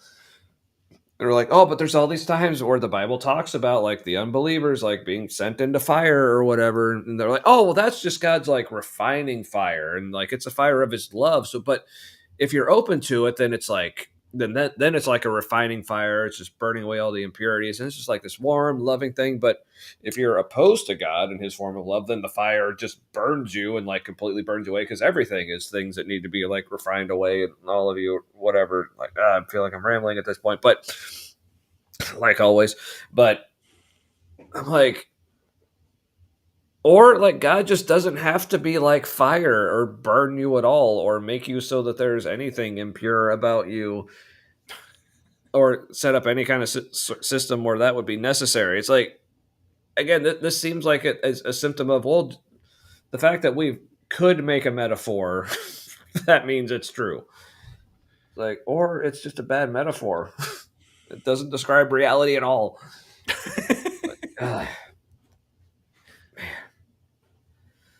All right. Yeah, I don't want that hot love either. But if only you knew how long I've been toting my dirty dishes to be washed in my. You poor thing. That's special. All right. Well, we got like a minute and a half left. Let's see how much we can get through. So, some of you that are more traditional thinking don't like this kind of language, but those of you that are seeking, imagine. maybe this helps you kind of understand a little bit. You can break. So apparently, if you don't like this specific language, you're not seeking. But that's quite the dichotomy he has there. So BS's suspicion on the way out was that everyone ended up in the same place. Christians just liked it while everyone else hated it. Well, that's another way to look at it. Which is But why again, like, God is probably Satan. yeah, but again, like, why would God set it up so that certain people would view his presence as hell? Like, that sounds like a him problem. Also, But- kind of sounds like a tacit admission that your beliefs are important to you. Your beliefs are what? Important to you. Yeah. Yeah. free from darkness and death, because you're going to come out of your body at some point. What you are is the kind of being. Again, citation needed. You're gonna come out of your body will at some live on. point. Your conscience, your consciousness will live on. Yeah, like, It's like, Clint, what? I don't want to ask what your hobby is. You're gonna come out of your body one way or another. like, Clint, do you have a secret freezer in the basement? So I want to help you know that through Christ, you can be forgiven, you can be changed, transformed. Okay, again, no offense, Clint, because you seem like a good dude, but like, if this were the case, why would you need to let me know? Power of Christ compels him. Well, why can't it compel me? Like, that's really all I'm asking for. Because it compels him. Mysterious ways. Right? God can be everywhere, also not. He needs middlemen. And as Windmill says, I personally can't imagine how awful kissing the butt of a childish deity for eternity would be, and yet they seem to just adore the idea. Well, because a lot of it is them just kissing their own ass. Yeah, that could be. Well, which, I mean, if I could, I mean, no.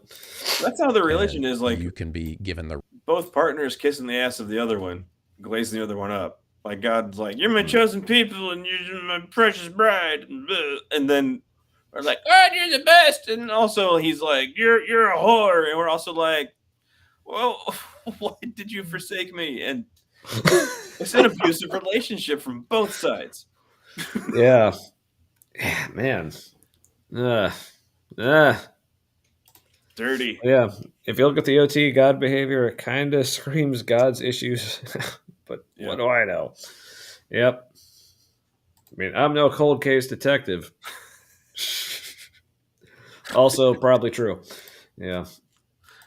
right There's to an become arc a joke in child there of God somewhere. and then live in his kingdom. I don't know and then why. we go on from this life. A what? An arc joke for some reason. I don't know why my brain was like, something Noah's Ark. Because I don't know either. But yeah. I don't know. But I dig it. Didn't need to be and said have out a loud. much more true, enduring life of perfection in him. And I want to see you there. Thanks. So let me know your thoughts on this. Let me know the kind of thinking that this sparks for you. What? And if you have any only- questions or What? maybe you want to share your Said so much. Oh, if only you knew what thoughts this. We should send this to him. He wants our thoughts. Oh dear. Oh dear. story, your testimony of encountering God. You know, I love these near-death experience stories where people see the man of light. I could rabbit trail off into that, but I'll close. I mean, do you love the near-death experiences? Just say, what Stories about where the people plaque just of nothing? yeah. Do you love those too?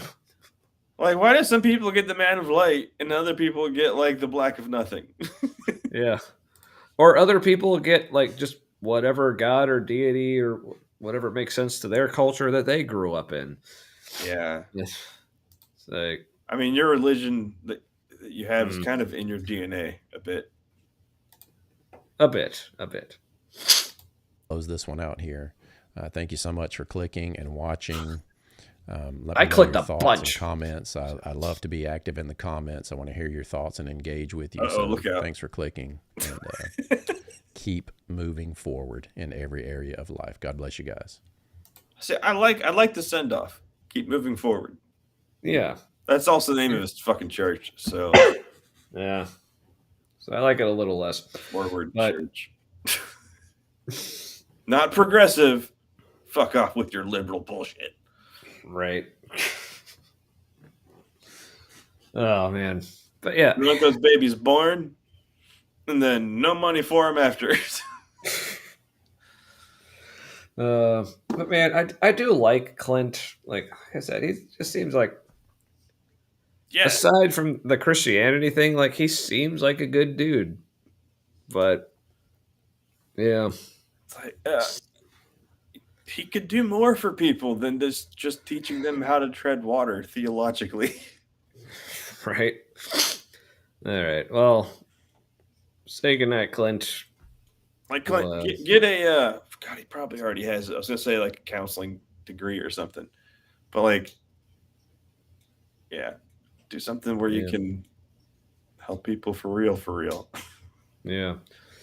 All right. And we may have to like come back to him at some point. I feel like he may have other things to say on other things that we might be interested in. Yeah. So, yeah.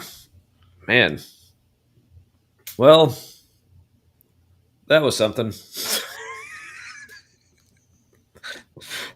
Like to say I learned something.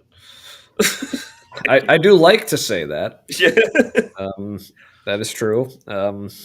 Yeah. So, That was all over, man. uh, He's talking between the layers. Not necessarily of reality, but his understanding of it. It's kind of neat. all right. Well, I'm quickly fading. Probably have been for about an hour now, but yeah. Critically undersubbed. Thank you. Yes, thank you. Hey, Appreciate and I was about to say like we finally hit 69 subs, but then I was excited to announce that on the show tonight, but then someone else subbed, so now we're at 70, so it's not as fun. So I blame the left. Why not? They're getting blamed for everything they didn't do anyway. right, yeah, might as well. Thanks, Obama. No, seriously, damn it. because like Trump is their answer to Obama. He's everything they thought Obama was doing. No, he kissed the ass of rich people for however many years he was in there. I blanked out. COVID did me in. Fair enough. Yeah. But yeah. All right. Well, hey. Don't do it this week. Like, do it like right before next week's episode. So I can share it then. But seriously, like 70 subs like on YouTube, like that. I mean, I know like that's obviously like no huge number or anything, but for what we thought this was going to be when we first started it, like that's like, wait, why? Yeah. Yeah. Yeah, I think both of us are pretty much confused that people enjoy us. Yeah, in general, like not just a show. This is something I've talked about like with my therapist, like and like other people as well. It's like so I say things like I don't understand like why people like me, but it's not in a like self-deprecating like, oh, I'm just a piece of shit. I don't know why people like me at all. It's like, no, I mean, I like me. I think I'm awesome. But when it comes to like why other people like me, yeah, that I just don't actually understand it. Even if they tell me, like, okay, that still doesn't actually register. Like, some connection's not being made, so it's the tism, I I used to guess. not understand why people liked me, like, for real, and now, like, I feel like I've got leftover autopilot from that. I'm like, I understand now, but it's uncomfortable. Yeah. Because I guess I'm also just been programmed with like, because I mean, I like our show, I like what we do, but I've just learned very early on in life that what I like is typically very different from what other people like. So I guess maybe just the fact that I like it, it seems weird that other people like it too. So, uh, all right. So we're in line with your antics. Okay. So that tells me a little something about you, which you may also want to see a therapist about. Just saying. Like Tommy because Tommy likes Tommy and I like Tommy. Well, hey, that's the same kind of circular reasoning of apologetics right there. So Know thyself through Tommy. yeah, He's the new I'll take it. Jesus. I All see really right. good t-shirt. I am the new Jesus. Oh, and a little more straightforward. I like Matt because of his astrological sign. So, I haven't talked about astrological science ever on here. well, I think his astrological sign is just like a drunk wombat. But I did hear recently that our astrological signs are like a shit ton of years out of date because we're using like 2,000-year-old yeah, metrics. yeah, that could be. Or one of my favorite memes on the subject, like this someone asking someone like, yeah, so what's your sign? And he says like dinosaur. He's like, that's not real. He's like, none of them are. We just connected lines, and it's weird so many places have the same signs. Yeah. Almost like there was another civilization here in the past. Yeah. And plus, like, Maybe a I've big heard plague happened. yeah, because I've heard people explain the ideas of like astrology like more in depth. Like, okay, it's not just like the newspaper horoscopes. There's like more to it, and like it's all about like not just like what time of the year, but even like the specific year you were born and the day. Like, because like different years, that time of year like means different things. Like, okay, like so basically as far as like okay, your life can be determined by just knowing like what specific day you were born. Like, okay, I actually know someone who was born the exact same day I was. Like not just same birthday, same like exact day. So you're the same, And right? and we are absolutely nothing alike. Our lives are so completely different. Like I don't think there's anything you could say about him that would apply to me or say about me that would apply to him. Like it's so yeah. Yeah. It might have something to do with Ooh. like patterns of history, like on a larger scale, but on the individual scale, I think we would have noticed. Yeah. Yeah. But so yeah, so there's my thoughts on astrology. But anyway, all right. So as about to fade as I was earlier, I'm afraid that condition has only increased or worsened. Something I don't know. Anyway, so yeah, I guess any other closing thoughts you had, Matt, before we like? I'm gonna go eat things and watch things on a screen. Sounds delightful. Um, but so yeah, I guess all the usual things to throw out there. Yeah, like, comment as you have been. And thanks. Always appreciate the interaction we get in the chat live. But again, for anyone who's watching this later, feel free to keep the comments coming. We'll check them as we can. I mean, it's like YouTube, but like as far as like their notifications, it's like I get notified on some of the comments and replies, but not all of them, which is weird. Well, they pick your favorites and send them to you. No, that's nice. Oh yeah, also twins not for being the Yeah. Constantly. Yeah. But so yeah, like, comment, subscribe, share with your friends or enemies who you just want to like make them angry by showing them Or bunch a of random bullshit. stranger. Just a random Yes. stranger. Yeah, that too.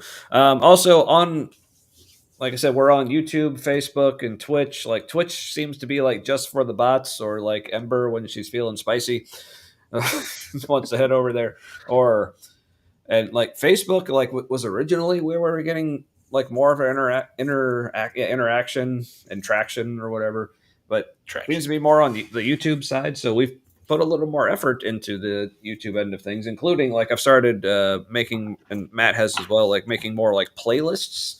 So for anyone like new to the show, or if you've like joined us recently, like we've obviously, for those who've noticed, we do a lot more like video reactions, but for most, that's actually a relatively recent thing. Like when the show first started, we were mainly just picking topics and talking about them, giving our thoughts. So if you want to hear more of that, you can look back into the show catalog. I actually made a playlist of kind of a mix of like some of our favorite episodes, but also episodes that are good for if you're new to the show to get to know us a little more. So you can check that out. I made a playlist of just my like Sunday rants, and then we got like another one that we started more recently with like some shorts and shorter clips from the show, that from the longer episodes, that will hopefully be making more of those as well. There's a playlist for our special guest episodes, video reactions, but that seems to be like almost all of them anymore. So I don't know if that even needs to be a playlist at this point. But yeah, and also speaking of video reactions, if people have suggestions for video reactions, here, let's see if I can pull this up. Yeah, here's our the show email address. So if anyone has a video that you want us to watch, react to, or if you have a topic you want us to discuss, or just anything you want to send us, feel free to email us here at the Humanity Live or the Humanity Live. You can spell it either way. It works. We'd like humanity to do both. Yes. So yeah, let us know. Just anything, or if you just want to send us an email, that works too. Or all right. Let's see. Anything else? Yeah, I think that's all I got. So, Matt. May your things and stuff be forever with your people. All right. Have a good night, and we'll see you back here next week. Thanks, everybody.